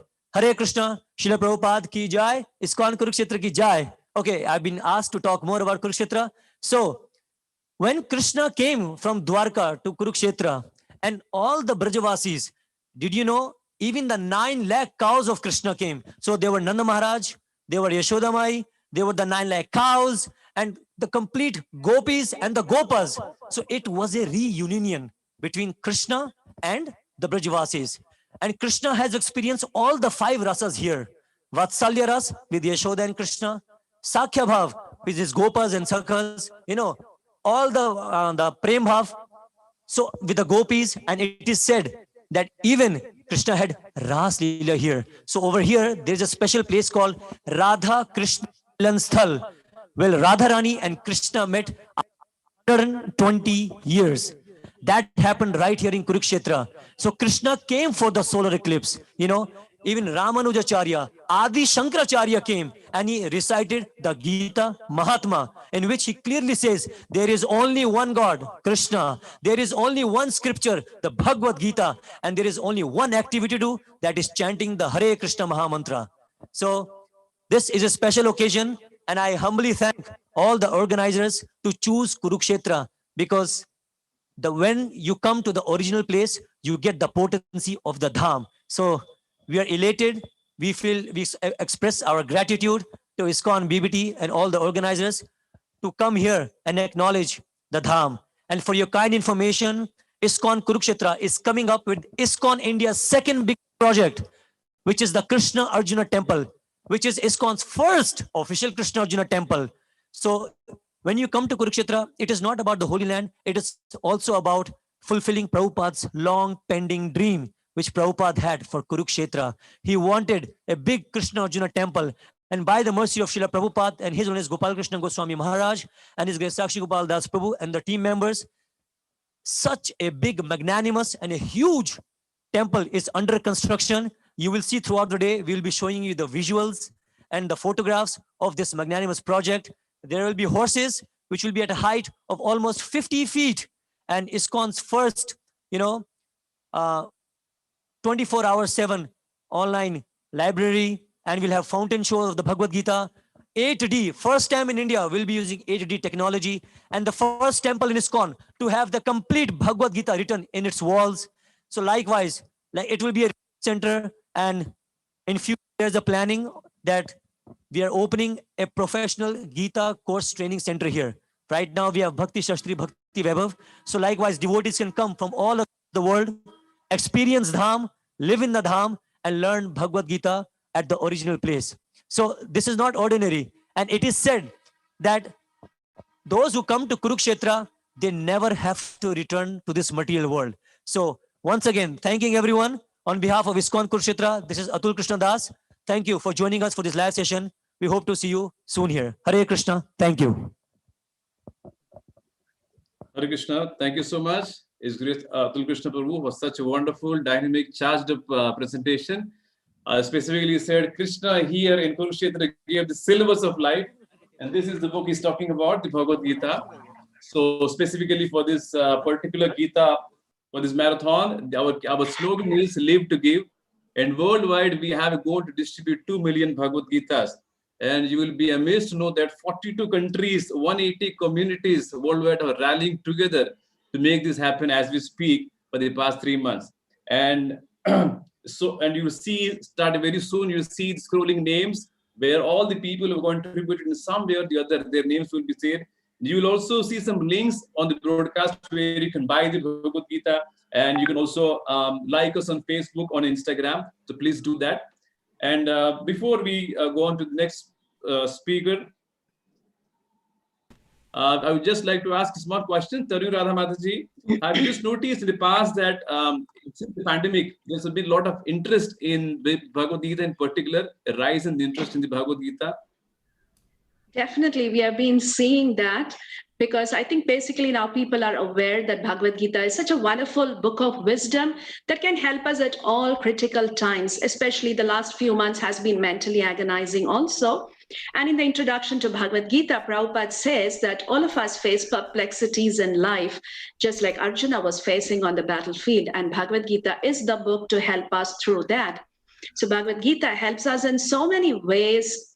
Even at critical hours, at embarrassing situations, we don't know how to tackle it. In all situations, Bhagavad Gita is a great help for us. And that is why Prabhupada wanted this book distributed all over the world. And Vaisesika Prabhu has been doing such a wonderful service in this regard. So we are very fortunate he's here to talk about Bhagavad Gita. Vaisesika Prabhu is a director of marketing, communications, and innovation at the Bhaktivedanta Book Trust, which is the publishing unit that Srila Prabhupada set up for ISKCON. He is also an initiating spiritual master and a member of the GBC body. After being recognized as a top book distributor for decades, Vaisesika Prabhu has revolutionized book distribution in ISKCON over the last 10 years, empowering ISKCON communities by sharing inspiration, strategies, and best practices to start and maintain their own team-based book distribution programs as a means to sustain and grow their communities. More recently, under Vaisesika Prabhu's leadership and inspiration, the global tour literally shook the world by distributing over 24,000 sets of Srimad Bhagavatam for the Bhadra Purnima campaign despite the pandemic. This current Live to Give campaign, with a goal to distribute at least 2 million Bhagavad Gitas, has also been envisioned and executed by Vaisesika Prabhu. So we are just waiting to hear from you. Over to you. Thank you, Tarini Radha Mataji. And great to see you, Vijay Gopi, Keshav. Thank you very much, both of you. It's really great to be together here, isn't it? So, I'm really noticing that we're feeling the connection from all the devotees around the world. I offer my deepest respects to my spiritual master, Srila Prabhupada, who deliberately brought the Bhagavad Gita to the West to make sure that everyone got an opportunity to read it. I was a recipient of that, sitting here in California where I am now, minding my own business. A Bhagavad Gita came to me, and it was the voice of direction that I was looking for. And after hearing that voice again and again, I realized that this was nothing ordinary. And I really was impressed by the fact that someone had gone out of his or her way to make that book available to me. So when I found out who it was, and that was His Divine Grace A.C. Bhaktivedanta Swami Prabhupada, who had a very deliberate campaign to translate the ancient wisdom literatures of India, specifically Bhagavad Gita first, and make it available to the whole world. In fact, he wanted it to be translated into every language of the world, and we're well underway of doing that. But I can just say personally that when I read the verses, especially the second chapter, when I got the first chapter of the Bhagavad Gita starts off on a battlefield, and really it is a hair-raising experience to read that. Just imagine being in the middle of a battlefield. You see the armies on both sides, and it's the time in which most people really start thinking, what's this life for? Because it seems as if at any time life can come to an end on a battlefield. We don't know what's going to happen. In fact, in America, there's a saying from World War I and World War II that there are no atheists in foxholes. Foxholes are a little depression that soldiers on the front lines make in order to be a little bit lower than ground level so they don't get hit by bullets from the enemy. And in that situation, one feels so desperate that one wants to know what's the purpose of life and starts thinking about who is the Supreme and why am I here? And when I got to the second chapter of the Bhagavad Gita, in which Krishna speaks so clearly about how we don't die, which was a preoccupation of mine since the time I was a child. I was always worried, why is it that we have to die and what happens when we die?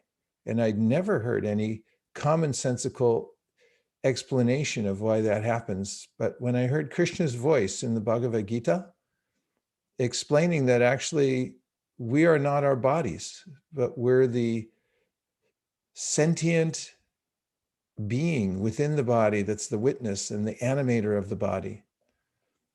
And that we can't be burned. This body can be burned. That's why when someone yells fire, everyone runs out of the house because they realize, I could burn up. This body is made up of chemicals, but I'm not. And Krishna says it so directly and so clearly. And as Srila Prabhupada, who wrote the Bhagavad Gita as it is and presented to the world, pointed out, this is the main problem that everyone's facing. We try to cover it over in various ways and distract ourselves by playing various kinds of games and trying to entrench ourselves here in this world and be comfortable for a little while. Still, there's that pinprick that why do I have to grow old and die? Bhagavad Gita, in the Bhagavad Gita, Krishna talks about how to solve that problem. So it's the panacea, and it's also non-sectarian. It's presented in such a way that anyone from any cultural or religious background can read it and understand the difference between philosophy and religion. Of course, religion without philosophy is mental speculation, and philosophy without religion is sentimentality. But as Krishna explains in the Bhagavad Gita, we're all changing our bodies. He says, Dehinosmin yata dehe komaran yovanam jara tata dehantara praptir dhiras tatra namuhyati. If you become self-realized, which is the objective of the Bhagavad Gita, you won't be disturbed with the change of body. And that means changing from a baby body to a boy, or girl, to youth, and then old age. But what to speak of when we leave this body and leave everything that's connected with the body behind? That's the most bewildering and the most awkward and the least desired situation anyone in this world wants. I mean, so Krishna directly addresses these points, and this is important.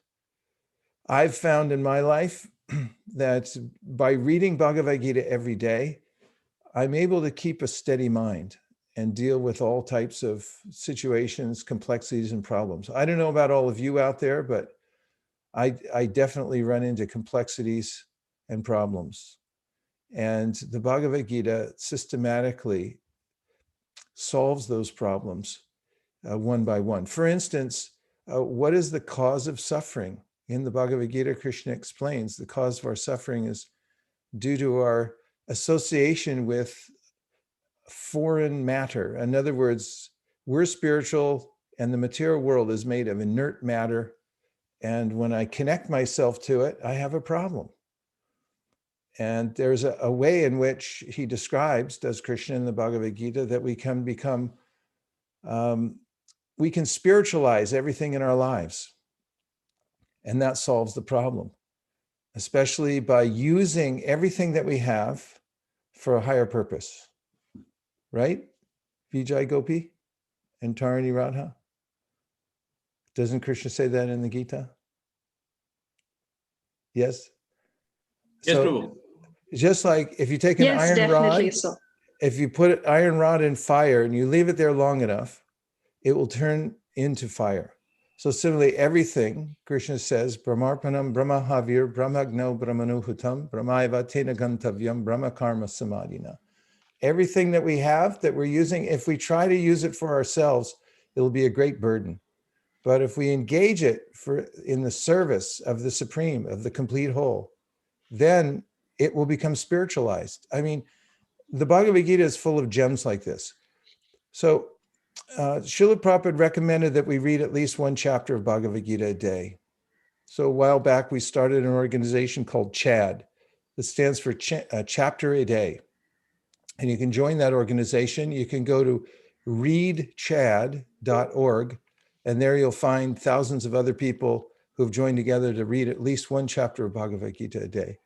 Also, distributing Bhagavad Gita to the world, you'll find that people will thank you for it.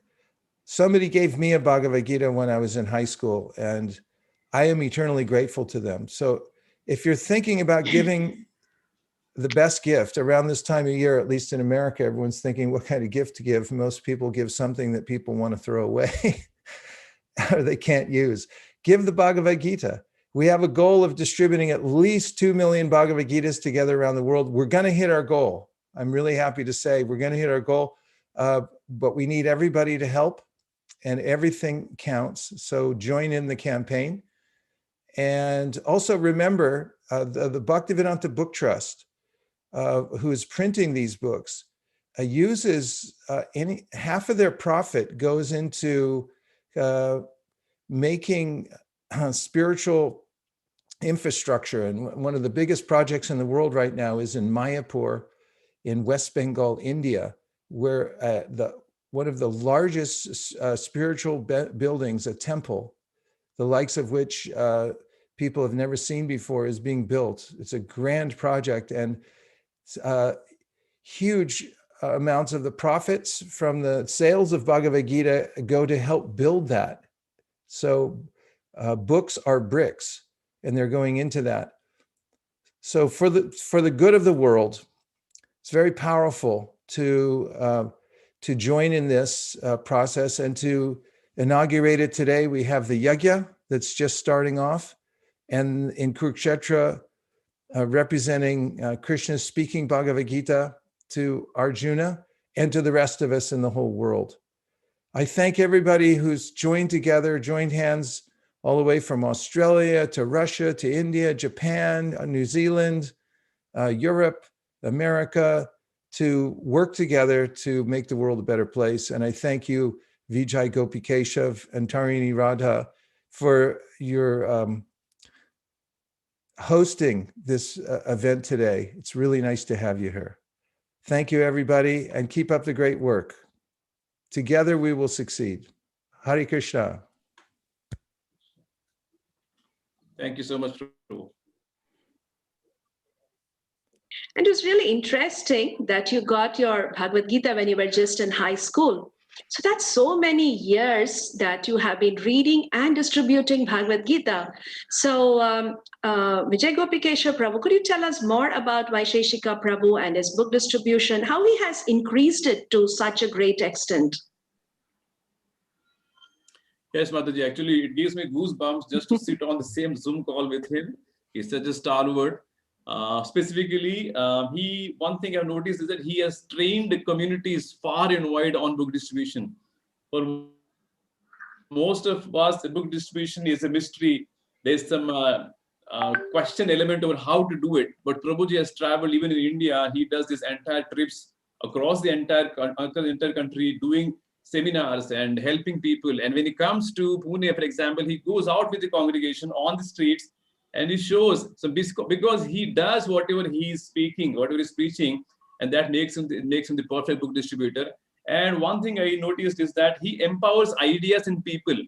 Most of us may not have heard about a project called Mortal Gita and Hotel Gita, but this is a project where silently thousands, I would say probably millions of Gitas are being placed in hotels and motels across the United States of America. So this is one of the projects that Prabhuji has empowered in the past few years. And now he has a lot of secrets, and all these book distribution secrets he has nicely put in a wonderful book called Our Family Business. And for most book distributors, that's the Bible. Not only when we need some, it's not about techniques, but most about his sharing of his heart, what does work, what does not work. And he blends it so nicely with spiritual background and from Prabhupada's lectures and purports. So that's a wonderful book. I have it. And when he came to Pune, he was merciful. He distributed the book freely to a lot of us. So we have the book with us. So I can share a lot about him. I love the title of the book. That itself is so nice. When you say family business, that means we are all in it together, every member of ISKCON. So the title itself is so inspiring. Thank you so much. A broken clock is right at least twice a day. I'm exhilarated to see behind us the yajna starting up. And so Vijay Gopi Keshav and Tarini Radha Devi, why don't you tell a little bit about the yajna and what's going on? And I'm going to leave it to you two in your expert hands. And I thank you very, very much for your association. Thank you very much for your inspiring talk and your services. Thank you. So See the you yajna soon. has started, as you can see. So the yajna has started, as you can see, and this is a Bhagavad Gita yajna. So you may wonder, how is it that we are doing a Bhagavad Gita yajna, which is just a book? But then Lord Vishnu in the Padma Purana, he tells us more about Bhagavad Gita. He says that the first 5 chapters of Bhagavad Gita are his 5 heads, and the next 10 chapters are his 10 hands. The 16th chapter is his stomach, and the 17th and 18th chapter are his lotus feet. So this is the form Lord Vishnu gives to the Bhagavad Gita. So meditating on that form of the Supreme Lord, let us move on and see the yajna and hear the mantras.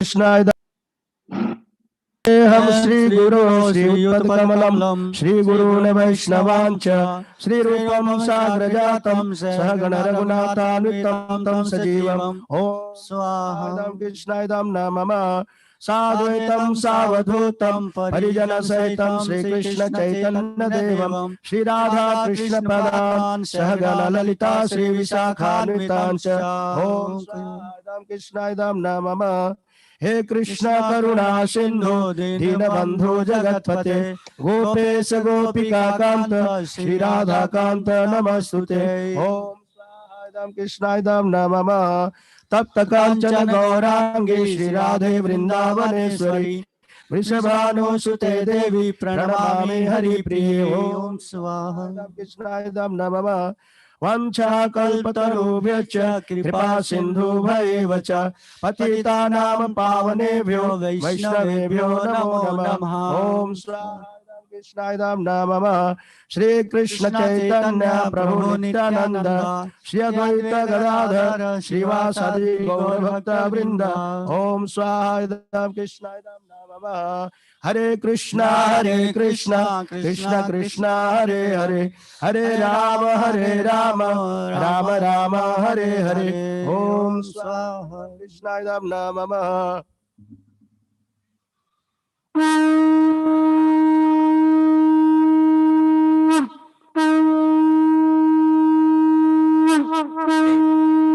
Srila Prabhupada की कृष्ण अर्जुन की निताय निताय गौर ब्रह्मानंदे हरि हरि बोल धृतराष्ट्रवाच धर्म क्षेत्रे कुरुक्षेत्रे समवेतायुत्सव मामका पांडव चैव किम कुर्वत संजय ओम स्वाहा कृष्णायदम नमः दृष्ट्वा तो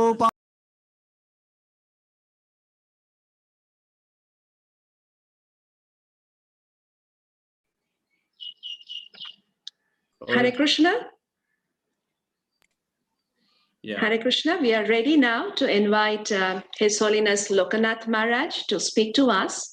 His Holiness Lokanath Maharaj is one of the senior sannyasi disciples of Srila Prabhupada, well known for his kirtan and establishing the Padayatra in India.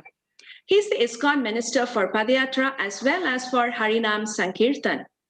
Padayatra functions in many parts of the world, traveling by foot to the interiors of every country to fulfill Lord Chaitanya Mahaprabhu's prediction that his name will be propagated in every town and village. Padayatra devotees distribute thousands of Srila Prabhupada's books through every journey that they undertake. We are very happy to have with us His Holiness Lokanath Swami Maharaj here to share with us his insights on Bhagavad Gita and book distribution today.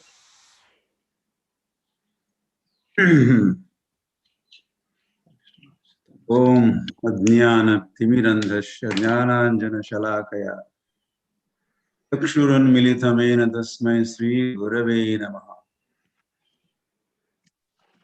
Prabhupada ki jai. Sri Krishna Arjun ki jai.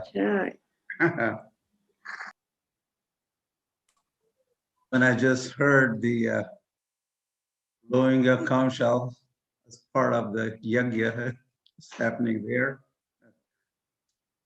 well, that was reminded me of the blowing of conch shell that took place on this day during early morning hours at around sunrise time. And that transported me to Kurukshetra as I was hearing the blowing of conch shells. Of course, otherwise also for past several days, in fact, almost months, we are kind of making trips between wherever we are and Kurukshetra, as we are in the mood of this Gita marathon. We are studying and distributing Bhagavad Gita as it is. Hey, so what a day, Gita Jayanti day. Well, every word I say or sentence I say that reminds me of so much, and I wish to talk, but Hare, I have only one mouth and I have only a few minutes. So how much could I talk? So Gita Jayanti. So today was this morning, in fact. This is Mokshada Ekadasi day. The armies have assembled at Kurukshetra Dham, Dharma Kshetre, Kurukshetre, and Svetaidhaya Yukte, Mahati Shandane Sthito, Madhava Parnava Shaiva, Divyo Shankho Pradadmatu. And there you see, I mean, this is the Leela. Yeah, Krishna is performing his Leela in Kurukshetra today, and 70 more days he will be in Kurukshetra. But today's Leela is of a prime importance. Him speaking Bhagavad Gita. So he has come. He's riding the chariot. Mahabharata. Bhagavad Gita is part of Mahabharata, Bhima Prabhu. And so the chariot is driven by the white horses. And so it's Mahati Shandane Sito. It's amazing, beautiful, Adbhut chariot. And there are two personalities seated on that chariot, Madhav and Pandav. Madhav is Krishna, Pandav is Arjun, and they are Divyo Shankho. They have blown their transcendental conch shells. And then Arjun is, well, he's fired up. He wants to battle, fight. His blood is boiling. And he says, please, could you bring my chariot forward? Senayor Ubhayor Madhye Ratham Sapaya Me Achyuta. Bring my chariot in between two armies so that I could see who is here, who wishes to fight with me. And so that is what Krishna did, brought the chariot forward. And then Krishpasya Etan Samavetan Kurun. Oh, you wanted to fight. And you wanted to see who has assembled here to fight with you. So Samavetan Kurun. Kurus have assembled. And as he had, Arjuna is seeing and also hearing, oh, Kauravas have assembled to fight with the Kauravas. I am also Kaurava, Kuru Vamshi. And that has made all the big difference. Well, Krishna has Yogamaya into action, and Arjun is no more normal Arjun. And he says, Mukham cha parishishyati, my mouth is drying up. Idanti mama gatrani, my body is trembling. Gandivam stransate hastat, and the Gandiv Dhanush is slipping right out of my hands. Oh, how could I fight? No, I can't fight. And he's crying, and so many things are happening to him, and he sat down, not willing to fight. Well, to such Arjun, now he's going to begin his speech in second chapter of Bhagavad Gita, Sri Bhagavan Vacha, Kalmashamidam Kuta. Where has this dirt coming from you, coming that you are talking about? And then the speech continues, and then those are the now 17 chapters of Bhagavad Gita Ki Jai. Ya Swayam Padmanabhasya Mukha Padmat Vinisritaha. And Ya Swayam Padmanabhasya, Ya Gita, that Gita, Swayam Padmanabhasya, that Padmanabh Parthasarthi, from his mouth emanated Bhagavad Gita on this day. The Gita took birth today from the mouth of the Lord. It has originated from the Lord. It is, so Bhagavad Gita is not different from the Lord, is part of the Lord. Bhagavad Gita is the Lord. And the Lord Krishna, Krishnam Vande Jagat Gurum, he has taken the position, well, that is his eternal position. He is a guru, original instructor and guide and friend and philosopher of the entire human race, or generation after generation, and wherever they are, he is there. Well, so many relations, master, their friend, their lover. Certainly he's a guru of the whole world. So here Arjuna is taking the position on behalf of all the living entities. Shishyaste aham shadhimam tvam prapannam. Now I'm soul surrendered to you. Please instruct me. So the Lord has spoken this Bhagavad Gita. Well, Arjuna is just nimitta matram, instrument, but we have to understand the purpose, the intention of the speaker, Sri Krishna, speaker of Bhagavad Gita. His intention is what I'm speaking now. And Prabhupada, this is going to be, I'm talking about dharma.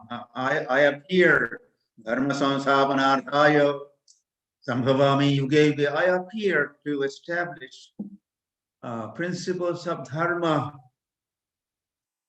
Srila Prabhupada, laws of the Lord, and he's going to be talking of the law here during Bhagavad Gita. So, Lord, what is he doing by speaking Bhagavad Gita? Is establishing dharma on this planet, and his word is a law governing the whole world and living entities' life. And he would like, and that is his intention, that for all the time to come, people everywhere should listen to this, read this, hear this. I know they are suffering. And why not? They must suffer because they have come to the wrong location. Dukhalayam, I tell you, in the Bhagavad Gita, I tell you, this is Dukhalayam. Don't try to become sukhi, happy here in the place of suffering, but there is another place. Yadgatvana nimartante tad dhama paramam mama. So Lord, in fact, by talking this Bhagavad Gita, he is extending invitation to all his living entities, all his parts and parcels. They are his, we are his. not Indians only or Hindus only. He's talking, addressing everybody. And for their benefit, please come back to me and live an eternally happy life. Otherwise, if you continue here. And he's instructing Arjun that yogi bhava, yogi bhava, yogi bhava. And as we know in this world, the world leaders are propagating. What is the propagation or what is the message? Bhogi bhava, bhogi bhava. So this is anti-Gita propaganda, anti-Krishna propaganda. Hari Hari, and then you will suffer, and that is what we are saying. The Lord said, okay, patram pushpam phalam toyam yomi bhaktya prayashati. This is a diet. You offer these items to me, and then you enjoy the remnants, prasadam. But if you go for, if you don't become yogi, become bhogi and go for matanam chickenam, and etc. And that is what happened right in Yuan in China, in that big meat market, all sorts of meat mixed, and the corona was a product of that business, the meat, fish eggs selling. And then as a result, the whole world is suffering. So isn't Gita the solution? Patram pushpam phalam toyam. Be happy. Matanam chickenam, suffer. And that is what is happening. Gita is a solution to all the problems of this world. World leaders should be taking note of this. And Krishna, when he spoke, he said, what I'm speaking to you, Arjun, Rajarashayo Vidu, the saintly kings, they do and they should listen to this, and accordingly they should be governing the governments. They could have astra in one hand, but they have to have shastra in other hand. Your shastra should be guided by the shastra, and that is Bhagavad Gita, spoken by the Lord on this occasion of Bhagavad Gita. And Lord has said this should be propagated, Bhagavad Gita teaching should be propagated, spoken and understood. Evam parampara praptam. And that does not happen. In disciplic succession is not followed, and anyone and any Tom, Dick, and Harry wants to comment and speak on Bhagavad Gita and mislead, and that is what is going on. We are celebrating Gita Jayanti Day. Krishna was there on the battlefield of Kurukshetra, but not the Kurukshetra means the body, and the five Pandavas are the virtuous, the good qualities, and the Kauravas are the bad qualities. This is not talking of, not that Krishna was personally there and the battle happened. A lot of people do not believe in this. Even Mahatma Gandhi had no faith in the fact that Krishna was on Gita Jayanti Day, was in Kurukshetra, and he personally spoke this Bhagavad Gita. And like that, all those who talk and write and comment, and there are hundreds and thousands of versions in the market. But as Arjun became devotee, finally, after hearing Bhagavad Gita, are those listeners and readers of different editions, are they becoming devotees? No, but we know, since the Bhagavad Gita as it is has been published and is being propagated and distributed widely. Now we have hundreds and thousands of devotees on the planet. I think we are organizing this Gita Yajna in Kurukshetra, and celebrating World Gita Day on this day in Kurukshetra.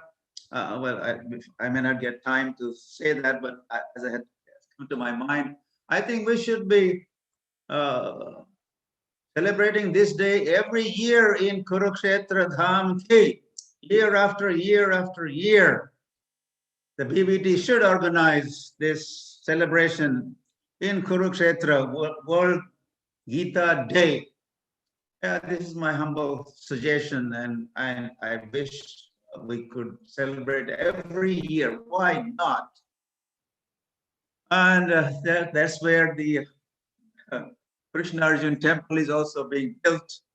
Srila Prabhupada wanted a temple, Krishna Arjuna temple. This concept also of Krishna Arjuna temple in Kurukshetra is Prabhupada's, our founder Acharya's wish and will. And if our Sakshi Gopal and Gopal Krishna Maharaj, if they could also complete the construction, well, taking time, several years they have been working, and I just heard in a couple of years, so why not maybe 2 years from now, if we could also open the temple, Krishna Arjuna temple on Gita Jayanti Day, that would be wonderful. So we have assembled here, not many, but on behalf of us, we have a Sakshi Gopal, I understand Gopal Krishna Maharaj and others have assembled in Kurukshetra. And I think we are there also to announce the book distribution scores for the pleasure, like every day in the temple, ISKCON temple, temple president or Sankirtan leader gets up and for the pleasure of their lordship, Sri Sri Radha Partha Sarthi, and for the pleasure of Srila Prabhupada, today's book distribution scores. So like that, today we are here in Kurukshetra making announcement for the pleasure of Krishna Arjuna and Srila Prabhupada that we have made this target. Of course, the theme is leave to give, otherwise you are dead. If you are not living for giving purpose, you are not living, you are dead. So you live to give, and if you keep giving, you may live long, or you will live forever, Krishna conscious life. So we are here to announce and take further blessings and empowerment from the Lord, from Kurukshetra Dham, if there's a shortfall, the target is 2 million Bhagavad Gitas this year. And as we heard from Vaisesika Prabhu, I like to thank Vaisesika Prabhu for his words of inspiration, not just now, but all the time. He's a big inspiration. Of course, Gopal Krishna Maharaj is a very big inspiration behind the book distribution, and the governing body commissioners are inspiring the world to distribute books. And Sri Krishna Chaitanya Mahaprabhu, when Krishna appeared as Sri Krishna Chaitanya Mahaprabhu, he said, I order you. Krishna Upadesh, Amara Gyai Guru Haya Tarai Desh. You preach the message of Bhagavad Gita, share Bhagavad Gita, Krishna Upadesh. So I am thankful for this opportunity to, almost be there in Kurukshetra as I'm talking, and say a few words about Srimad Bhagavad Gita ki jai, Kurukshetra Dham ki jai, Sri Krishna Arjuna ki jai, Srila Prabhupada ki jai, Srila Prabhupada Transcendental Bhagavad Gita Jayanti Marathon ki jai, Gaur Premanande, Hari, Haribo.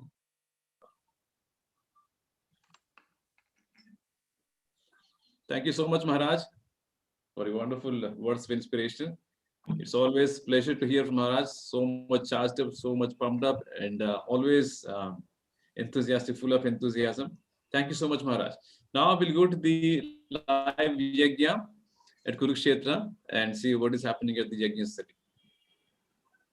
Bhavati, Anena Prasavishya Dvime Sarvasvishya Kamaduk, Om Swadam Krishnadam Namama, Devan Bhavyata Nena Deva Bhavyantu, Parasparam Bhavyanta Sarva Paramapasata, Om Swadam Krishnadam Namama, Ishtan Bhogani Odeva Dashante Yagya Bhavita, Tedatan Padaya Yugmuktasthene Vasa, Om Swadam Krishnadam Namama, Yagya Sista Sanasanto Muchante Sarva Kilvise, Bhusedam Papa Pachantyatma Karanat, Om Swadam Krishnadam Namama, Nadvanti Bhutani Parjanyadan Samva, Yagyadvati Parjanyo Yagya Karma Samudva, Om Swadam Krishnadam Namama, Karma Madhvavam Iti Brahmaksar Samadhavam, Samadhavam, Tasma Sargatam Brahma Nityam Yagya Pratishtitam, Om Swadam Krishnadam Namama, Evam Parivartitam Chakram Nanuvartati Yanyutirti, Aghayindriya Agayindriya Mugham Parsa Jivati, Om Swadam Krishnadam Namama, Yastu Atratmi Yeshat Atmatirtasya Manava, Atmaneva Atmaneva Santushta Tasya Karyam Na Vidyate,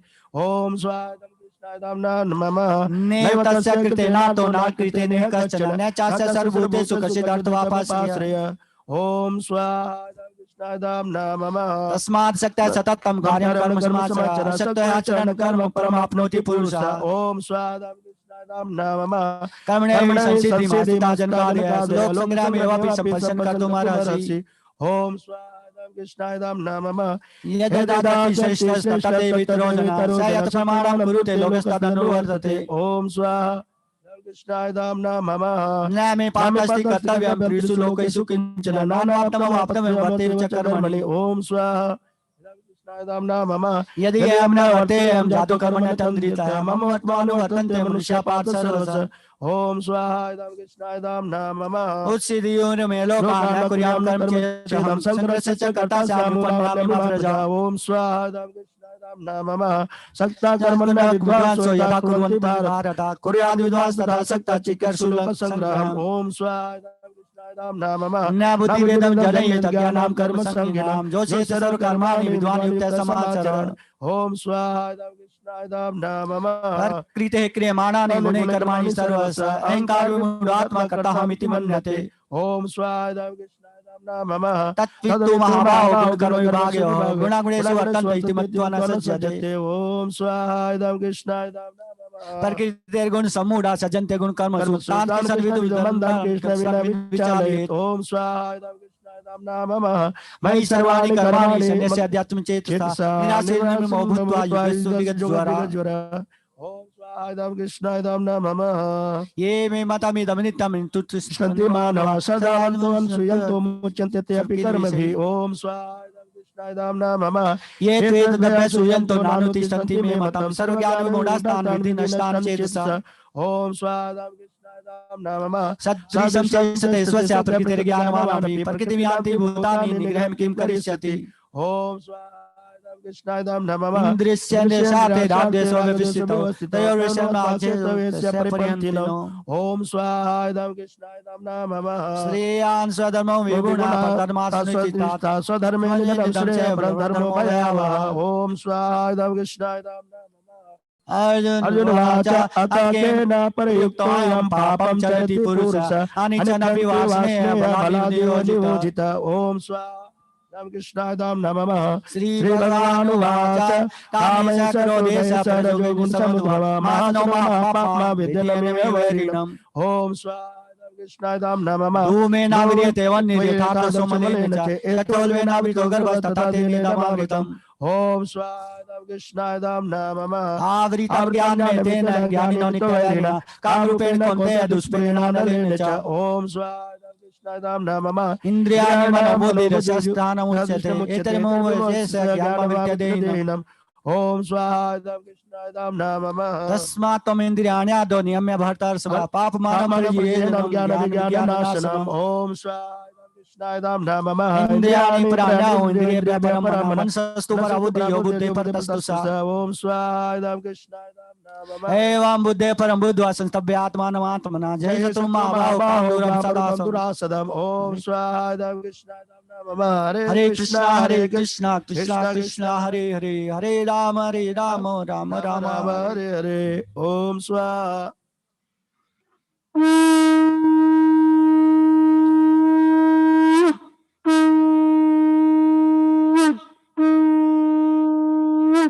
अथ चतुर्थोऽध्यायः दिव्य ज्ञान।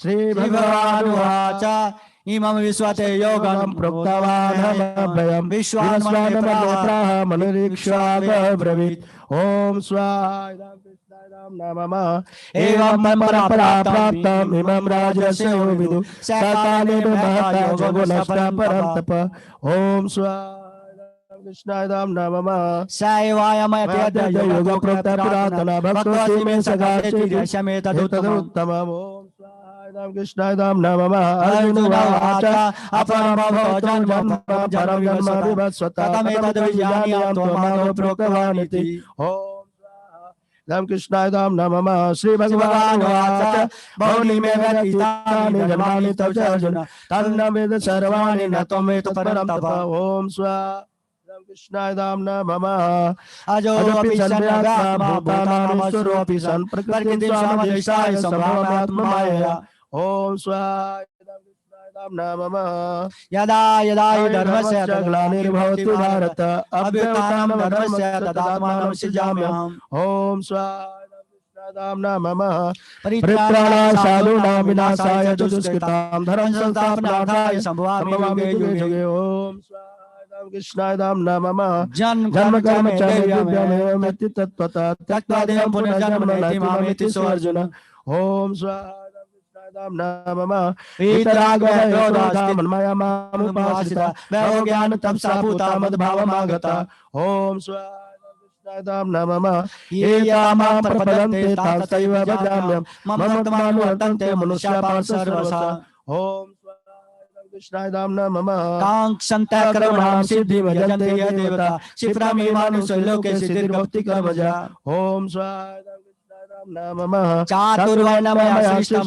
गुणकर्मविभागश्च तत्सकर्तारमपि मां विद्याकर्तारमव्ययम् ओम स्वाय कृष्णाय नमः न मम कर्माणि लिम्पन्ति न मे कर्मफले स्पृहा इति मां यो विजानाति कर्म विनिष्पद्यते ओम स्वाहा नमः एवं गत्वा कर्म पूर्वैरपि मुमुक्षुभिः कुरु कर्मैव तस्मात् त्वं पूर्वैः पूर्वतरं कृतम् ओम स्वाय नमः किं कर्मेति कयोऽप्यत्र मोहितः तत् कर्म प्रवक्ष्यामि यज्ञात्वा मोक्षस्य शुभात् ओम स्वाय नमः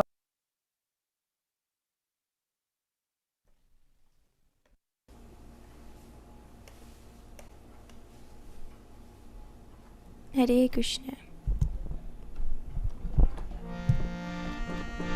Hare Krishna, Hare Krishna, Krishna Krishna, Hare Hare, Hare Rama, Hare Rama, Rama Hare Hare, Hare Krishna, Krishna Krishna, Hare Rama, Hare Rama,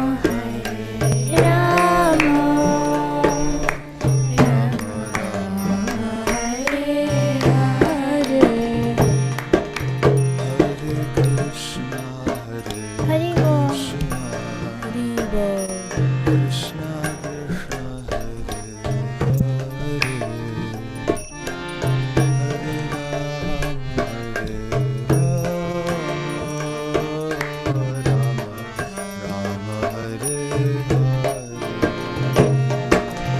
Hare Krishna, Hare Krishna, Krishna Krishna, Hare Hare, Hare Rama, Hare Rama, Rama Hare Hare, Hare Krishna, Hare Krishna, Hare Bol. Krishna Krishna, Hare Hare, Hare Rama, Hare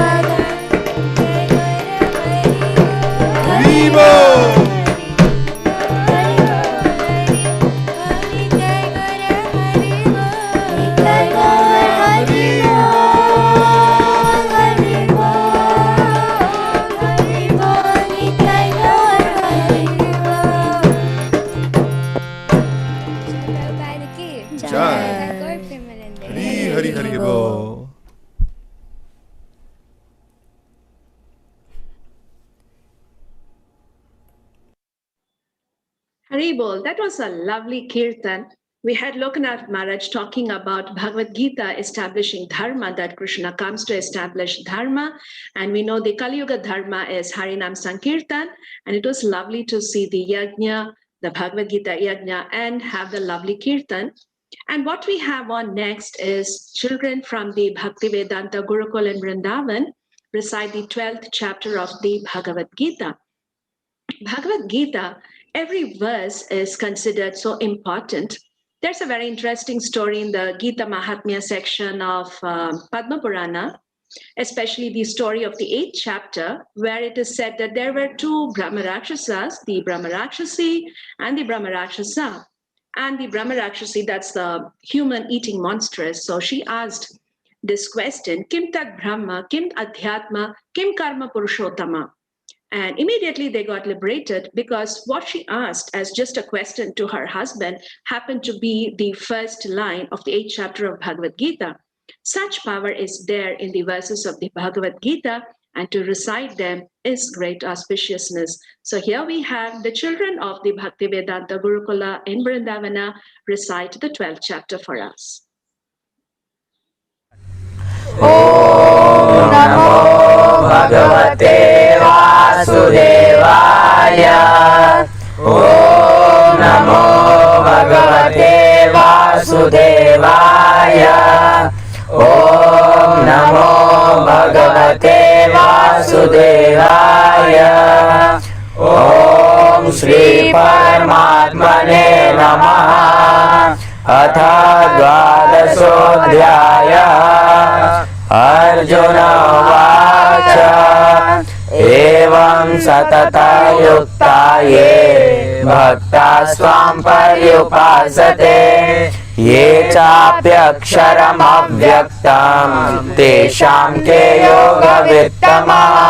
Shri Bhagavan Uvacha. Maya Veshamano Ye Mam Nitya Yukta Upasate. Shraddhaya Parayopeta Te Me Yukta Tamamata. Ye Tvaksharamanirdesham Avyaktam Paryupasate. Sarvatra Gamachintyam Cha Kutastha Machalam Dhruvam. Sanniyamendriya Gramam Sarvatra Samabuddhaya. Te prapnuvanti mameva sarvabhuta hite rata. Kleshodhikatarastesham avyakta satta chetasam. Avyakta hi gatir dukkha deha vadviravapyate. Ye tu sarvani karmani mayi sanyasya matpara. Ananyenaiva yogena mam dhyayanta upasate. Teshamaham samudharta mrityu sansara sagarat. Bhavamina chirat partha maya veshita chetasam. Mayeva mana adhasva mayi buddhim niveshaya. Nivasishyasi mayeva ata urdhvam na sanshaya. Atha chetam samadhatum na shaknoshi mayi stiram. Abhyasa yogena tato mamichhaptum dhananjaya. Abhyasepya samarthosi matkarma paramo bhava. Madartharmapi karmani kurvan siddhim avapsyasi. Athayitadabhyashaktosi karto madhyogamaśrita. Sarvakarma falatyaga tata kuru yatatmavan. Shreyo hi jnanam abhyasam jnanadhyanam vishishyate. Dhyanat karma falatyaga gachanter anantaram. Advishra sarva bhutanam maitra karuna evacha. Nirmamo nirahankara samadukha sukhashami. Santusho satatam yogi yatatma dridha nishchaya. Maya petar mano buddhir yo mad bhakta same priya. Yasmano dvijate loko lokano dvijate chaya. हर्षामर्षभयोर्द्योगे मुक्तो या स च मे प्रिया अनापेक्षा शुचिर्दक्षा उदासीनो गतव्ययात् सर्वारम्भ परित्यागी भक्तिमान्य स मे प्रिया यो हर्षति न द्वेष्टि न शोचति न काङ्क्षति शुभा परित्यागी भक्तिमान् मे प्रियो नर समशत्रौ च मित्रे च तथा मानापमानयो शीतोष्ण सुख दुःखेषु समसंगा विवर्जिता तुल्यनिन्द्रास्तुति मौनि सन्तुष्टो येन केनचित् अनिकेतस्थितमते भक्तिमान् मे प्रियो नर ये तो धर्मात्मृतमिदं यथोक्तं पर्युपासते श्रद्धाना मत्परमा भक्तास्तेतिव मे प्रिया ओम तत्सदति श्रीमद्भगवद्गीतासु उपनिषत्सु ब्रह्म विद्यायां योगशास्त्रे श्रीकृष्ण अर्जुन संवादे भक्ति योगो नाम द्वादशोऽध्यायः। हरे कृष्णा कृष्णा कृष्णा हरे हरे हरे राम राम राम हरे हरे। श्रील प्रभुपाद की जय।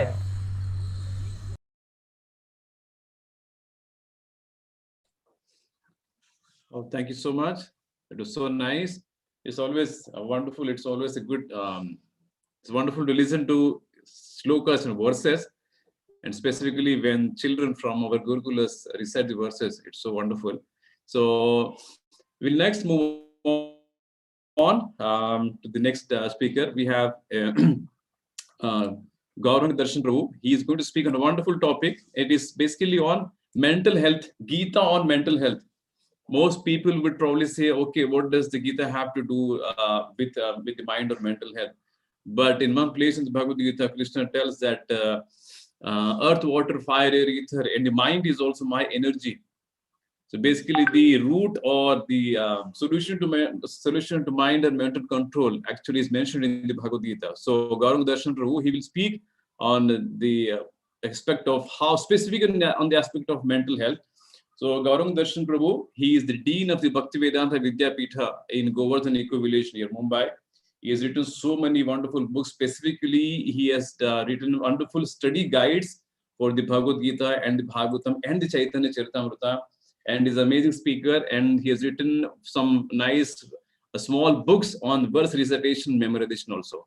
So we'll actually now listen from his grace, Gauranga Darshan Prabhu. Hare Krishna. I wish a very happy Gita Jayanti to all the devotees. And Gita Jayanti is the day on which the Supreme Lord Krishna has spoken Bhagavad Gita to his dearest friend and devotee Arjuna on the battlefield of Kurukshetra.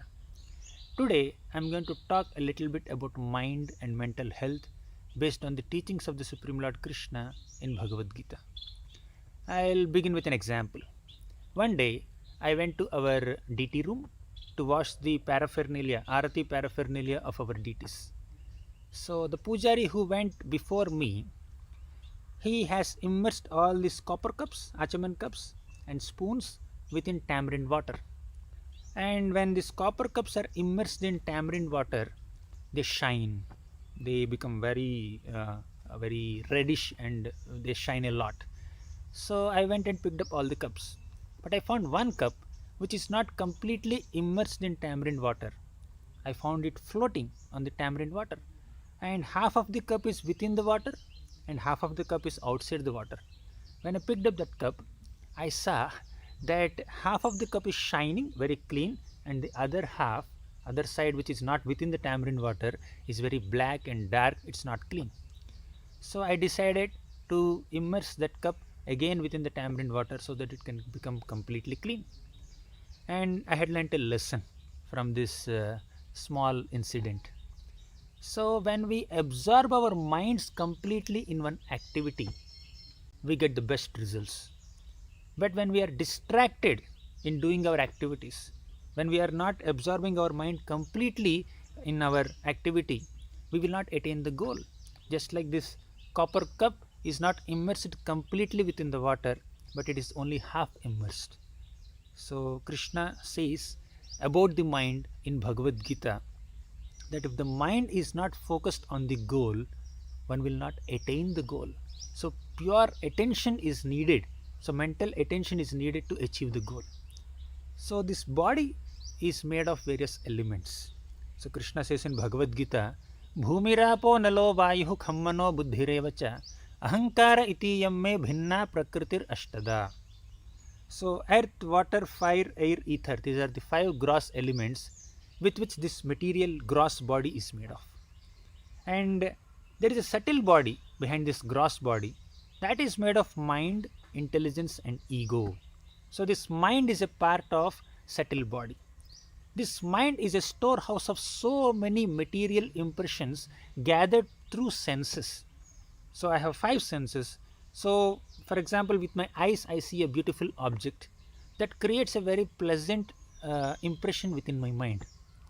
With these eyes, when I see a very ghastly incident, that creates a very unpleasant impression within my mind.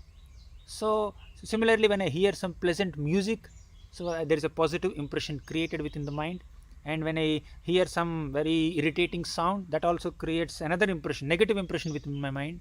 So like that, the mind is a storehouse of so many positive and negative experiences and material impressions. Mind is a storehouse of so many thoughts, desires and speculations. So one could get very distracted or overwhelmed by the materially positive or negative experiences that are stored within the mind. So, and one could even get attracted to some unfavorable things, things that are very unfavorable for our progressive spiritual and material lives. So Krishna says in Bhagavad Gita that mind control is very essential for a progressive life. Whether it is in material life or spiritual life, controlling the mind and focusing the mind on the goal is very essential. In the 6th chapter of Bhagavad Gita, Krishna says, Uddharedatmanatmanam natmanam avasadayet Atmaiva hyatmano bandhur atmaiva ripuratmanah Atmaiva hi atmano bandhur. This mind is our friend. Atmaiva ripuratmanah. This mind is our enemy also. When is this mind our friend? When we control the mind and keep it focused on our goal, it is our friend. When we allow the mind to get distracted towards any direction, then it becomes our enemy.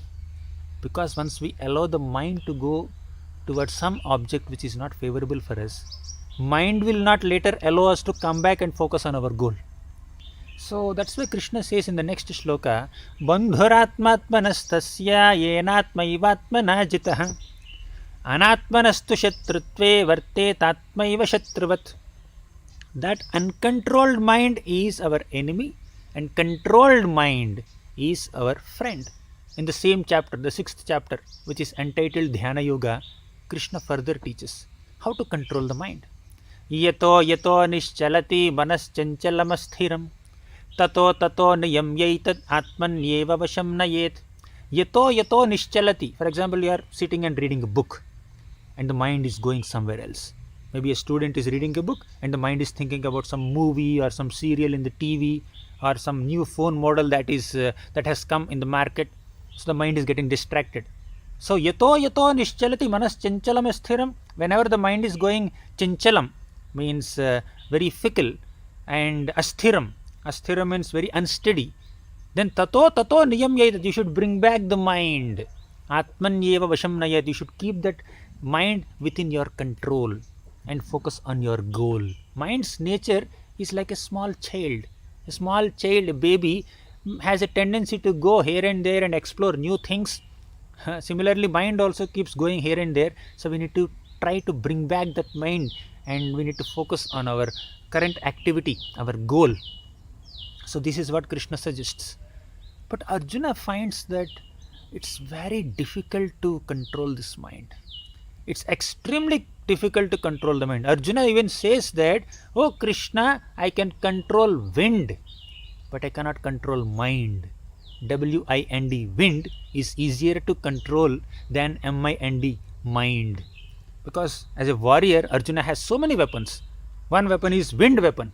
Means he has some control over wind also, but he doesn't feel confident to control the mind, because mind is so fickle and very obstinate. Even Arjuna says, Chanchalam himanah Krishna pramathi balavadradham tasyaham nigraham manye vayo rivasu dushkaram. Chanchalam himanah Krishna. Oh Krishna, my mind is chanchalam, very flickering. Pramathi, very strong. Balavad dridham, very obstinate, very adamant. Right? Tasyaham nigraham manye. To control that mind is more difficult than controlling Vayu. Vayor iva sudushkaram. So Krishna heard this concern of Arjuna. Arjuna, I understood your concern, but I have a solution also. You presented the problem of controlling the mind. I will present you the solution. The solution is, Krishna says in this chapter, he says, Asamshayam mahabaho mano durnigraham chalam abhyasena tu kaunteya vairagyena cha grihyate. Asamshayam mahabaho, O mighty armed Arjuna, asamshayam, there is no doubt that mind is very obstinate. It is very difficult to control the mind. I also agree to this fact. But Krishna gives two formulas. He says, Abhyasena tu kaunteya vairagyena cha. If you have abhyasa, means practice. If you practice to control the mind, for example, mind is going here and there, and you try to bring it back and focus on your goal, but again mind goes. You should not become impatient or discouraged. You should bring it back. Bring it back. So like that you keep on practicing to control the mind. And later he says detachment. Vairagyena cha grihyate. One is practice abhyasa. Second is vairagya. So you should practice to control the mind, bring the mind back. Second, you need to develop vairagya or detachment. So what is this detachment? So and so object is distracting me from my goal. If I get attached to this object, I cannot attain my goal. So I should be detached from this object. It's not easy in the beginning, but we should try. Abhyasa, we should do abhyasa. So by trying and trying and trying, one day one will be able to control the mind to some degree at least. However, in the initial 6 chapters, Krishna gave all these formulas, but the greatest way of controlling the mind is to take shelter of Krishna. It is Krishna who is our supreme master. He is the supreme speaker of Bhagavad Gita. So he is the one who is giving us teachings on mind control, sense control, and bhakti yoga, jnana yoga, karma yoga, ashtanga yoga, all this. So if we take shelter of the teacher of Bhagavad Gita, if we take shelter of that supreme God Krishna, he will help us control the mind. So in Bhagavad Gita, Krishna speaks so many shlokas on mind control by fixing the mind on Krishna. So Krishna says, Manmana bhava mad bhakto madhyaji mam namaskuru. He says, Manmana, oh Arjuna, please give your mind to me. You always think of me. Bhava mad bhakto, you become my devotee. Madhyaji means you worship me. Mam namaskuru, you offer your obeisances, pranams to me. So in this way, Krishna says that if we fix our minds on Krishna, if we fix our mind on Krishna's Nama, holy name, Rupa, his beautiful form, Guna, his divine qualities, and Leela, his beautiful pastimes. So by fixing our mind on Krishna's Nama, Rupa, Guna, Leela, as described in various scriptures like Bhagavad Gita and Bhagavatam, so there are so many scriptures that describe Krishna's names and forms and qualities and activities. So we should try to meditate on those things. Apart from doing our regular duties in our regular life, we should also allocate some time to do some spiritual activities which constitute hearing about Krishna, and which also includes chanting the holy names of Krishna, glorifying Krishna, studying scriptures, spending some time with devotees, doing some puja to Krishna. So in this way, if we implement the teachings of Bhagavad Gita, if we dedicate our minds, first if we dedicate our senses, if we engage our senses in rendering service to Krishna, if we engage our ears in hearing about Krishna, if we engage our tongues in chanting the holy names of Krishna, all these activities will slowly bring the mind under control, and with that controlled mind we should focus on Krishna, we should think about Krishna. So first, the senses are the means by which mind gets so many material impressions. When those senses are engaged in Krishna's service, mind will get positive inputs of spiritual inputs of service of Krishna or knowledge about Krishna. Thus mind will have enough inputs to have a very positive experience, positive impressions, spiritual impressions. So with that fixed mind, focused mind, with that mind totally absorbed in Krishna, we can even attain Krishna. In this way, Krishna says in several shlokas, he says, Mayyeva mana adhatsva mayi buddhim niveshaya. Mayyeva mana adhatsva. Krishna says, oh Arjuna, please fix your mind on me. Please fix your intelligence in me. So if you think of Krishna, if you remember Krishna always, remembrance of Krishna does not happen unless we hear about Krishna. So if we have to hear about Krishna, Shravanam, then next is Kirtanam. We have to glorify Krishna or chant the holy names of Krishna, then Smaranam will happen. With our mind we will be able to remember Krishna. So these are the great means by which one can spiritualize the mind. We should dedicate the mind to Krishna. So Krishna also says in the 12th chapter of Bhagavad Gita, the 12th chapter of Bhagavad Gita is called Bhakti Yoga. In that Krishna says, Maya Veshamano Yemam Nitya Yukta Upasate Shraddhaya Parayopetas me Yuktata Mamataha. Maya Veshamano Yemam. Mai Aveshamano Yemam means you dedicate your mind to me. Nitya Yukta Upasate. And Nitya, constantly you worship me with your mind focused on me. Then you will be able to attain me also. So one can even transcend this material world and enter the spiritual world by fixing mind on Krishna. So in our regular material life, external life, we will have to focus on our goals, immediate goals, by controlling the mind and focusing on the goal.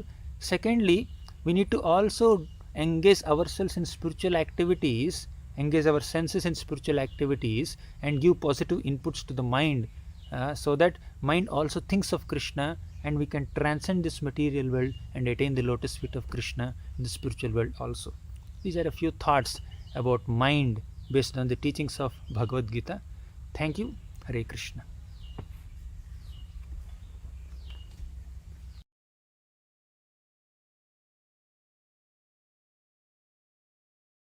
Because I think people always have a problem controlling the mind. It's a perennial problem that keeps going on.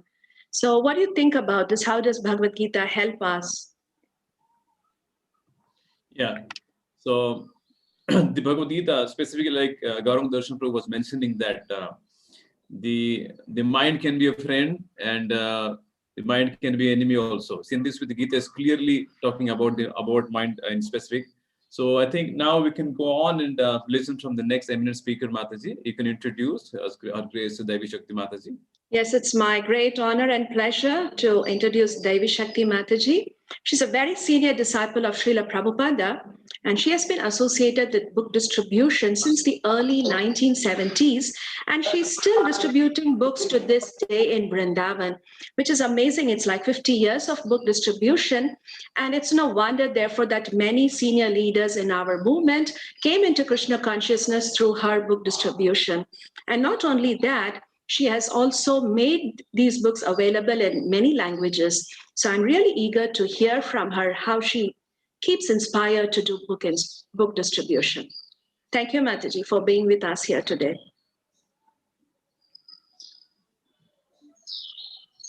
Yes. Can you hear me? Yes, Mataji, very well. Okay. Before we start, I want to give a slight message, and that is, here we are in Vrindavan, and here, this is what's going on right now. This is our Gita Jayanti celebration. The devotees are all chanting Bhagavad Gita together, and this is what's giving us the strength to continue the book distribution despite all inconveniences and difficulties this year. Our temple has been under great duress because of the lockdown. Devotees have died, they've gotten sick, but despite that, and despite the fact that the temple's actually still closed, we've opened a little corridor and we have about 10 teams working on one little corridor to distribute Prabhupada's Bhagavad Gita. Here we have because Vrindavan is a very big center, so we have many different departments here. So each department head is more or less like a general, and they have their devotees working under them. We have Namahata, we have Food for Life, we have Matchless Gifts, we have the Public Relations Department, we have the BBT, and in that way, all of us together, we're trying to distribute Bhagavad Gitas as a team, because it's been just like a war over here in Vrindavan. The devotees, they're pressing like anything to come for darshan, to get books, but because of different restrictions, so few people are allowed to enter the temple. Still, even within the temple, we're distributing so many books and trying to help with that great goal set by our Ministry of Book Distribution leader, Vaisesika, to top 2 million books this year for Srila Prabhupada's pleasure. 2 million books is the goal. Whether we can reach it or not, that's up to Krishna and Balaram, but we're trying our best and we're getting our energy here from this chanting of the Bhagavad Gita today. So this Bhagavad Gita distribution, this is the heart of our movement. It was Srila Prabhupada who brought Bhagavad Gita so that we could understand it and dedicate our whole life to the teachings of Bhagavad Gita. And now it's our duty, it's our great pleasure to help other people become fully dedicated to Krishna's words in Bhagavad Gita. And that's what all the devotees here are trying to do, to inspire the public, to inspire each other, to hear Bhagavad Gita, to distribute Bhagavad Gita, to preach the teachings of Bhagavad Gita here in front of Krishna Balaram, Radha Shyam Sundar.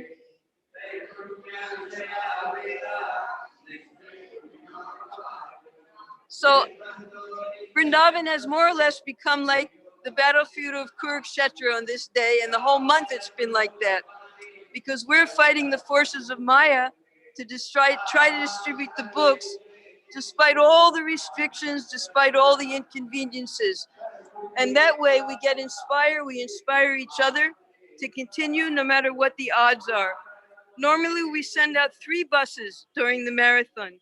This year we could only send out 1 bus, and still they're trying their best despite the farmer protests, the different lockdowns, now the second wave, but still we're distributing Bhagavad Gita. And we hope that everyone around the world will get inspiration from the attempts being made here, even in Vrindavan, where there's so many restrictions. And we know everyone around the world is also restricted, but we're trying our best to reach that goal of 2 million. So Mataji, you asked me to speak a little bit about this World Bhagavad Gita Jayanti, one book at a time, correct? That was the theme you asked me to speak about. So one book at a time, we're taking it way beyond that. We want the devotees and the visitors, we're inviting them to sponsor. And we have an IYF department here, and they go to schools, and between Sureshwar and Chaitanya Rupini, they have Bhagavad Gita programs this whole month, 5-day courses in different schools. And the children, they learn slokas from the Bhagavad Gita, and the sponsored Bhagavad Gitas that we're getting, each Bhagavad Gita, one book, is going to each student who learns the verses and understands 5 days worth of Bhagavad Gita prachar. So that way we're all working together. We're trying as best we can. From this spot, we're getting the sponsorship. From that spot, we're distributing the books, and we're hoping that we can reach that goal so that all the devotees around the world together can please Srila Prabhupada by distributing 2 million books this year. All right? Anything else? Oh, switch it around. Okay. Thank you so much. That was a wonderful tour of the Vrindavan temple and all the activities. Can you tell us some more about the different languages you have brought out books in that you have assisted in?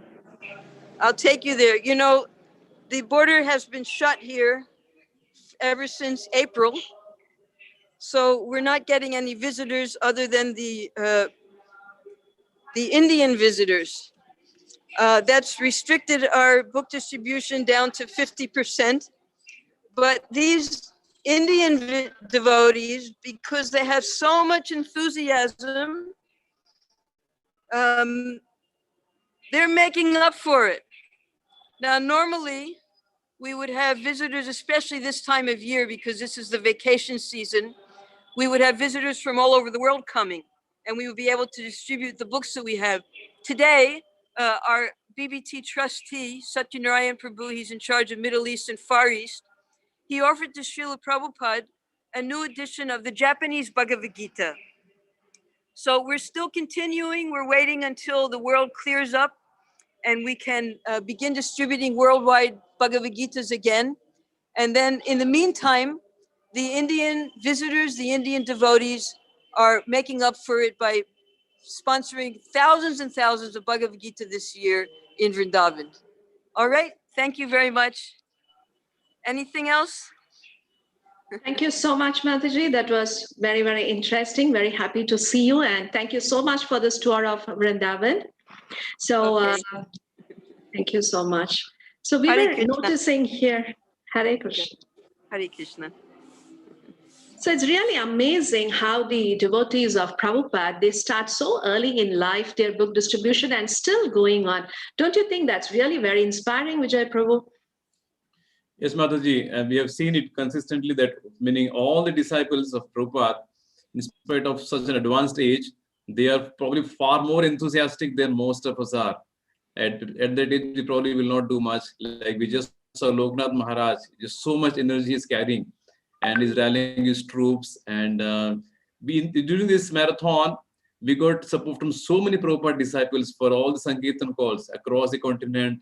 Every senior disciple, every senior Vaishnava, nobody said no. And they were working from their own time zones, but everybody accommodated and they did phone calls, Zoom calls, personal meetings, and they even came to small meetings to encourage congregation to distribute books. So they are distributing books. At the same time, they are also encouraging and inspiring and not getting like tired or bored of book distribution. But so like this Daivi Shakti Mataji, for decades, she's doing book distribution. It's amazing that they still continue to carry the spirit after such a long service also.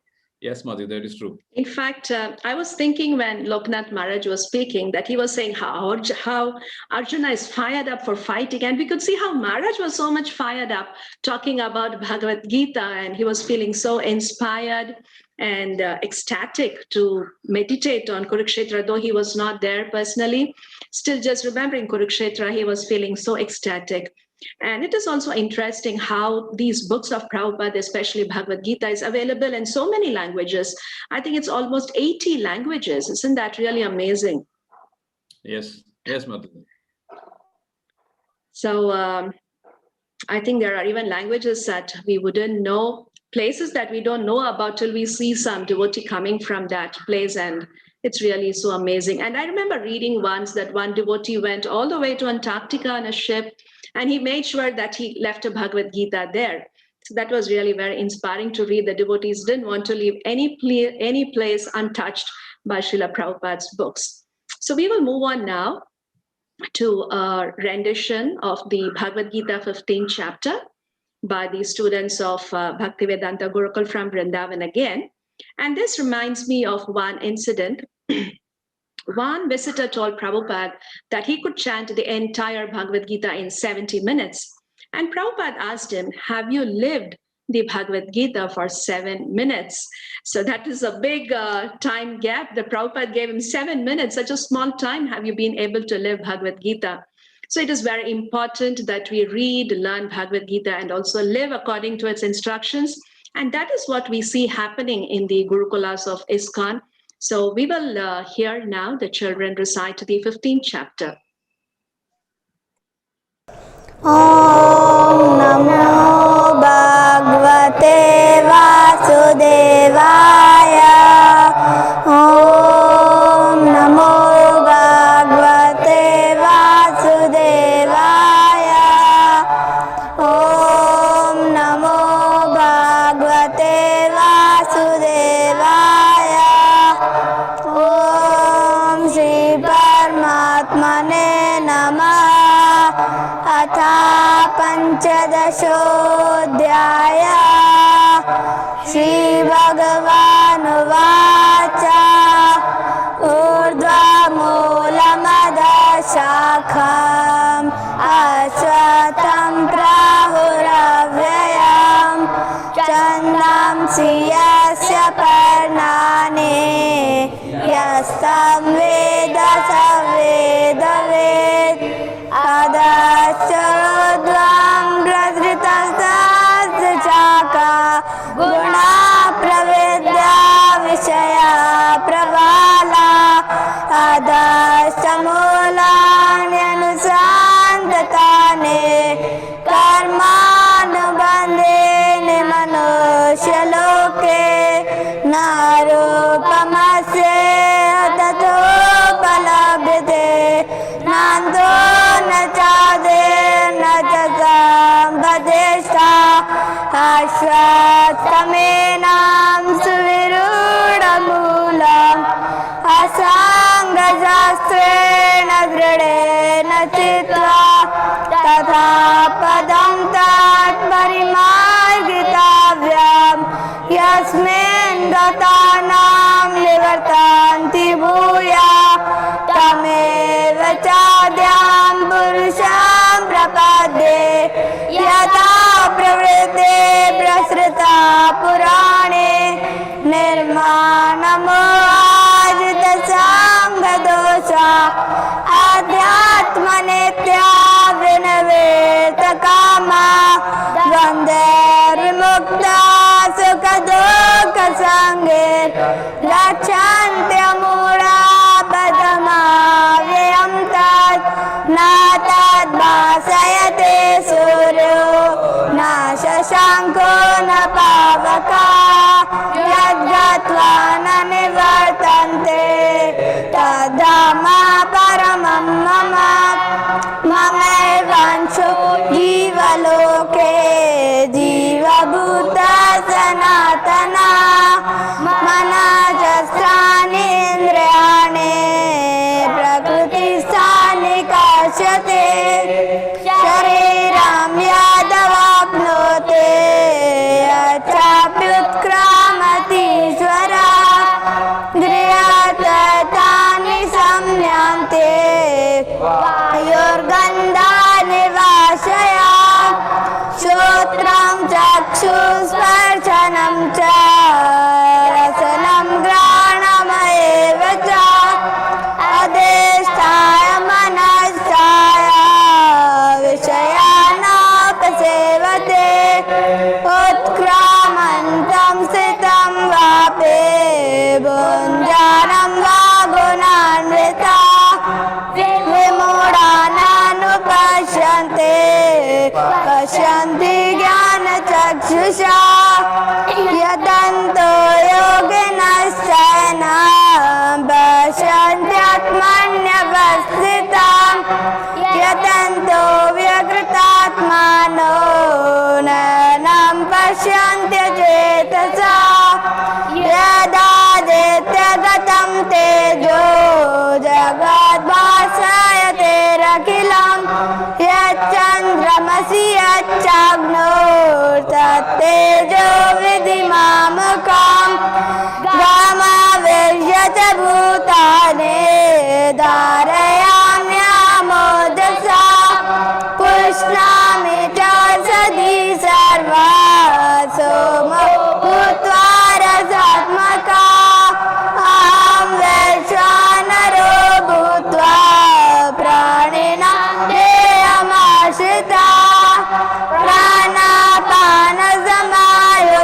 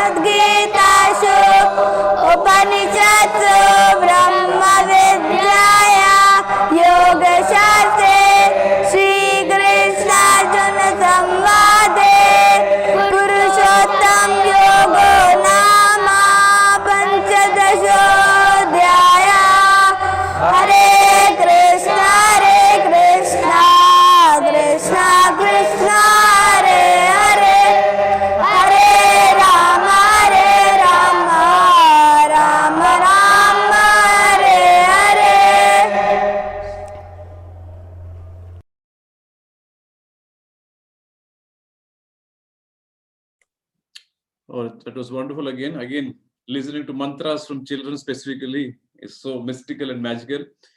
Thank you so much to the Gurukul children. Now, we have an esteemed speaker, His Grace Baldev Prabhu. So briefly, I will introduce him. Srila Prabhupada very clearly said that if you want to please me, then distribute my books. I think we have heard it hundreds of times. And for decades, the Chowpatty Temple has been distributing books. And the head of book distribution at Chowpatty Temple is His Grace Baldev Prabhu. He is also a member of the Temple Management Council. He is a youth forum leader and a worldwide preacher. And under his leadership, ISKCON Chowpatty consistently stands in the top 5 positions in distribution for every year. And during this pandemic also, he has come up with some techniques by which he is able to keep up the momentum of book distribution. So we'll hear from him and see how, as a seasoned book distributor, how he has shaped up and what has he come up with for this marathon. It's up to you, Baldev, all yours, bro. Hare Krishna. Om Jnanatimmirandhasya Jnananjana Shalakaya Chakshurunmilitam Yena Tasmai Shri Gurave Namaha Nama Om Vishnupadaya Krishna Preshtaya Bhutale Srimate Bhakti Vedanta Swaminiti Namini Namaste Saraswati Deve Gauravani Pracharini Nirvishesha Shunyavadi Pashyatya Deshatarini Vancha Kalpatarubhasya Kripa Sindhu Vyayevacha Patitanam Pavanebhyo Vaishnavebhyo Namo Namah. Jai Shri Krishna Chaitanya Prabhu Nityananda Shri Advait Gadadhar Shivasati Gaur Bhaktavrinda. Hare Krishna Krishna Krishna Hare Hare Hare Rama Rama Rama Hare. Thank you Vijay Gopikesha Prabhu and all the other organizers of this wonderful beautiful yagya happening at Kurukshetra. It's just thrilling to see so many devotees there in Kurukshetra, wonderfully performing global yagya for the entire ISKCON worldwide society. So thank you for this opportunity of sharing some thoughts on this beautiful day, the World Gita Day. So as you see this slide, which I'm right now sharing with all of you, from darkness to light, Gita recite. So I was attending a seminar of Vaisesika Prabhu just few days back, and he coined a very beautiful phrase: if you are at home, use your phone. So that means we can still do book distribution even in spite of this pandemic. All we need to do is instead of connecting physically, we can connect through our mobile phones. So here in the Radha Gopinath temple ISKCON Chowpatty, all the devotees here scratch their brains to think of a unique plan of how we can actually distribute Srila Prabhupada books, even though there is so much of a chaos in pandemic, there is social distancing, we actually cannot freely move, we can't have bookstalls, and we can't reach our people, our congregation cannot come to our temples, take books like that. So the wonderful program which came up because of the planning was this Gita recitation program. So this Gita recitation program, I would like to inform all of you that through this Gita recitation program, we have already distributed 10,000 Bhagavad Gitas. We have got sponsorship of 10,000 Gitas, and we are going to distribute them in the month of January for our Gita Championship League. That is a Gita competition for students. So we want to share actually this wonderful idea which our devotees here came about. What happened is since we cannot go to anyone's since we cannot go anywhere else outside and congregation cannot come in, so what happened is we decided to do something online. We have a team of brahmacharis who are very expert in recitation of the Gita. So we send an information to all the congregation devotees that yes, we have a devotee team of 4 or 5 brahmacharis who can do Gita recitation. All you have to do in congregation is that you go around your neighbors, your family, friends, relatives, and ask them if they want to have a Gita recitation personally for their family, a blessing for their family. And we opened that, we told them that we can have it online through Zoom for your family, and we also can come offline. That means if the house is very close from our temple, we can as well come and come to your house, and at social distancing, we can chant the entire Bhagavad Gita. So in this marathon, we just began with this idea. We were not sure whether this idea will work or not. And amazingly, the congregation devotees who were also looking for some avenues to do book distribution, they all came together, and eventually we began in a very small way. We announced this project in the November end, but up till now, all the 30 days, 31 days rather of December month have been booked by at least one engagement of Gita recitation per day. Today, in fact, because of Gita Jayanti, we have 3 recitations. So here we can see a family, a big family coming together. The neighbors also come together, and they are doing Gita recitation. They are reciting, and on the Zoom, actually, what is happening is that the temple devotees are reciting, and they are also combining here, and they are also reciting with us. This is also online thing, and some of the family members also welcomed us to their homes. We can see a family here, a very elite family who wanted to also have Gita recitation at their home. So the family is sitting on one side, and we have brahmachari sitting on the other end, and they were doing the Gita recitation. And this way, the Gita recitation team is doing online Gita recitation at various homes, and also going offline to their various homes. One thing which beautifully came or wooed into this whole contribution is that both congregation brahmacharis came together, because brahmacharis could not go outside anywhere and meet people. So the congregation, through their contacts, they generated a lot of information and donors list, and through which this Gita recitation began. So at this time, because of this continuous efforts here, as I mentioned earlier, we got on 10,000 Bhagavad Gitas already distributed or sponsored so far. And one of the good advantages so far is now this is 25th of December. So last 25 days of marathon, people are opening up also for a more understanding of spirituality. So when we do Gita recitation program and they become so happy because of the recitation, the family members open up, those who are not devotees, and they want to have understanding of Bhagavad Gita. They tell us that we have recited Bhagavad Gita for us. These were all shlokas, but can you also explain the Gita to us? So we'll be happy to know that at this time we have got many outreach new programs which have begun because of this Gita recitation. All those who are donors or those who are sponsors have also asked us to come or rather teach them Bhagavad Gita online. So we have so far began around 12, 13 programs just in the last 25 days. So that's the amazing part. That is, we are not only distributing Bhagavad Gitas, but also we are getting opportunity to also teach Bhagavad Gita to this wonderful and it's wonderful way. So I was recently listening to a beautiful lecture of His Holiness Kadam Kanan Swami Maharaj, and Kadam Kanan Swami Maharaj was mentioning a very beautiful point. He was saying that recently one devotee came and asked him that, Maharaj, we have distributed already so many Prabhupada books, especially the Gita. So where are these books? Why we need to distribute more of them? Now this is a very repetitive question. Every year we get these questions. Our congregation, our own temple members ask Prabhuji, Mataji, we have distributed so many Bhagavad Gitas. Why Bhagavad Gita? Why not look something else? But every year we see that Bhagavad Gitas still get distributed. So this beautiful answer of Kadam Kanarma really enlightened me. He told that actually Prabhupada books are now slowly percolating the whole society, the fabric of society. He was mentioning recently he was traveling before the pandemic, and then he saw a video which was made by some Westerner, and that video showed about just 2-minute video about how a man's life is from his birth to his death. So the video showed very graphically that somewhere in the hospital, a lady was delivering, and from her womb, a baby flies off the hospital window, and as the baby is flying, then eventually the baby is changing his form. That means from boyhood, youth, old age, like that.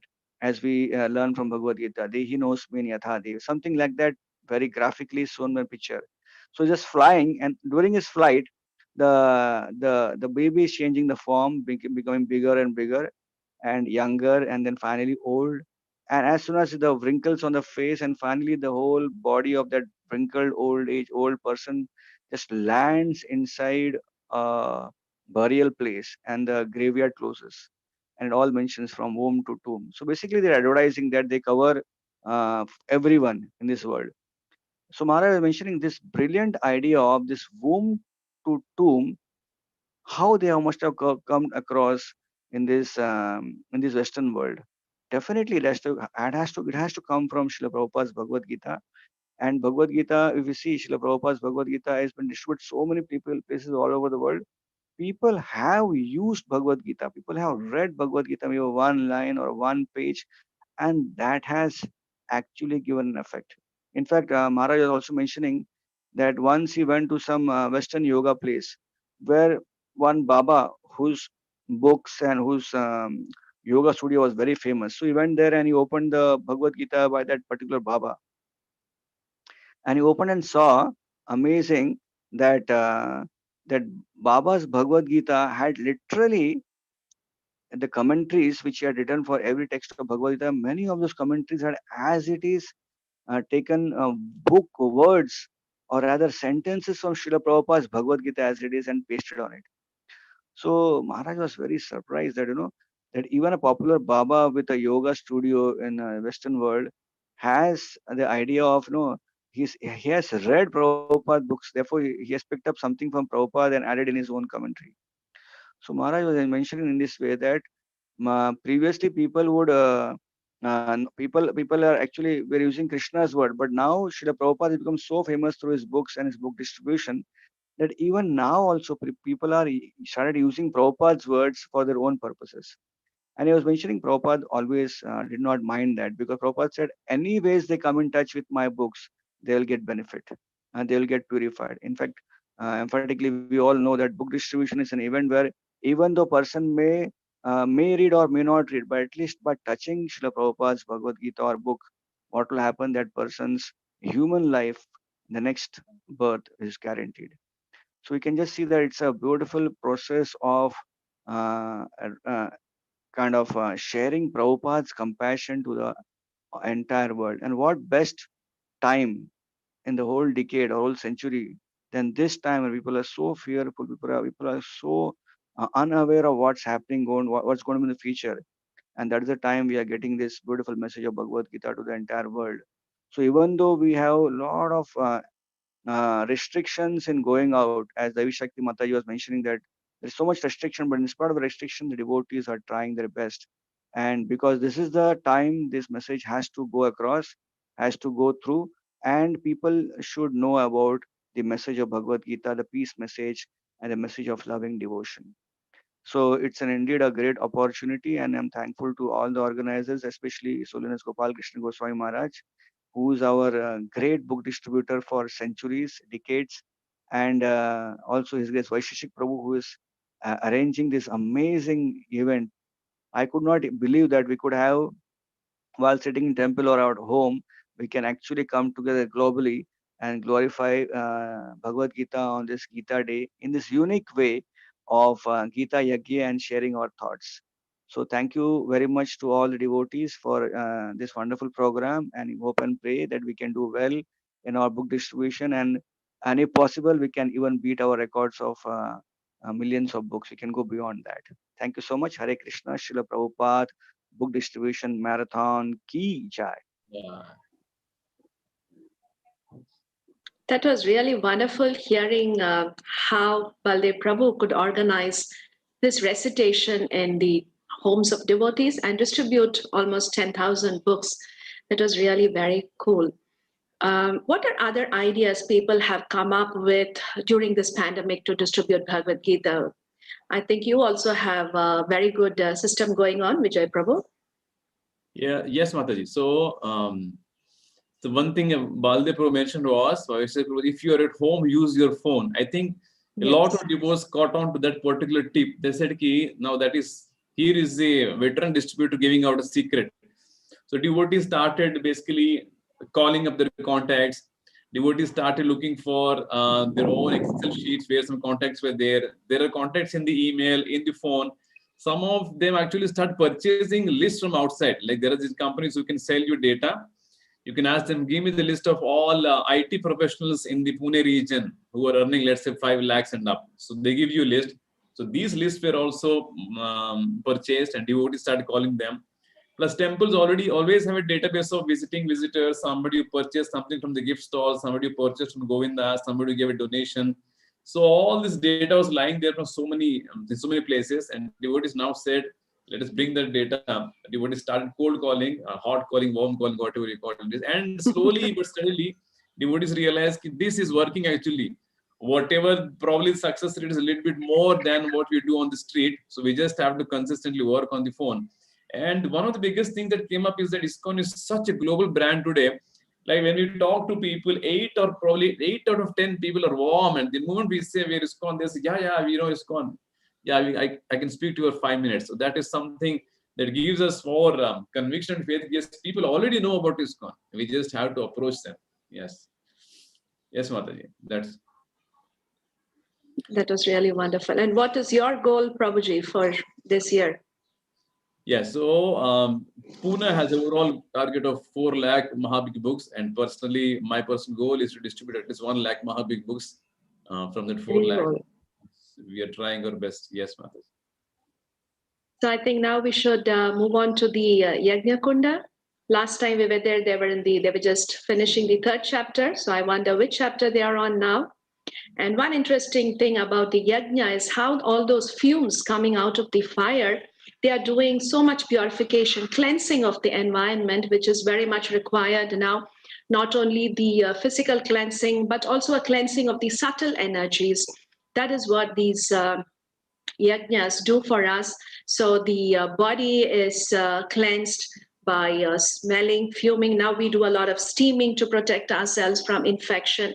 And we see this is the tradition going on from a long time in India through these fire sacrifices. So let us move there and hear the Bhagavad Gita. Om Swaidam Krishnadam Namama Tata Padam Padam Parimargitavyam Yasmin Gatana Nivatanti Bhuya Tameva Chadam Purusham Sampardeya Tatarviti Parsita Purani Om Swaidam Krishnadam Namama Nirmana Moha Jita Sangadosa Adhyatma Nitya Vinivrita Kama Dvanarumukta Sukha Dukha Sangar Gachanta Mura Padam Abhayantat Om Swaidam Krishnadam Namama Nata Dvasate Suryo Nasa Sankona Pavaka Yadagatva Naniva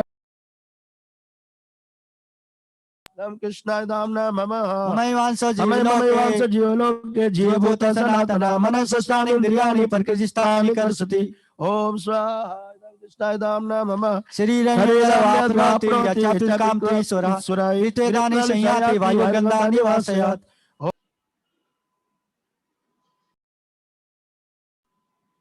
Hare Krishna. So we were there at the Yajna site for a few minutes. We can see it is going on very well.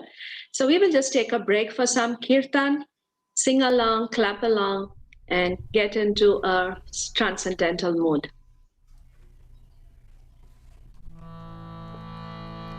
Hare Krishna, Hare Krishna. Hare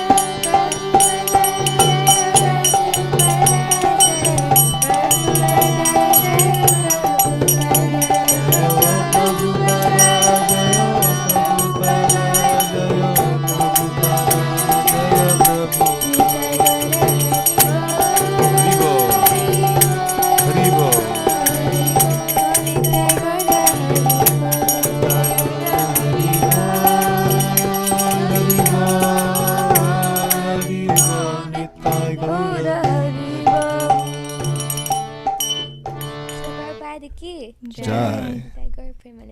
Hari Bol. That was a wonderful kirtan. And talking of Kurukshetra and Bhagavad Gita, we remember Arjuna the warrior, and we also remember a very great, fearless Hari spiritual Bol. warrior who has been sharing the science of Krishna consciousness with hundreds of thousands of people. Yes. Hare Krishna. Just like. Please carry on, Mother. Thank you. So we have with us here His Holiness Jayapataka Swami Guru Maharaj, who's a fearless spiritual warrior, sharing the science of Krishna consciousness with hundreds of thousands of people in various walks of life, in spite of his physical challenges. His Holiness Jayapataka Swami Guru Maharaj is a senior sannyasi disciple of Srila Prabhupada, an initiating spiritual master. Maharaj has served in various capacities within the ISKCON movement. We are very blessed to have him speak a few words today on this grand event. Thank you, Guru Maharaj. Hare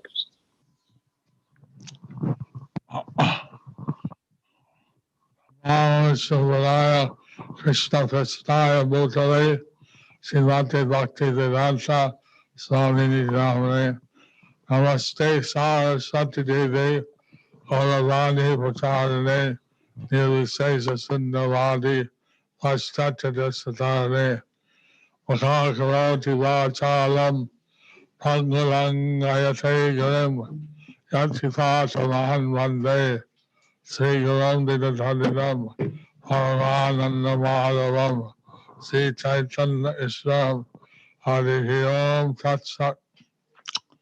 And now, when I speak, should be repeated in English or translated in Hindi? Vijay Gopikesh Prabhu or Mataji? English. We are doing only English. Yeah, we are doing only English. So,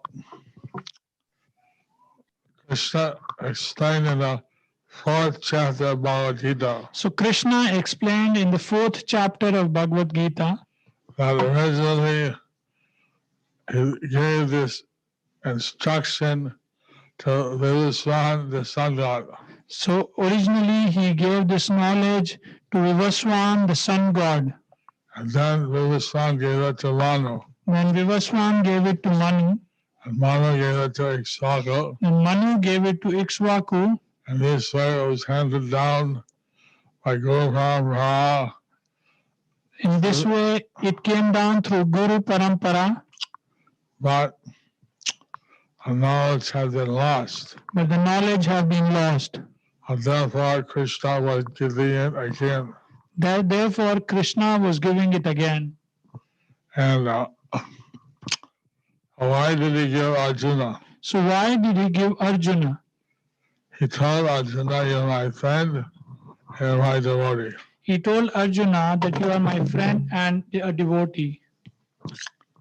So to actually understand the Bhagavad Gita, one should be a devotee. So actually to understand Bhagavad Gita, you should be a devotee. Prabhupada said that to understand the Bhagavad Gita, one should at least theoretically accept that Krishna is speaking as the Supreme Personality of Godhead. Prabhupada said that to understand Bhagavad Gita, one should even theoretically accept that Sri Krishna is speaking Bhagavad Gita as the Supreme Personality of Godhead. Thus, Bhagavad Gita, one can read the benefit. Thus, Bhagavad Gita, one can reap the benefit of reading Bhagavad Gita. The Bhagavad Gita is considered the essence of all the Vedic knowledge. The Bhagavad Gita is considered the essence of all the Vedic knowledge. In the Gita Maha, it compares the Vedas to a cow. In Gita Mahatmya, they compare the Vedas to cow. And then Krishna was cowboy, he was milking the cow. And Krishna was a cowherd boy and he was milking the cow. Arjuna and others were receiving the milk. And Arjuna and others were receiving the milk.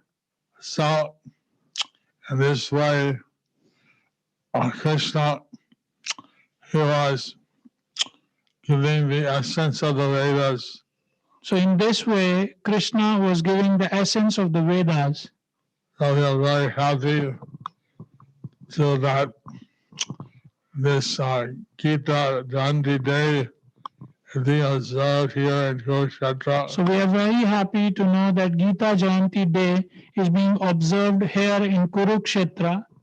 This is a place where Krishna spoke the Bhagavad Gita. This is the place where Krishna spoke the Bhagavad Gita. So Prabhupada wanted also we should have some special memorial here. Prabhupada also wanted that we should have some special memorial here. We know that you are far away from the Ganges. We know that we are far away from Ganges. Of course, not that far, considering it flows from the Himalayas. Considering it flows from Himalayas, it's not that far. But the Ganga is pure because it touched the lotus feet of Krishna. But Ganga is pure because it touched the lotus feet of Vishnu. Bhagavad Gita comes from the lotus mouth of Krishna. Bhagavad Gita comes from the lotus mouth of Krishna. Therefore, everyone can bathe in the sound vibration of the Bhagavad Gita. Therefore, everyone can bathe in the sound vibration of the Bhagavad Gita. They get the ultimate benefit. They get the ultimate benefit. So this Bhagavad Gita is a special gift to humanity. So this Bhagavad Gita is a special gift to the humanity. And we hope that this Gita is recognized as the national book of India. We hope that the Bhagavad Gita is recognized as the national book of India. Because the Bhagavad Gita is giving us so much illumination to the world. Because Bhagavad Gita is giving so much illumination to the whole world. They were suffering a worldwide pandemic. They were suffering a worldwide pandemic of the coronavirus. Everybody follow the Bhagavad Gita. If everybody follows the Bhagavad Gita, special instructions of the Gita, there are special instructions of the Gita, then the likelihood of such a pandemic is less. Then there's a likelihood that such pandemic would be less. Or not be there at all. Or not be there at all. It's because we're not following the laws of nature. It's because we are not following the laws of nature. And we're forced to suffer. And we are forced to suffer. Bhagavad Gita given by Krishna so that we could solve the problems of life. Bhagavad Gita was spoken by Krishna so that we can solve the problems of life. We can be free from the sufferings of the material world. We can be free from the sufferings of the material world. Srila Prabhupada was saying that to understand Bhagavad Gita, one should be desirous of ending the sufferings of life. Prabhupada said that to understand Bhagavad Gita, one should be desirous or to end the sufferings of this life. That's the actual secret. Bhagavad Gita is meant to end our suffering. That's the secret. Bhagavad Gita is advent to end the suffering.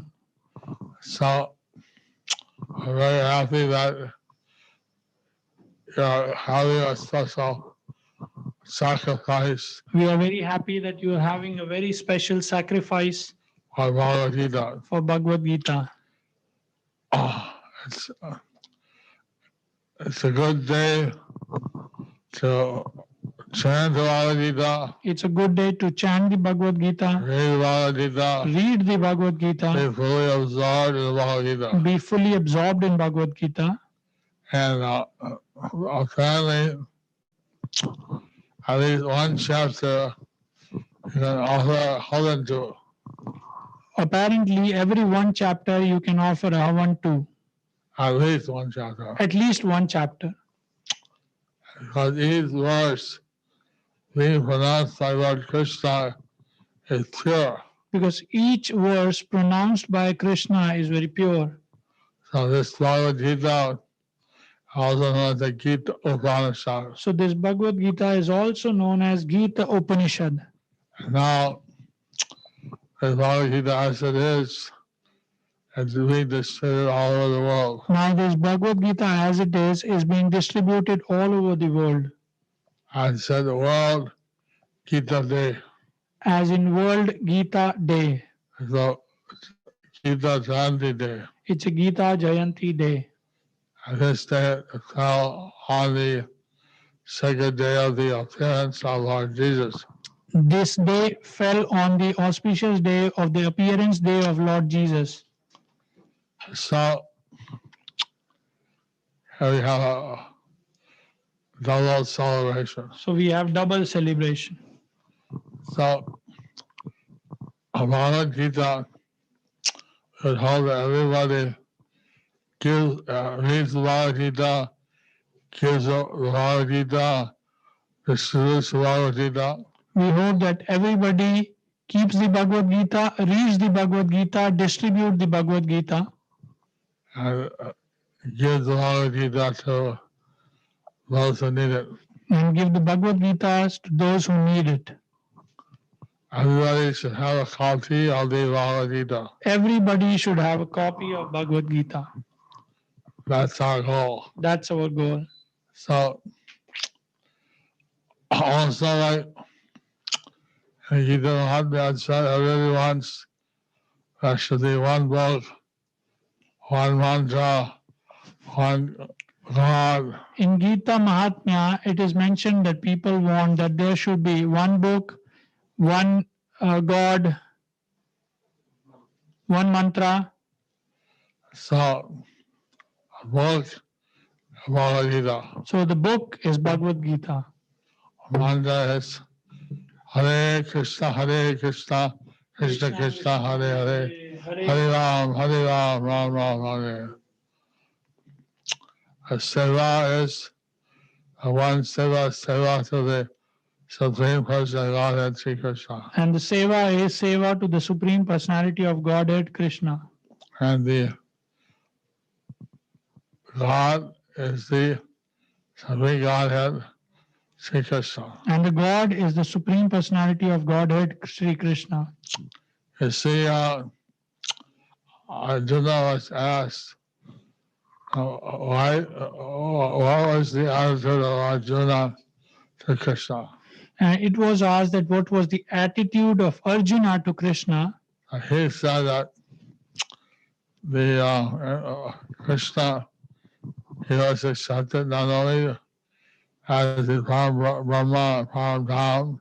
So Krishna was not only accepted as Param Brahma, Param Dham, by himself, but also by Nard, by Vyas, by various sages and authorities. But also by Narada, Vyas, sages, and other authorities. So this is mentioned in the Bhagavad Gita. So this is mentioned in the Bhagavad Gita. How you should accept Krishna as the Supreme Personality of Godhead. So we should accept Krishna as the Supreme Personality of Godhead. That way we can understand the secret of the Bhagavad Gita. In this way we can understand the secret of Bhagavad Gita. I'm very grateful for those who dedicate themselves to distributing the Bhagavad Gita. We are very grateful to those who have dedicated themselves for distribution of this Bhagavad Gita. Prabhupada said that, say you give a class for a few minutes. Prabhupada said, say you give a class for a few minutes.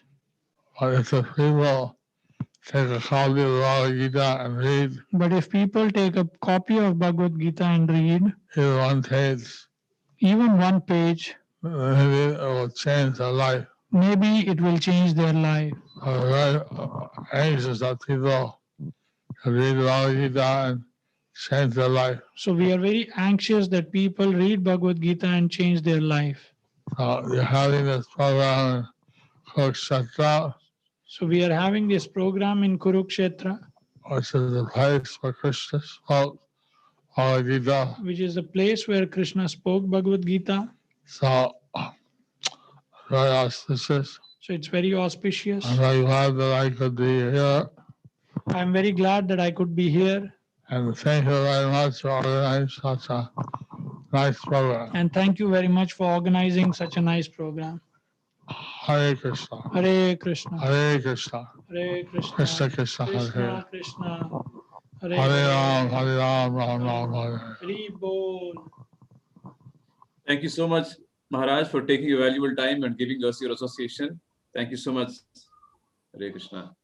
Hare. So, just to summarize, the Live to Give campaign is on. Our goal is to distribute 2 million Bhagavad Gitas. So, on the broadcast, you will see links for purchasing the Gita. And you can also go to our social media pages like Instagram and Facebook and like us. And that way, you can help more people to get a copy of the Bhagavad Gita on this most auspicious day. If you like to donate, a lot of temples are taking donations. That also, those links are also available. So next we have with us His Holiness Gopal Krishna Goswami Maharaj. And Maharaj is a very senior disciple of Srila Prabhupada. He is an international leader and initiating spiritual master within ISKCON. He has been serving the BVT ever since the inception days, and he has been instrumental in publishing the publishing books of Srila Prabhupada in various languages and distribution far and wide. In addition to guiding and inspiring hundreds and thousands of people all over the world, Maharaj continues to encourage book distribution, urging devotees globally to increase their outreach. In Pune specifically, every marathon Maharaj comes before the start of the marathon, charges us up, gives us a nice goal, and then he goes and comes back again after the marathon. This way, even at such an advanced stage, Maharaj gives so attention to all the temples, all the devotees who are doing book distribution nicely. So we'll now hear from Maharaj.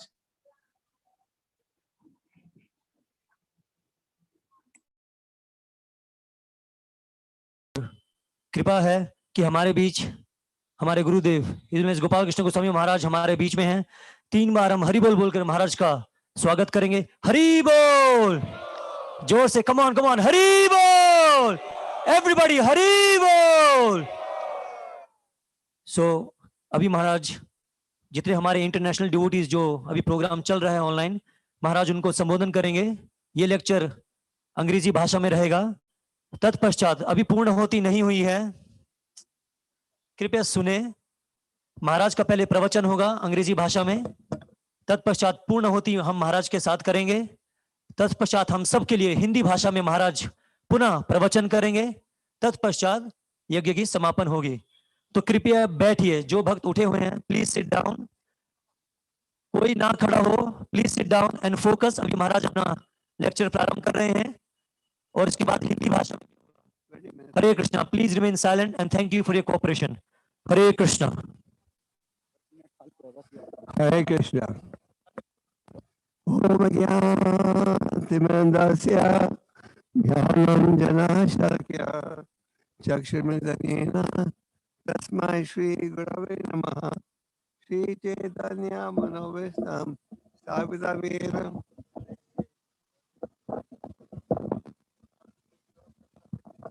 जय श्री कृष्ण चैतन्य प्रभु नित्यानंद श्री अद्वैत गदाधर शिवाजी गौर भक्त वृंद।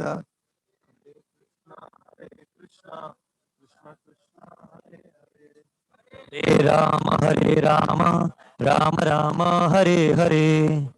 Hare Krishna. So this lecture will be in English and a little later we'll speak in Hindi.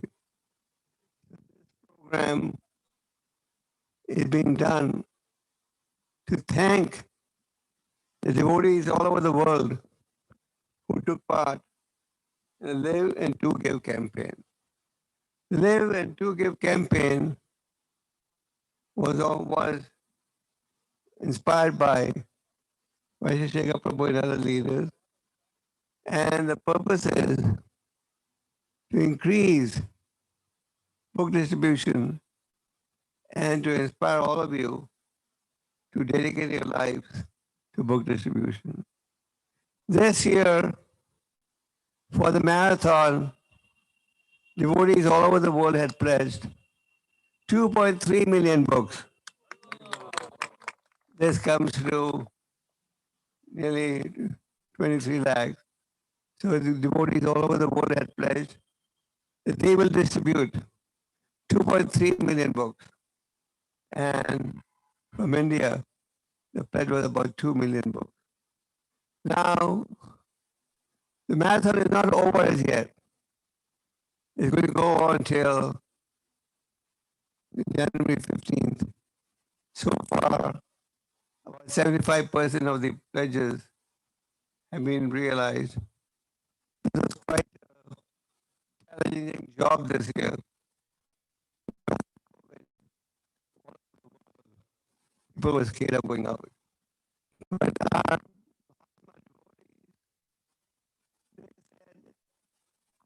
no distribution.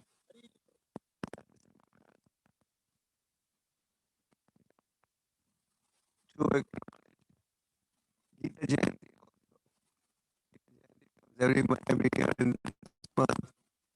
And the book distribution marathon is our offering to Lord Krishna, who spoke the wonderful philosophy of Gita Jayanti, wonderful philosophy of Gita.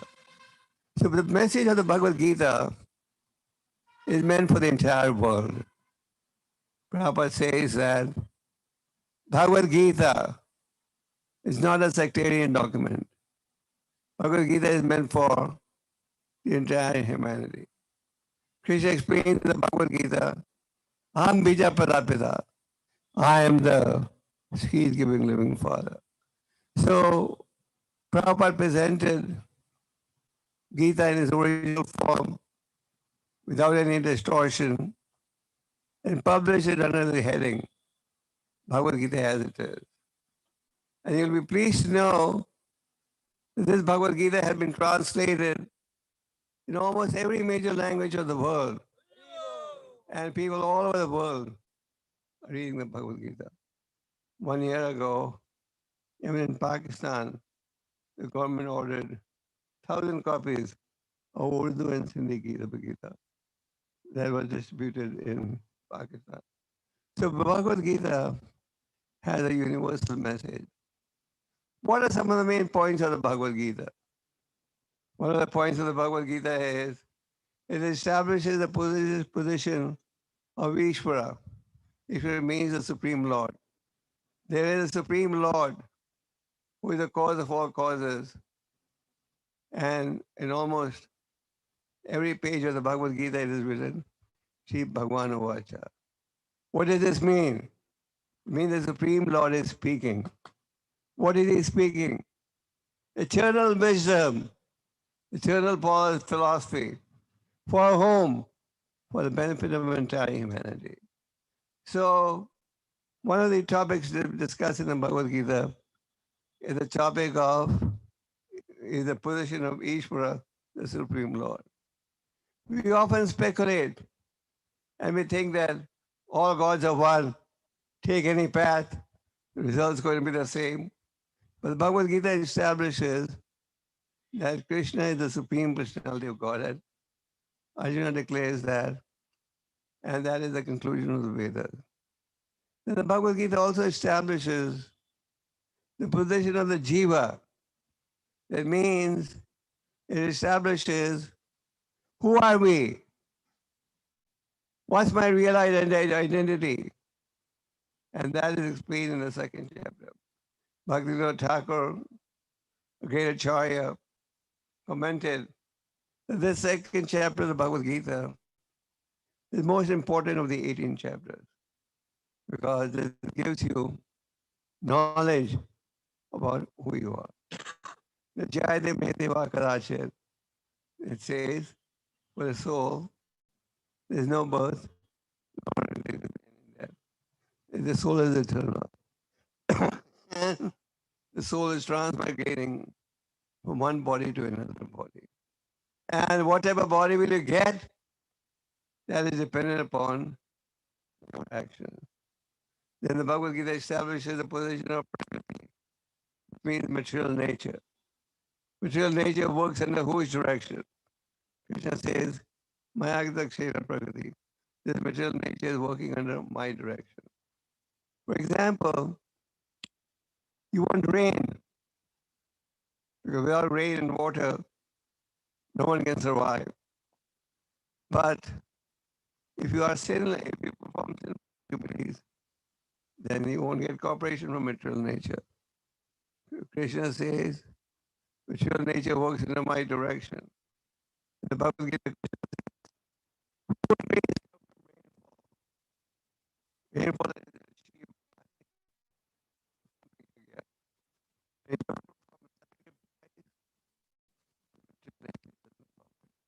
That's why you see so many earthquakes, floods, drought, COVID, phase 1, phase 2, phase 3, phase 4. Each phase is getting more intense.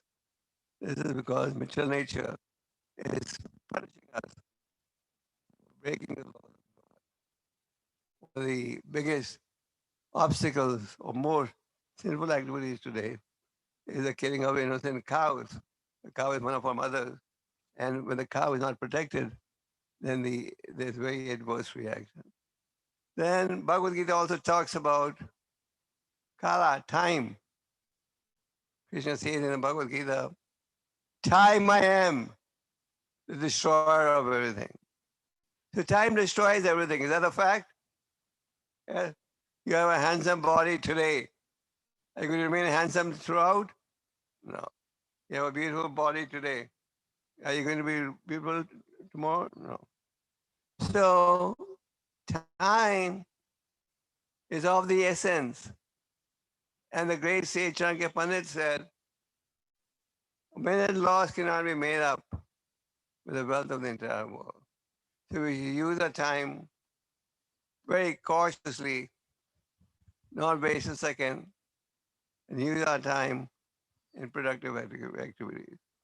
Then the Bhagavad Gita discusses the issue of karma, how we can change our future by acting according to the laws of God.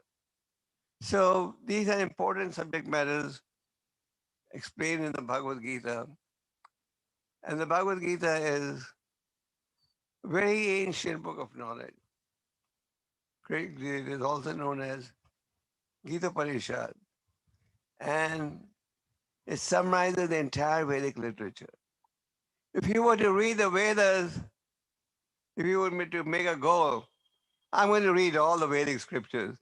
That is an impossible task to achieve. But the summary of the vast Bhagavad Gita is there. Of the vast Vedic knowledge is there in the Bhagavad Gita. In the Bhagavad Gita, you find the summary of the vast Vedic knowledge. And the Vedic knowledge is meant for what? For our benefit, humanity. So it was in Jyotisar. Right now, this festival is being held in a place called Jyotisar, which is in Kurukshetra. Kurukshetra is internationally known all over the world. Krishna begins, the Bhagavad Gita begins with Dharmashetra, Kurukshetra.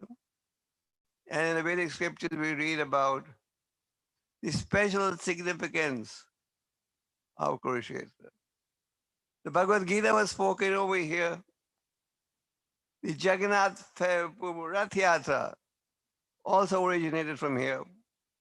And believe it or not, our ISKCON movement also has its roots in Kurukshetra. You may say, how is that? Prabhupada was searching for assistance to travel to America to fulfill his Guru's order. He was in Kurukshetra on the auspicious occasion of solar eclipse. And he met Srimati Mataji, pious lady who had a shipping line. And he pleaded with her that she should give assistance so he could go to America. And she said, come and see me in Bombay. So Kurukshetra is historically very ancient and auspicious place. So Prabhupada had opened temples in different parts of the world. And in 1975, ISKCON in Delhi had only one small temple. And that was in Bengali Market, Toramal Lane. We had a 3-room flat where another Padasati deities were there. So one day, around August, September, Gulzarilal Nanda, he was at one time the Prime Minister of India for 2 days each time, twice. And he came to see Prabhupada. Nandaji had taken great interest in the development of Kurukshetra.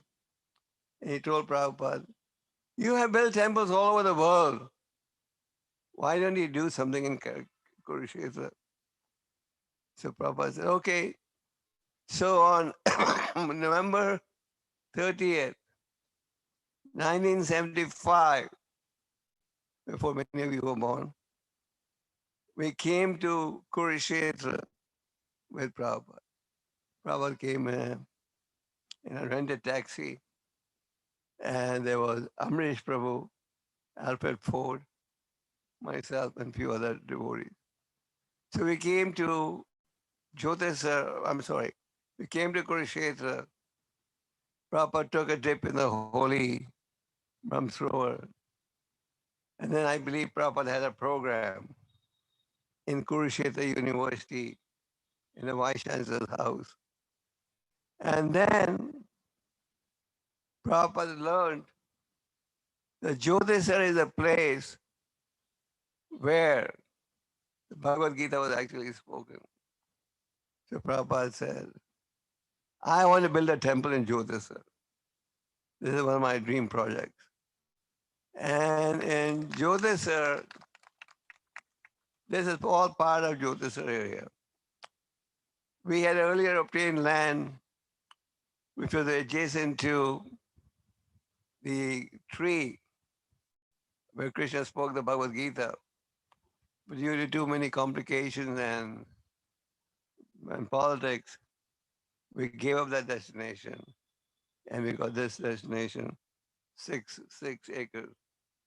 So we're building this nice temple here. Sakshi Gopal is present here. Devotees are helping.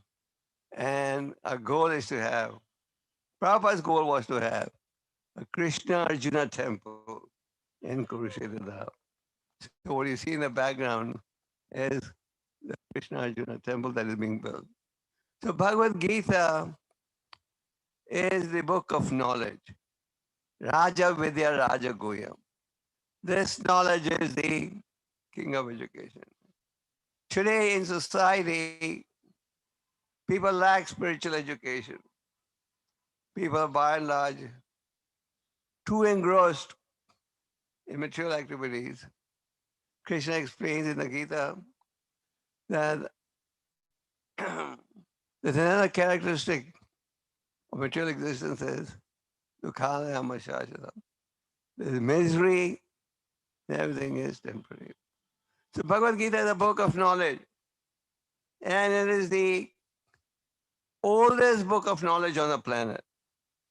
In the 4th chapter of the Bhagavad Gita, Krishna gives knowledge on the history of the Bhagavad Gita. Krishna says,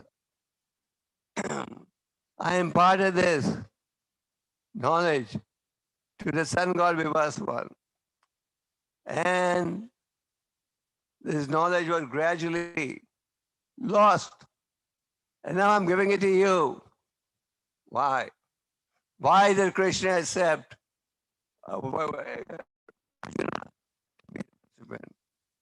that is explained by Krishna. Because you are my confidential friend and devotee. Therefore you can understand the transcendental secrets of the great science. So this is a great science. Bhakti, which is the conclusion of the Bhagavad Gita, implies to please the Lord. The medium is devotion to the Lord. And devotion comes by practicing the teachings of the Lord as I revealed in the scriptures. So Bhagavad Gita is a book of knowledge. These days, we are all pursuing material education. Our goal is that yes, this material education will give you material happiness, will give me happiness. But there are two types of happiness, material and spiritual. Material happiness is temporary. And material happiness results in a negative way. And spiritual happiness is permanent, everlasting, and always increasing. So Prabhupada, as you know, encouraged book distribution. And in the month of December to January, which coincides with Gita Jayanti, devotees of ISKCON all over the world make an extra attempt to distribute books. Why? Why is it that Prabhupada encouraged book distribution? And why did he tell, if you want to please me, distribute my books? Prabhupada, being a Vaishnava of the highest order, Vaishnava is described to be paradukha dukhi. When he sees others in trying to pursue happiness by material means, he feels very compassionate and he tries to save them. Just like if you see a black man, just like if you see a blind man walking on the road, then what do? Let him walk on the wrong path and get run over? No. You hold his hand and put him on the right path. So people by and large today, compared to blind men, and those who have vision, take it as a responsibility to enlighten them. So the reason why Prabhupada encouraged book distribution is to save humanity, and to save humanity from destruction. If they have spiritual knowledge, they will know the higher values of life. Today, universities around the world are teaching Bhagavad Gita. Today, students around the world are reading Bhagavad Gita as it is. People all over the world are joining ISKCON due to the teachings of the Bhagavad Gita. The Bhagavad Gita has the answer to all your questions and the solution to every problem. We have so many problems. Arjuna was also confused, isn't it? The second chapter, Arjuna says, now I'm confused with my duty. Instruct me, I'm a soul surrendered unto you. Begins to speak the philosophy. In the fourth chapter, he tells us, try to learn the truth by approaching a self-realized soul. He can explain to you because he has seen the truth and understood the truth. In other words, Krishna says, take guidance from a self-realized soul. In material life, we take guidance for everything. You want to learn how to drive? You go to a driving school. You want to learn a language? You go to a language school. For virtually, you want some specialty? Go to the appropriate school. So we endeavor to learn by taking direction. But when it comes to spiritual life, we just don't care. We think that walk on any path is the matatapat. The result is the same. The result is not the same. If we act according to Krishna's instruction, then there's one result. So we are encouraging people all over the world to study the Bhagavad Gita. A Muslim family starts to teach the Quran to children from the age of 4 onwards, even in Russia. A Christian family starts to educate their children in Bible from the age of 5. But a Hindu family, do they insist on training up their children? No. If by chance they meet a sadhu and change, but there is no organized plan. That is the tragedy of our country, of our culture, and our civilization. We need to give them spiritual education from a young age. In the Bhagavad Gita, in the Bhagavatam 7th canto, Prahlad Maharaj says, Nadavidam Swartakatim Vishnu. People do not know how real happiness can be found. So if you want real happiness, please read the Bhagavad Gita.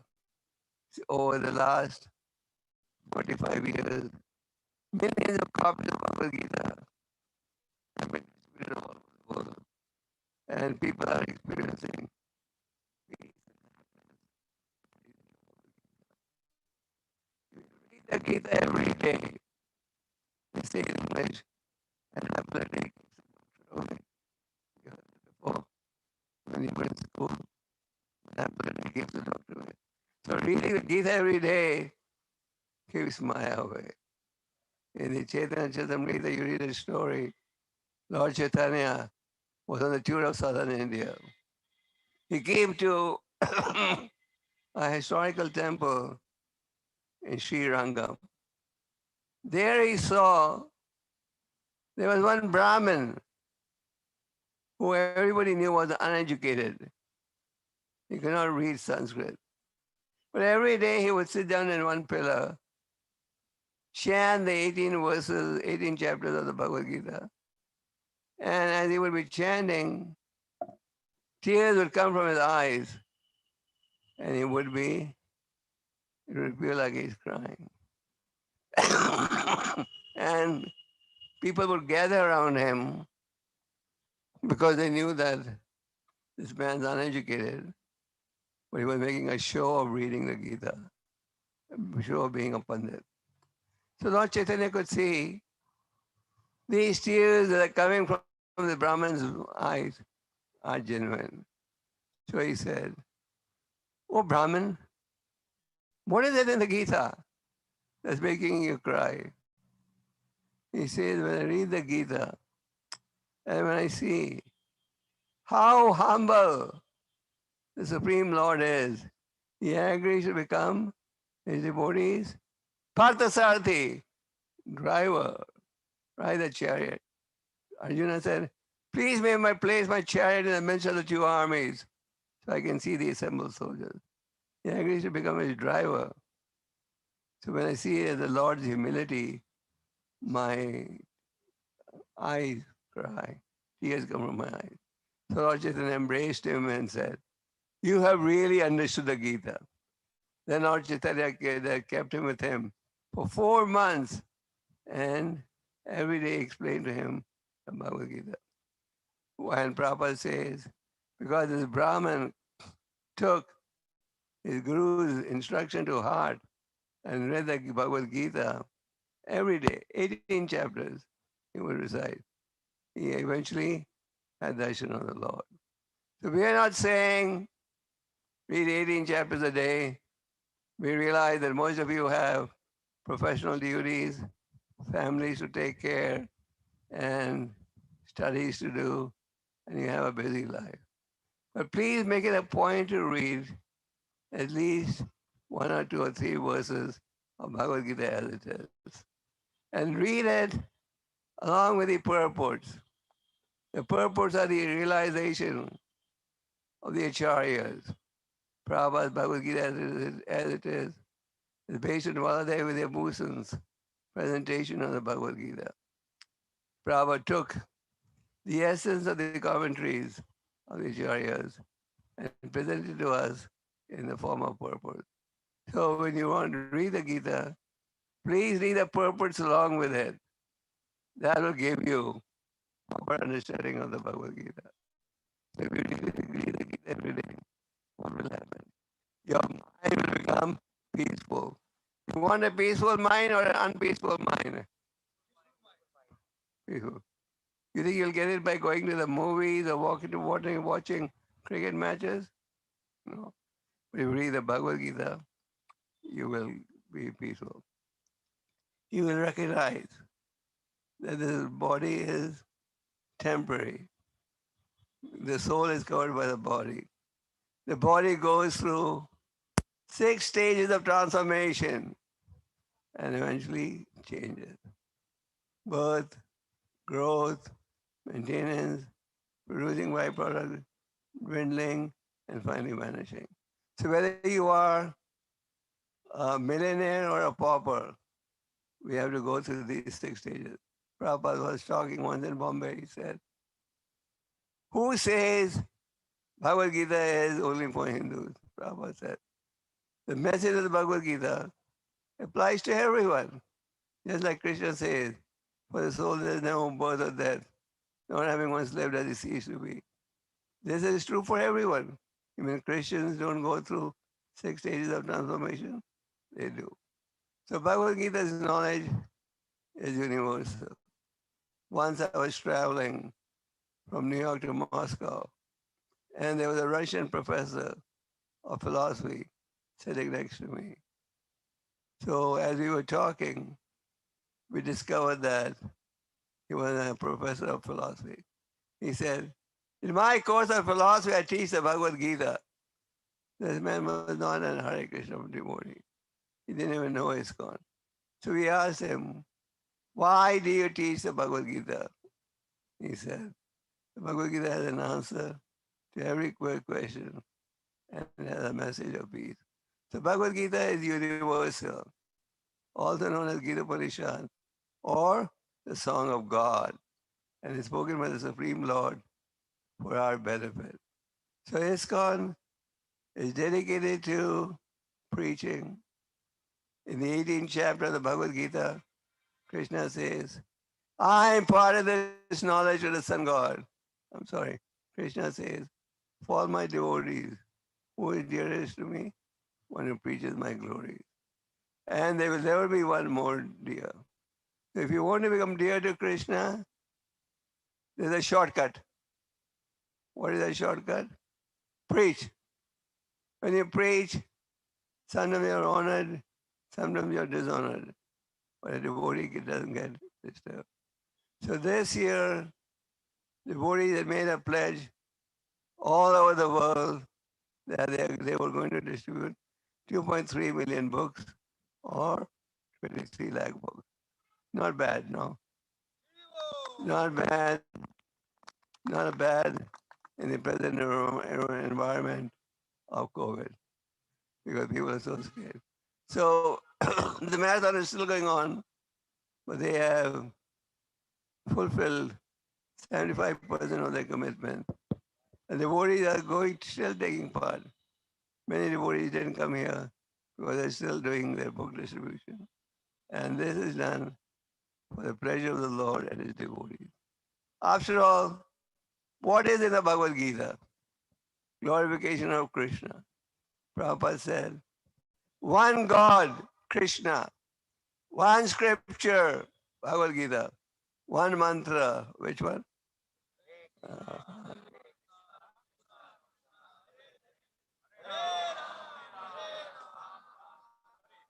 So that's our goal, and our goal is to preach this knowledge to everyone. Jayapataka Swami, Krishna was there. So we want to thank all of you who have pledged to help this preaching mission. We want to thank all of you for those who have individually taken the trouble to do book distribution. The many devotees who do book distribution every marathon. In fact, they wait for the marathon to come because in the period of the marathon, I have observed even our lazy devotees become active. And there's a certain positive virus that comes in the month of Gita Jayanti. And the positive virus says, come on, get up, Jeev Jago, get up. go and preach. And when Lord Chaitanya sent Lord Nityananda and Haridas to preach, it's not that everyone supported them. Some people said, please come, tell us what is your message. But some people said, hey, why do you come ever? Come or get out from, go away from here. Some people insulted them. Some said, these are agents of a thief, and they'll come and steal later. So when you go to preach, don't expect everyone's going to support you. And don't get discouraged if you don't have a good score. You make the effort, you make the endeavor, and Krishna is pleased. Krishna says, those who worship me with devotion, I preserve what they have and I make up what they lack. So we have limited time for this program. I want to thank the devotees all over the world who have taken part in this book distribution. And as we said, the marathon is still going on. And actually, marathon, 12 months a year, not 1 month. Maya's marathon runs for how many days a year? 365 days. Does my marathon, Maya ever take a break? Oh, I've troubled them enough. No, I'll go. No. Maya's marathon goes on for 12 months a year all over the world. So our marathon should also go on for 12 months a year all over the world. So thank you very much. And it's time to conclude. Hare Krishna. Hare Krishna. Okay. हरे कृष्णा। हम धन्यवाद करते हैं परम पूज्य गुरुदेव का। 3 बार हरि बोल बोलकर महाराज का अभिवादन करेंगे। हरि बोल, हरि बोल, हरि बोल। आगे का कार्यक्रम इस प्रकार है, कृपया ध्यान से सुनिए। अभी महाराज श्रील प्रभुपाद जी को विश्व भर में जो मैराथन स्कोर्स हैं, वो जो प्लेज हुए हैं, वो प्रभुपाद जी को अर्पण करेंगे। तत्पश्चात गुरु महाराज पूर्ण आहुति करेंगे। कोई भी अपने स्थान से ना उठे। महाराज परिक्रमा करेंगे और जब परिक्रमा कर लेंगे तो हमारे श्री राम प्रभु, एक बार इनके लिए भी हरि बोल। हैदराबाद से प्रभु जी आए हैं स्पेशली प्रोग्राम के लिए, ये बीबीटी की ओर से श्री राम प्रभु का स्वागत करेंगे। हरि बोल। तो प्रभु जी वोट ऑफ थैंक्स देंगे। तत्पश्चात एक खुशखबरी है, महाराज हमें हिंदी में संबोधन करेंगे। तत्पश्चात आप सबके लिए गर्मा गर्म प्रसाद। तो कृपया अपने स्थान पर रहें। एंड सबसे पहले श्रील प्रभुपाद जी को मैराथन स्कोर्स ऑफर होंगे। हरे Krishna. Hare Krishna. So now Maharaj will basically offer the scores to Srila Prabhupada. Then there will be Purna Huti, and then there will be vote of thanks. Hare Krishna.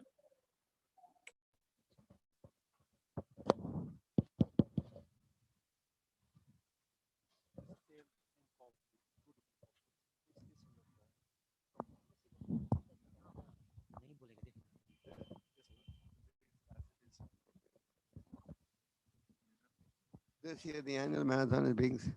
I'm reading the Prabhupada, a message written by the BBT trustees to encourage, to give their scores to Prabhupada. When Prabhupada was on the planet, we would go in the evening and give him our scores. Lord Chaitanya, when he told Haridas and Nityananda, go and preach, he said, come back and give me the scores every evening. So this is a tradition. So we're going to read this letter to Prabhupada. This year, the annual book marathon is being celebrated globally. The Live to Give campaign. We must live to give Krishna his message to our fellow family members. The global goal is to distribute at least 2 million Bhagavad Gitas and spread the message of the Gita far and wide. So as I said, the India goal was 2 million, 20 lakhs. The international was 2.3 million, 23 lakhs. And the marathon is all over. But so far, 75% of the pledge is done. Your followers are clearly aware that distributing your books is the best way to please you. And so in spite of the pandemic, you'll be happy to know that 180 communities, this marathon was done in 42 countries of the world. 42 came together and pledged to distribute more than 2.2 million Bhagavad Gita. Another highlight of this book marathon is a celebration of the World Gita Day. That's December 25th. So today is the World Gita Day. I think what we should do, we should work on a program to get the United Nations to declare World Gita Jayanti Day. Like now they have the World Yoga Day. So we should work to get World Gita Jayanti Day. Do you like the idea? Okay. Good idea. This event is being celebrated across the globe, starting in Australia and ending in the USA, moving to successive continents and time zones over 24 hours. A centerpiece of this global celebration will be Maha Yajna, conducted at Kurukshetra for the first time. Srila Prabhupada. I feel we have come together as a single ISKCON family across the globe and did this marathon. So this marathon being done in 42 countries, but ISKCON family. Is that right? Yes. Yeah. For your pleasure, dear Srila Prabhupada, below are the pledges come scores of the various temples all over the world. So we're not reading all the temples because it will take another half an hour. We gave you the summary. Okay, and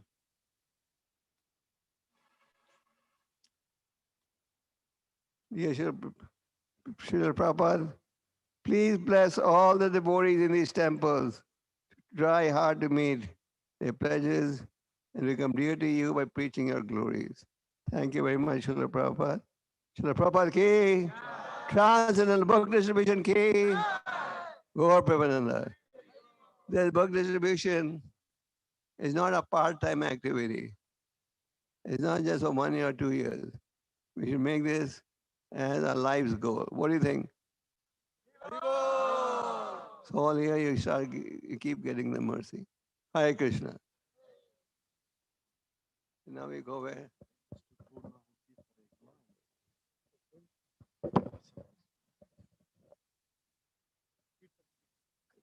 Hare Krishna,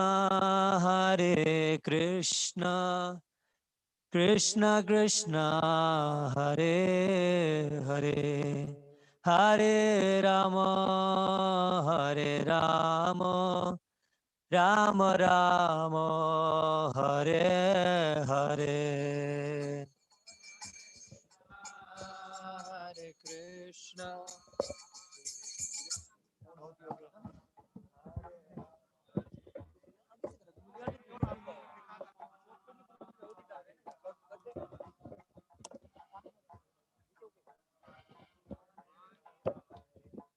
Hare Krishna. Hare Krishna, Krishna Krishna, Hare Hare, Hare Rama, Rama Rama, Hare Hare.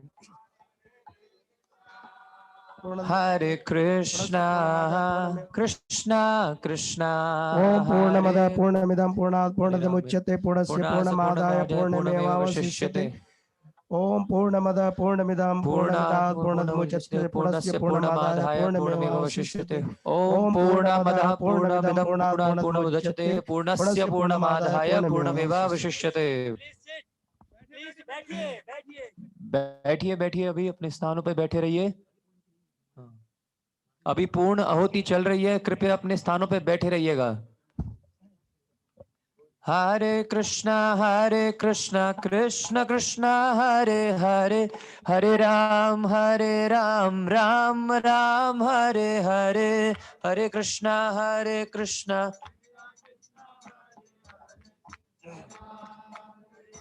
Hare Krishna. So now the Purna Ahuti is happening. Hare Krishna, And Maharaj is Hare Ram, Ram Ram, Hare Hare. So this concludes officially the Grand Fire Sacrifice Yajna.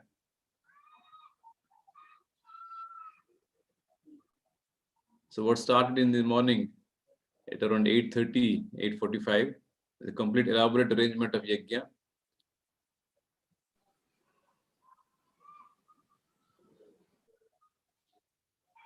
रहिएगा, गुरु महाराज जी का प्रवचन अभी हिंदी में होगा, बैठे रहिएगा। They just announced that Gopal Krishna Goswami Maharaj will basically address the audience in Hindi language.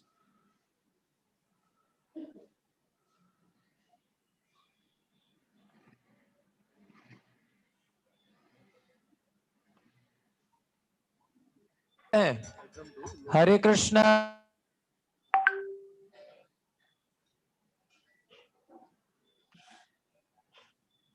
In the Ishopanishad, we have the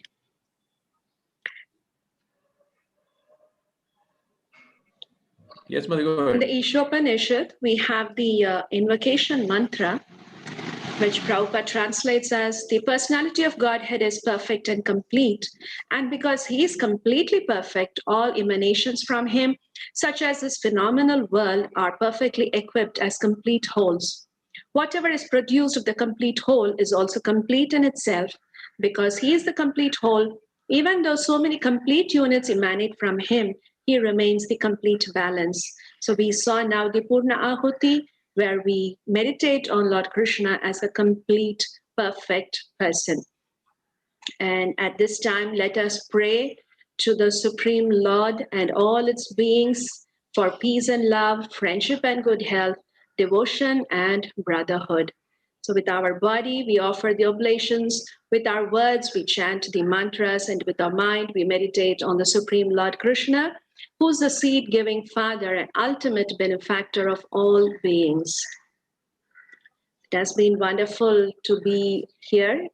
We could see Kurukshetra, we could even see Vrindavan. We heard Bhagavad Gita. We had so many wonderful senior leaders speak on Bhagavad Gita and book distribution. It has been a wonderful morning here. Yes, thank you so much, Mataji. So this is, like I said, this is the mega event, the Live to Give campaign. It's a wonderful, such a nice tagline, a slogan. We have to live to give Krishna to others, the knowledge about Krishna to others. The campaign was started during the Bhadra Purnima time, and it is coming to a conclusion with the Prabhupada Marathon. And a total of 2 million Bhagavad Gitas is what is being targeted to distribute. And like Maharaj was mentioning, India alone basically took the goal of 2 million Gitas, and then worldwide it is 2.3 million Gitas. As we said, Maharaj also mentioned that it is impressive that even during these difficult times, devotees did rise up to the occasion and without bothering about the constraints, like how Daivi Shakti Mataji was mentioning in her talk that there are so many constraints, there are local regulations, and the devotees unwell, devotees meeting death, and still I think devotees are continuing distribution. The spirit that we saw in Vrindavan, I think that's the same spirit pretty much devotees worldwide are carrying, and that is why we got goals beyond the target. Like even in Bhadra Purnima, our goal was 10,000 Bhagavatam sets, and finally we got 23,000 Bhagavatam sets. That itself was phenomenal. That and the same thing, I think the same spirit and that rubbed off on the Prabhupada Marathon also. And so we have this huge endeavor now to do it. And like Maharaj said, 75% of the pledges are already met, which is again phenomenal because now maybe another 15 more days are there still, and 75% goals are already met.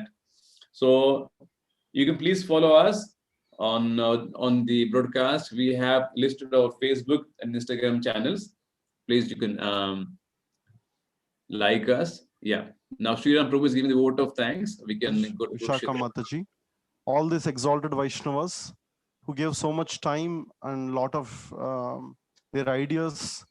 We have weekly calls on Sundays to help us inspire the congregation devotees across the globe, which helped to get this campaign in a very steady phase.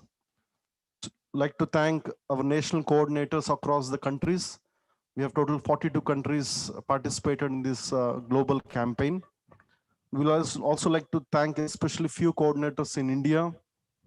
Rishmar Prabhu from Delhi, from NIDC, Acharya Ratna Prabhu from Kolkata in Eastern Division, and Vijay Gopikeshav Prabhu from West. And we especially like to thank BPT marketing team who was leading the whole effort across all the countries. especially Anukul Shev Prabhu and Shamohini Mataji. They're working tirelessly. I'm not sure they've been sleeping for days, not sleeping. They're working hard to get all the coordination done. So this all happened because of these two devotees worked very hard. And also we like to thank all the temple presidents and leaders on the ground, Sankirtan devotees. Especially in the pandemic, we have so many things happening in temples, financial things, but the temple presidents gave their full support and encouraged the book distribution on the ground. And we have so many Sankirtan leaders, Sankirtan departments working very hard to get our marathon goals this year.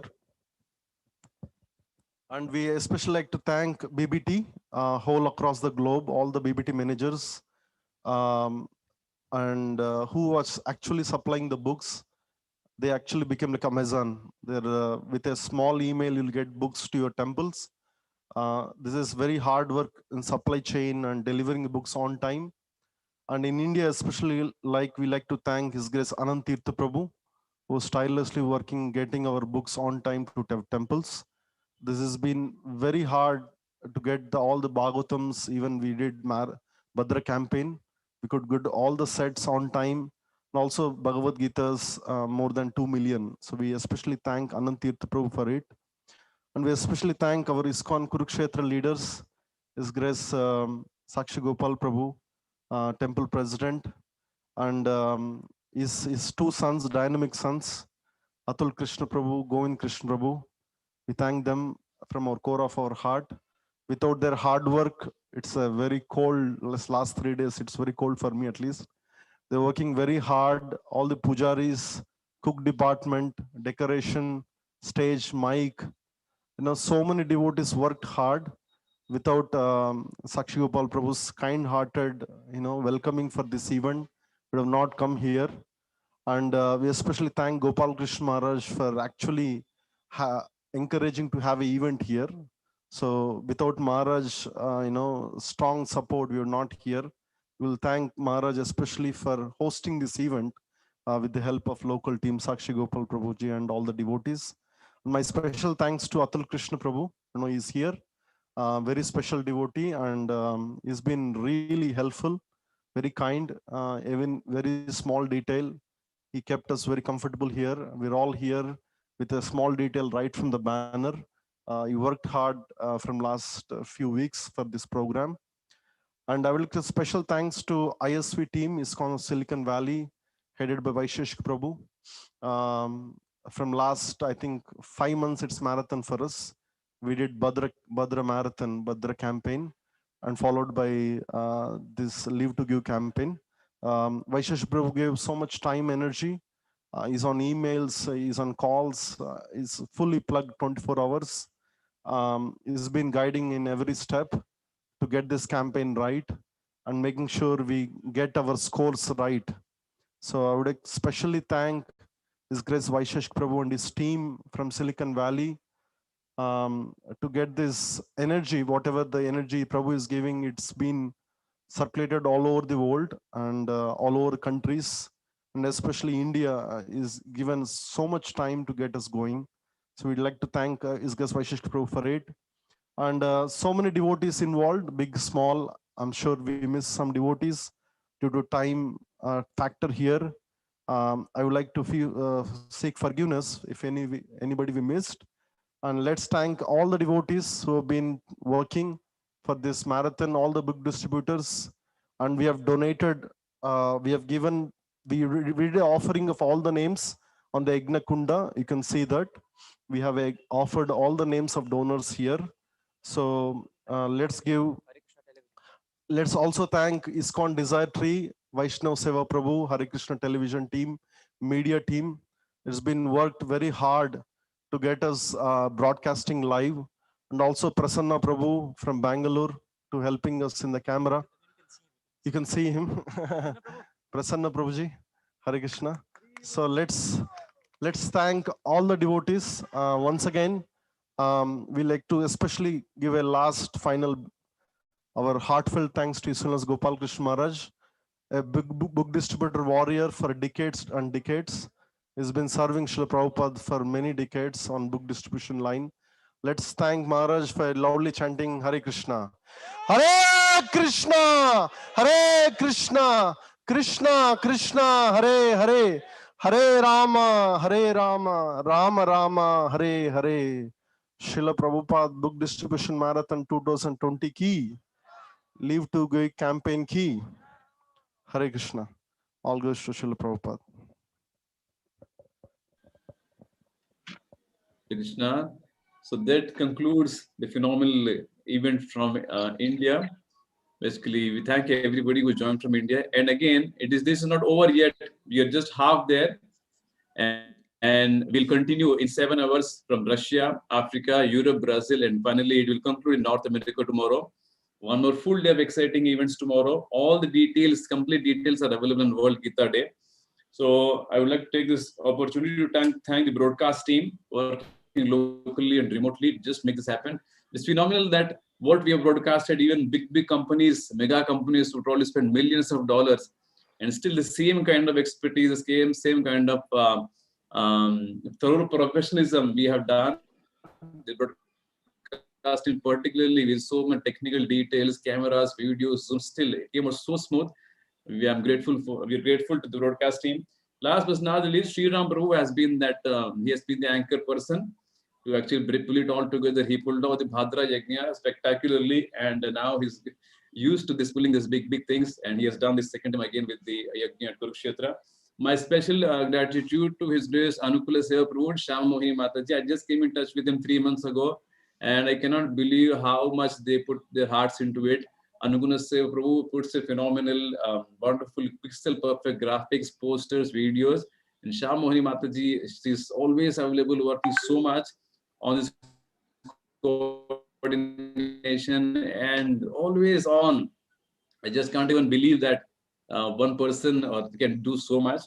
And lastly, to my local leaders, His Grace Sarvakshan Prabhu, my leader from Sankirtan departments, and my temple president, His Grace Radhesham Prabhu, who personally guides us by actually distributing books himself. He normally distributed around 600 Bhagavatam sets last marathon, and he's going to continue this year also. And my special gratitude to Taruni Mataji for being a part of this, for being my co-host. And again, please join us, and happy Gita Jayanti to all. Thank you. Hare Krishna. I think we just have one more person to thank, Ramananda Sakha Prabhu, who ran all this single-handedly from ISV, the broadcast team. So thank you so much. Thank you so much, Vijay Kopikeshu Prabhu, and all the others who included me in this wonderful program today. Thank you. Hope to be with you soon at another event like this. Hare Krishna. See you tomorrow. Hare Krishna. Srila Prabhupada Book Marathon ki jai. World Gita Day ki jai. Hare Krishna.